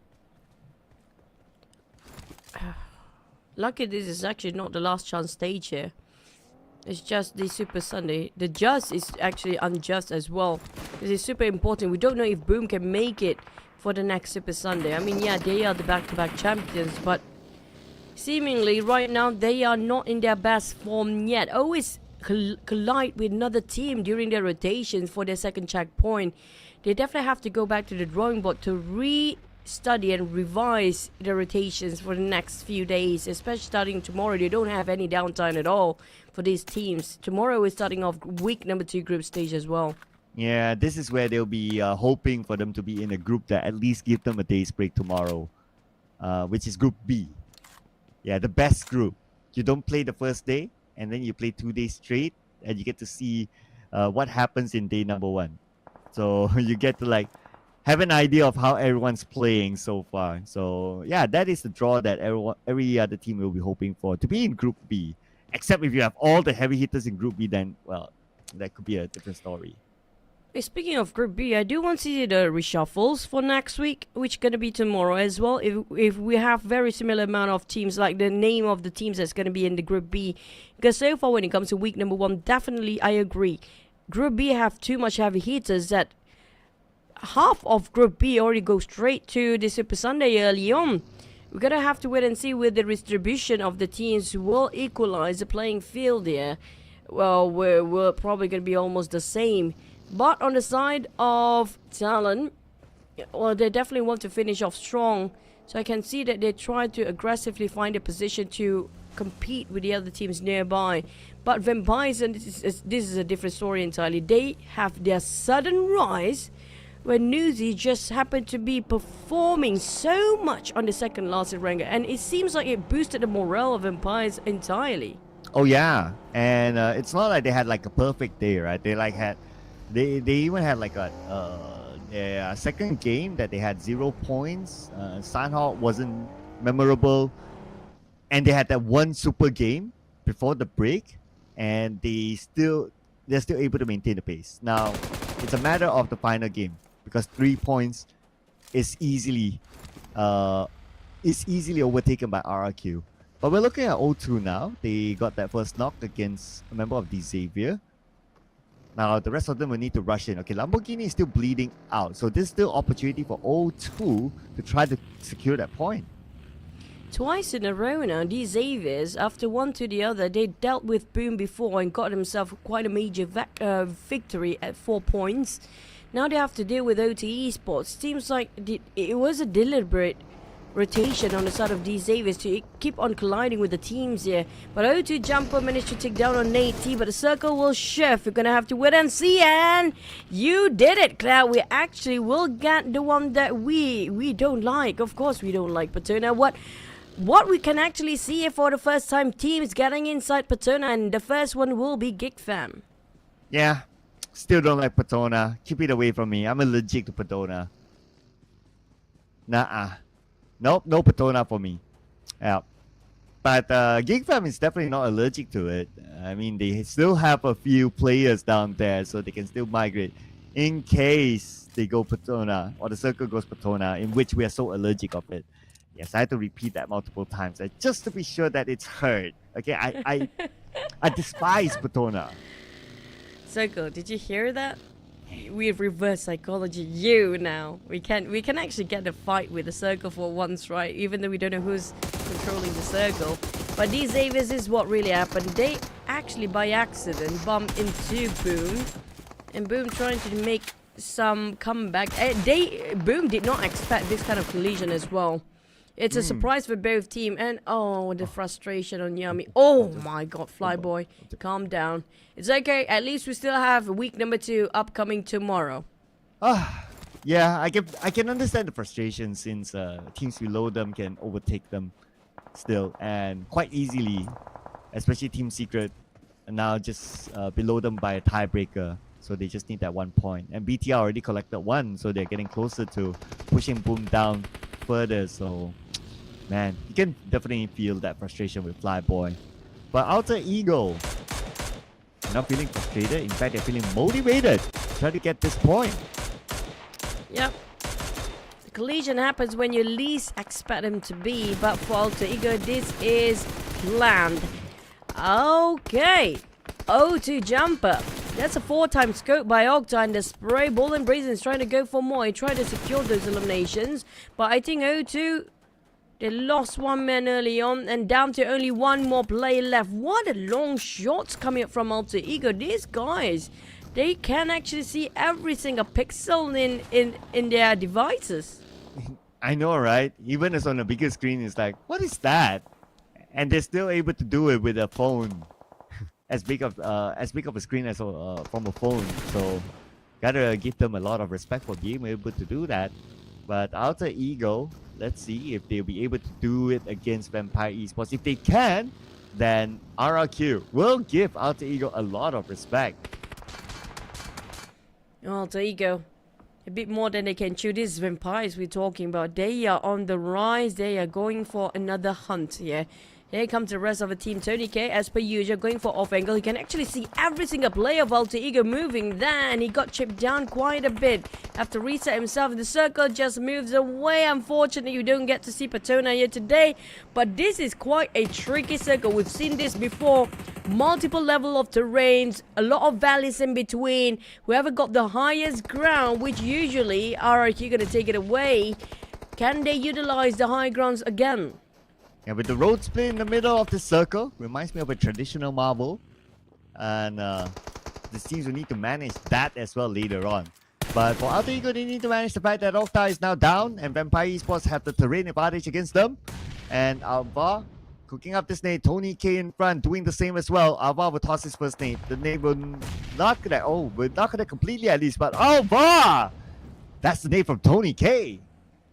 Tony K never miss. But here comes the last nade from Tony K. We're willing to just toss it to a side of Alter Ego. But lucky enough, Rosemary is nearby. Octa will be revived. Stone got knocked down by Rosemary instead. Here comes Rosemary. Will it get roasted or will it finally be a beast? Yeah. Spot it out, Newsy. Here comes the spray. He got another one. Rosemary finish off Newsy's run here.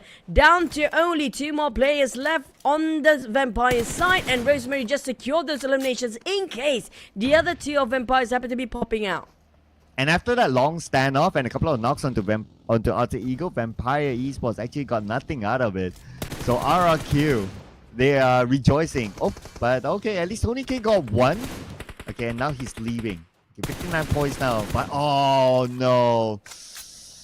He's now down to Schweppes and he doesn't have the circle. This is going south for Vampire Esports. Oh, not yet. Schweppes doing all the job he can actually do. On the side of Octa, he's running out of bullets just now. Only 6 more in that reserve magazines. While the side of Alter Ego again. Rosemary trying to revive. Here comes the nade. A bit overcooked. Mid-air explosion. Boy Chill now suffering in the blue zone as well. We're talking about stage number 3. It's not easy to revive from that area. But lucky enough for Octa, he will be rescued. But for the side of Schweppes, he needs to leave now. Oh man. Okay, he has 3 first aids though. But Alter Ego still there, and Vampire Esports confirmed out. They will end this round at 59 points, locked in for the first Super Sunday. Now RRQ will be licking the lips, telling themselves that, hey, it's only 9 points difference. We just need if we want to not think about a tiebreaker, all they need to do is score 5 points, and RRQ will be number 1. But it might be a surprise by Alter Ego the way they play. I have to say, we have to thank Rosemary for that. He did so much work by himself. Rescue mission up and go straight for the frag and back towards the rescue and back towards the guns again. He's been doing so much work by himself, playing around with his teammate. But unfortunately for Rosemary and the rest of Alter Ego, it's going to be a long journey for them to still get into the circle. But for O2 Esports, they're just going to give them away towards the blue zone whilst they were swimming. Next area of circle. These aviars do have the center, but unfortunately there's only Paragin left. And RRQ, they are up north here. Now we do have them on screen. Still unchallenged, but their biggest challenger could be BTR. Since the last we saw the map, I noticed that they're rotating towards RRQ. And if they do, well, look at the high ground advantage that RRQ has in case BTR do come by. Rosemary coming out from the south just now, knocked down by GEEK fam, but FaZe Clan seems like a three-way war down south down there. FaZe Clan, GEEK fam, and as well as GEEK fam, Alter Ego seems to having a go, but FaZe Clan, like I mentioned before, this terrain is difficult. You have a street in between, and whoever got the highest ground will take advantage and do have a better view to just stop the player from rotating inside of the circle. And the rest of the team coming from southwest side, at least it's quite a clear path and the terrain can cover them for a bit. Sam9, they're taking it slow and easy, but the problem is, do they know about NKT's presence behind them? Oh, but Potato knows Linux took him out. And that is going to be another play out. BTR and RRQ. Okay, so this is the fight that we kind of anticipated. So RRQ is prepared for it with the terrain advantage to them. They're getting into a better position now. Okay, RRQ, BTR. Last time they met, RRQ won. BTR would like revenge. Seems like a 1-to-1 trade. Round 2 between these two teams. And Fnatic open up another space for the teams to take over BTR. Right now, seems like it's only Zaxi left. Zaxi have to deal with Fnatic and the rest of RRQ by himself there. But on the side of RRQ, can they pick up Asa? They need Asa. He did so much work in the last one. But the nade will be tossed and BTR, they're slowly backing off so they can actually revive their teammate. The problem is they don't have enough men. And we have Snake coming up from the off angle. Here comes the backstab. Oh, here we go. They know it's one more to go. So this should be an easy cleanup there by RRQ. And BTR, they fall for the second time in a row to the hands of RRQ. And they're out this round with only 1 point. So BTR not able to overtake Boom Esports. Instead, now MORPH and FaZe Clan can potentially overtake BTR. I guess BTR have to deal with RRQ the entirety of the tournament and have to think about how to win RRQ first so they can actually survive long enough, because it's always on hot trails. Every single time BTR and RRQ having a go, it's like so many times by now. But Spider10, he always going to show us something interesting. I want to see if he can surprise Sam9 with his tactics. But Sam9 coming in first, initiating the fight with Nates galore coming indoors to a side of NKT. But none of them connect yet. They need that one knock as an opening. That will give them the signal to push in onto NKT. Another one sent across. Nothing. Spider-10's pretty low, so he'll take his time to heal up. At the same time, myself, this team's monitor the next circle. Oh, this area is still in the circle, so it's going to be a worthwhile fight. Oh no, it's VOIN Donkey being the opener for NKT's fight versus M9 here. So Boo Boo, who knows exactly where Spider10 was just now, was trying to take out Spider10 by himself. But unfortunately, the moment he being knocked down from VOIN Donkey before, Spider10 straight away going indoors and they close the door and go for revival. Next, NKT, the God and Mr. Joe taking the front line. Yuhai coming in for the rush. They're prepared for the corners here. They try to bait them out. Spout out. And straight away with the DB as cleaning it up. Clean and crispy, that one. Next, M9 going for the second floor instead. Yeah, quick check over corner there, and that save Sam9. So now, it's time to go in for the rush. Okay, toss one nade. Firen cooking up the second nade. Counter nade by NKT. To try to buy some time. Mr. Joe together with Joker in the same building together. Sam9 now resetting themselves, preparing for the next rush. Resetting for Sam9. Take it slow and easy, but the problem is VOIN Donkey seems to be interested too from afar. You have to be extra careful not overpicking themselves.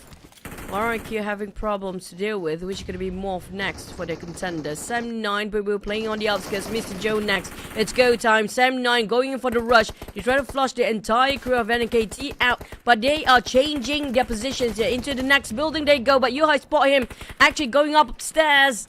Yuhai, he needs another member to go alongside with him, but Firen actually goes straight for the second floor with that jump. Oh, some POCO work there by Viren. And he managed to heal up as well. Okay, here we go. Spider 10 comes into the building. Yuhai on the outside. Viren on the outside as well. He does have a DBS together with the Sky on the other hand. Viren is pretty low. He needs to heal up again. But second time around, same goes for Yuhai. Boboku, we need to buy time. As Spider 10 now is going to be the final member. 10% of health. Heals up. He's out of throwables. So Spider 10 will depend on his trusty weapons. Oh, not gonna be enough. It's actually GEEK Fam from the cross, the other side of the road that finish off and steals away Sam9's point.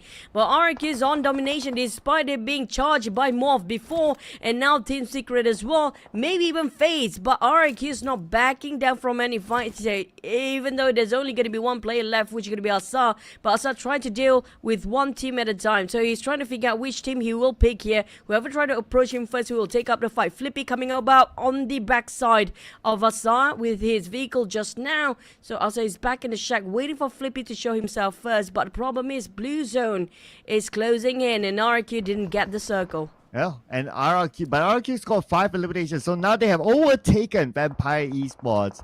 They're now at number 1. Unless teams like Sam9 can score a chicken dinner, then maybe, just maybe, they can snatch away that number 1 spot. But for RQ, as of now, no circle, like what you said, moves forward. Team Secret doesn't know he's there, but wait a second, MORPH does! They've been keeping tabs of Asa the longest time, unfortunately. Well, RQ, they got quite a number of eliminations. Our top teams all being eliminated early is the rise of the second pager, Cloud. Oh, this is going to be interesting. Teams on page number 2. Okay. Maybe we might see a second page team towards the end that gets a chicken dinner. There's still that possibility. I mean, we have Roy, FaZe Clan, a MORPH even can possibly still do it because they have a full team. Probably. I'm waiting for Roy to make some actions here. FaZe and Roy, surprisingly FaZe, despite they have those high grounds, the longest of time, but unfortunately every single time they try to pick out, there'll be more than one team they have to deal with. So they try to go for the safe place for now, waiting for anybody to pop their heads around the corner. While GEEK Fam, they have to cross the street, cutting across Alter Ego, climb up the mountains just to be where FaZe Clan, and it's going to be a lot of trouble to deal with first, a lot of mysteries to be solved there. GEEK Fam, they put up first front player Mika, he's taking a shot and taking it out. Octa close to being knocked down entirely from the back line. Shots of GEEK Fam players. The support, the cover fire is actually worked out for GEEK Fam. They're playing a tag team, but Rosemary not giving them any space. Here comes the rush and the flank from Rosemary. And here we go, and normally sent across onto Damroot. He sees Damroot, he gets a knockdown. And now Aizen is the only active member left for GEEK Fam, and Octa will be knocked. Now they're all in focus on the Aizen. Aizen has to do a big clutch here. But at the end of the day, when you have Rosemary there, he comes in and GEEK Fam goes out. Rosemary did so much work, man. He's back to being Rose carry for the team. Revive, rescue, and going for eliminations. That's the aim for the day. Making sure he's not going there all by himself. At least the cover fire from his teammate actually bought him so much space and time to actually deal with the work. Sam9, on the other hand, is going to be a steep slope for them. Talon and VOIN Donkey will be gatekeepers from above. Team Secret try to force FaZe out of their comfort zone. Get out from those buildings. We want to see you. But MORPH also might charge towards FaZe Clan at the same time. Yeah, so that's like what, 1, 2, 3, 4, potentially even 5 teams. Okay, 5 teams on the minimap that could disrupt everything that's happening here. So will be rather interesting to see how Team Secret will manage this. Imagine they take one fight, the fight's over, a third party could happen because all these teams are that close to each other. But we're also checking out the elimination feed, and VOIN Donkeys becomes the next team to be eliminated, and they only score one place on point this time. Terrain's not making it easier for the players. Roy finally make an action. Finally making a move. MORPH 086 reserve in his AKMs. I don't know about his M4, but definitely he's probably going to have more bullets in there. Car swap over to his Car L.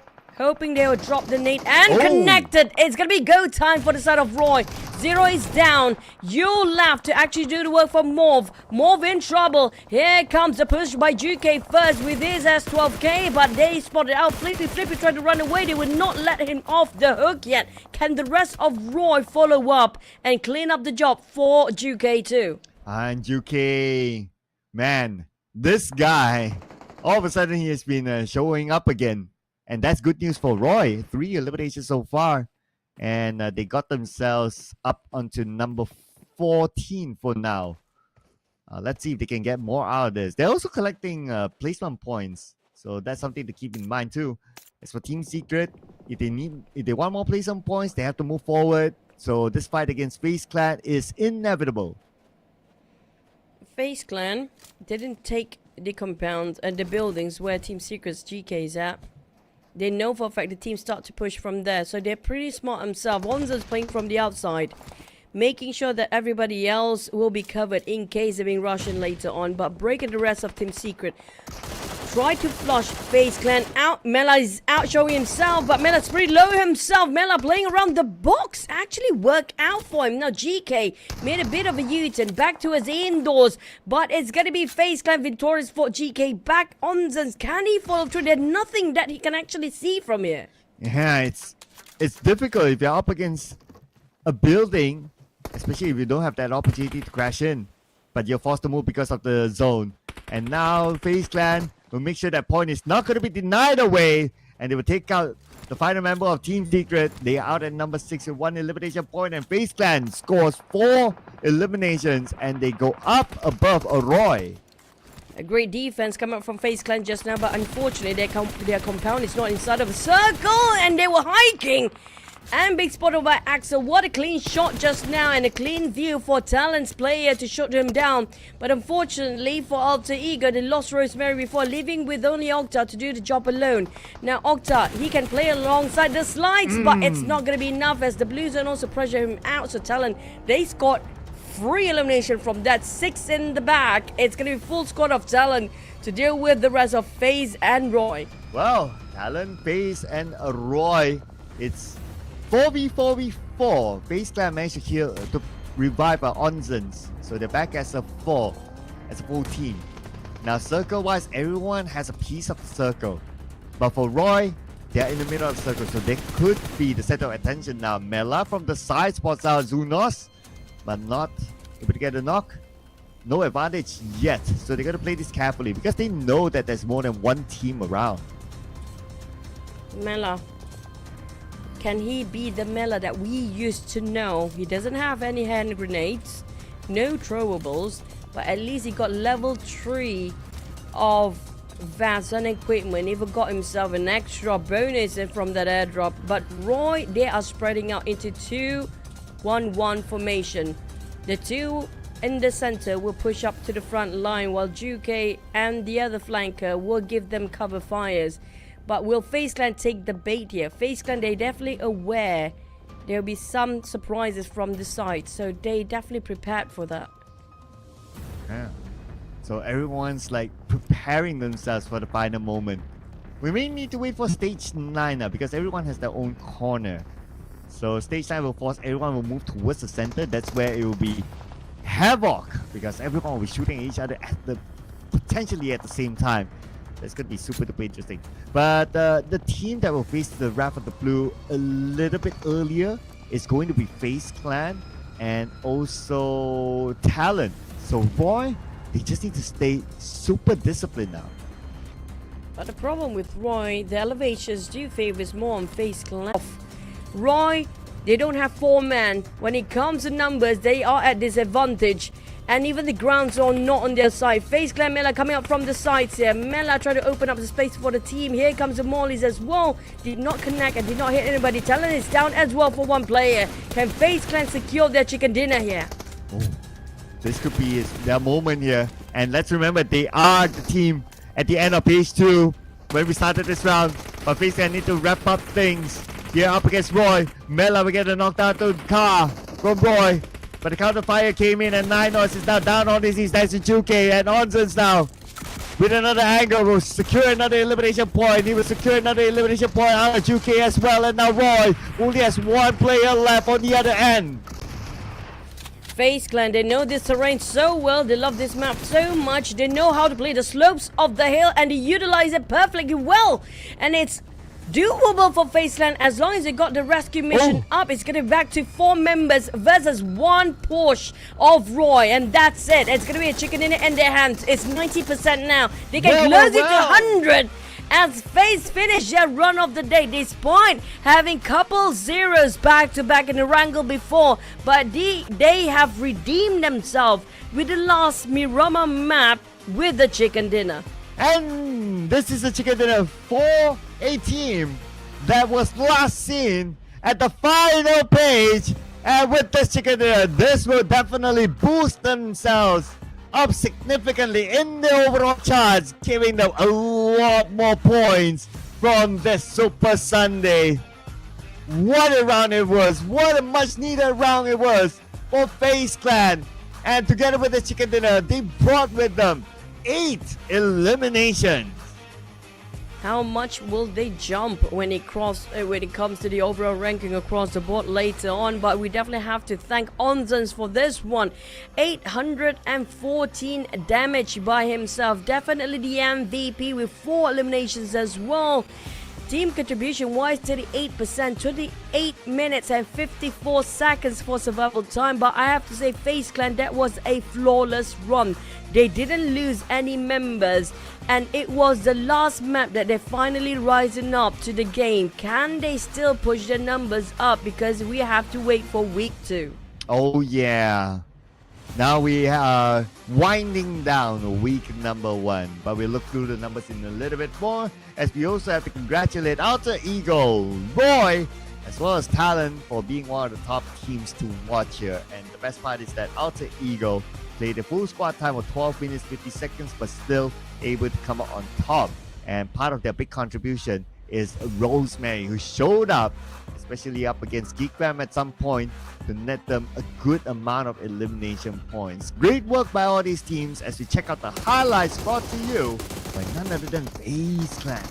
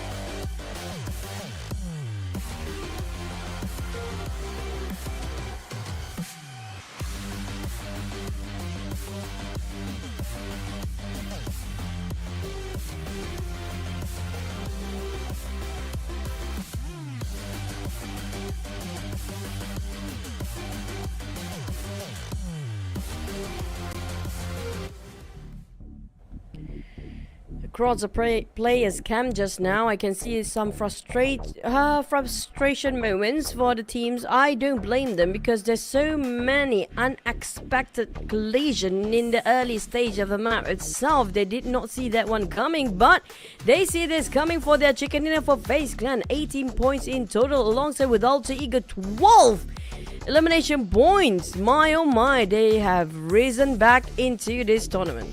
Yeah, I would love to see like the breakdown, like how many came from Rosemary at the end of the day. But that's fine, as long as they scored it as a team, then that is where it all matters. On page 2, Boom Esports.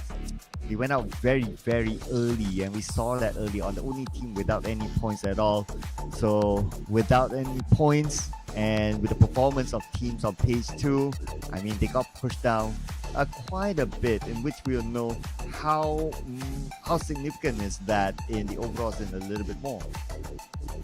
Personally, if we have the MVP, I think we're probably gonna have the MVP for the first week Super Sunday. I think it's well deserving for Rosemary, really, because he did so much work today. We can see it, how he wanted to push his team so much. With so much work he put into it, I mean, he's well deserving for that. But when it comes to the overalls, RRQ and Vampire is only 1 point shy. Yeah, very close gap indeed. Yeah, I know, right? Because they scored 5, Vampire 4, so that is how they overtook. And mission complete by RRQ. Disable was not able to catch up. But on page 2, Boomies are pushed down to 14 because they are early elimination. And FaZe Clan, after that chicken dinner, number 9, they'll take that. They can take whatever they need, because who knows, we'll be having the same team to be in the next Super Sunday. We're gonna have to wait and see for O2 Esports. This is their first ever Super Sunday.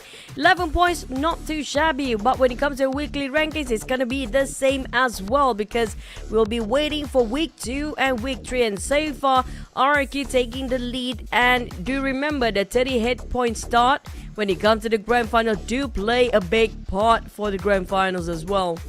And this is it, ladies and gentlemen, also including the points for the weekly rankings. But of course, it is pretty straightforward because it's only week number 1.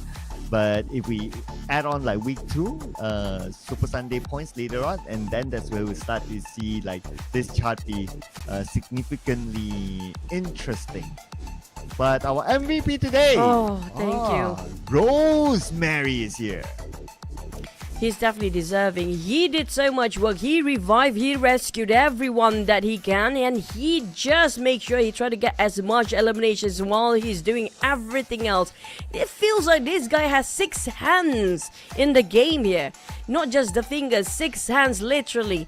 But you know what? We might actually look at the star player. I mean, yes, Rosemary did so much work today, but when it comes to average assists, we have to give it to GEEK fam Damn Rude as well. Yeah, that one round that they scored the chicken dinner is the best round, and we already have Damn Rude up here in getting his own poster. So GEEK fam, we still got to give it to them. They did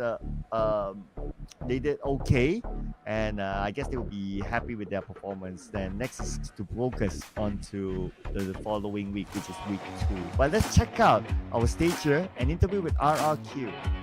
Hello everyone, welcome to our final interview of the day. And besides me, there is Vanatik, who is 2-time champion for PMSL. So hi Vanatik. Hello. Hello, and Vanatik, how is it feel to finally be back in this PMSL? Oke, jadi gimana perasaannya setelah sekian lama nggak ikut PMSL dan sekarang kembali ke PMSL? Rasanya pasti ya seneng karena bisa balik lagi ke PMSL season ini dan pengen ngebuktiin lagi kalau aku masih bisa bersaing di PMSL kali ini. Yeah, of course I feel very very happy to be here, and of course I want to prove to everyone that I still can compete at this level. Yes, and I'm so glad that you're back. And now, as we know, RRQ is often known for being strong in the league, but struggling in the finals. And do you think this curse will be broken for this season? Oke, buat RRQ itu semua orang tahulah dia ada kutukan yang mana di liga itu gacor banget, tapi nanti di ujung-ujung di grand final nggak begitu bagus performanya. Apakah menurut Fnatic sendiri kutukan itu bakal dipecahkan di season ini? Semoga bisa kita pecahkannya karena RRQ kan kedatangan aku dan Spapel sebagai analis ya. Semoga kita bisa memecahkan masalah itu bareng-bareng lah di RRQ nantinya. Okay, of course, I hope that we can break the curse, and yeah, because in a new edition, which is me and Sfafel as analyst, and I hope we can get the trophy for this season. Yeah, and also hope that you guys can lift the trophy for this season. So, and next, you haven't played in PMSL for 2 seasons, and during those 2 seasons, what did you do that eventually led you being chosen by RRQ? Okay, jadi Fanatic, kamu itu sempat nggak main selama 2 season. Apakah yang dilakukan oleh seorang Fanatic sehingga bisa dipanggil oleh RRQ? Paling selama nganggur 2 season kemarin, turnamen-turnamen biasa kayak offline, online gitu diikutin, sama sering latihan juga biasanya di kegiatan sehari-hari lah. Jadi nggak kosongin PUBG juga. So of course, during my off season during PMSL, I was compete in small tournament, which is the offline tournament in Jakarta back there. And of course, I still playing PUBG during my free time. I never forget about PUBG, so I think that's one of the reason why RRQ choose me. Yeah, yes, all of your hard work is paid off for this season. And next, has it been challenging to regain your former performance, or do you feel like you've gotten the hang of it now? Oke, jadi apakah susah buat seorang Fanatic itu mendapatkan performanya kembali, ataupun dari Fanatic sendiri merasa performa itu masih ada di dalam diri Fanatic? Harusnya masih ada ya. Semoga aku bisa buktiin di season ini dengan performa terbaikku bersama RRQ. I think there's still hang of it. I mean, I still believe that I'm in my best condition. So yeah, I hope that I can prove to all that I still can lift the trophy for this season. Yeah, can't wait to see more action coming from you, Fanatic. And I wanna know, like, what methods are you using to get back to your best performance? Jadi metode apa yang dipakai oleh Fanatic untuk mendapatkan performa ataupun memberi performa yang terbaik? Mungkin lebih sering latihan ya, sehari-harinya normal lah, kayak latihan terus pelajarin cara-cara orang yang main, belajar juga, banyak belajar lah dari orang intinya. I think one of the thing is I keep learning, because I think that is the best way for you to improve yourself. Yep. Yes, learning by doing, right, Fanatic? And for the last things, do you have any words for your former teammates who are now with VOIN and Alter Ego? Jadi ada nggak apa-apa yang mau disampaikan kepada mantan-mantan tim kamu yang ada di Alter Ego dan juga VOIN? Buat Alter Ego dan VOIN, semangat terus jalanin hari-harinya. PMSL kali ini kasih kita dulu yang juara ya. Okay, to Alter Ego and VOIN, keep fighting, play your best. But then for this season, please let us become the champion. Okay, and one final question. If you can choose the team for the group stage, do you want to be with the same group with Alter Ego and also VOIN? Kalau bisa dimilih grup itu, apakah kamu mau kamu itu satu grup sama AE dan juga VOIN? Bebas, siapa aja boleh. Yeah, I don't really mind. Whoever it's in my group, I'll feel okay. Yeah. Alright, thank you so much, Fanatic, and also Jungs for the translation. And now it's time to hear our caster final words to wrap up the day. And I'll see you again for tomorrow. Bye.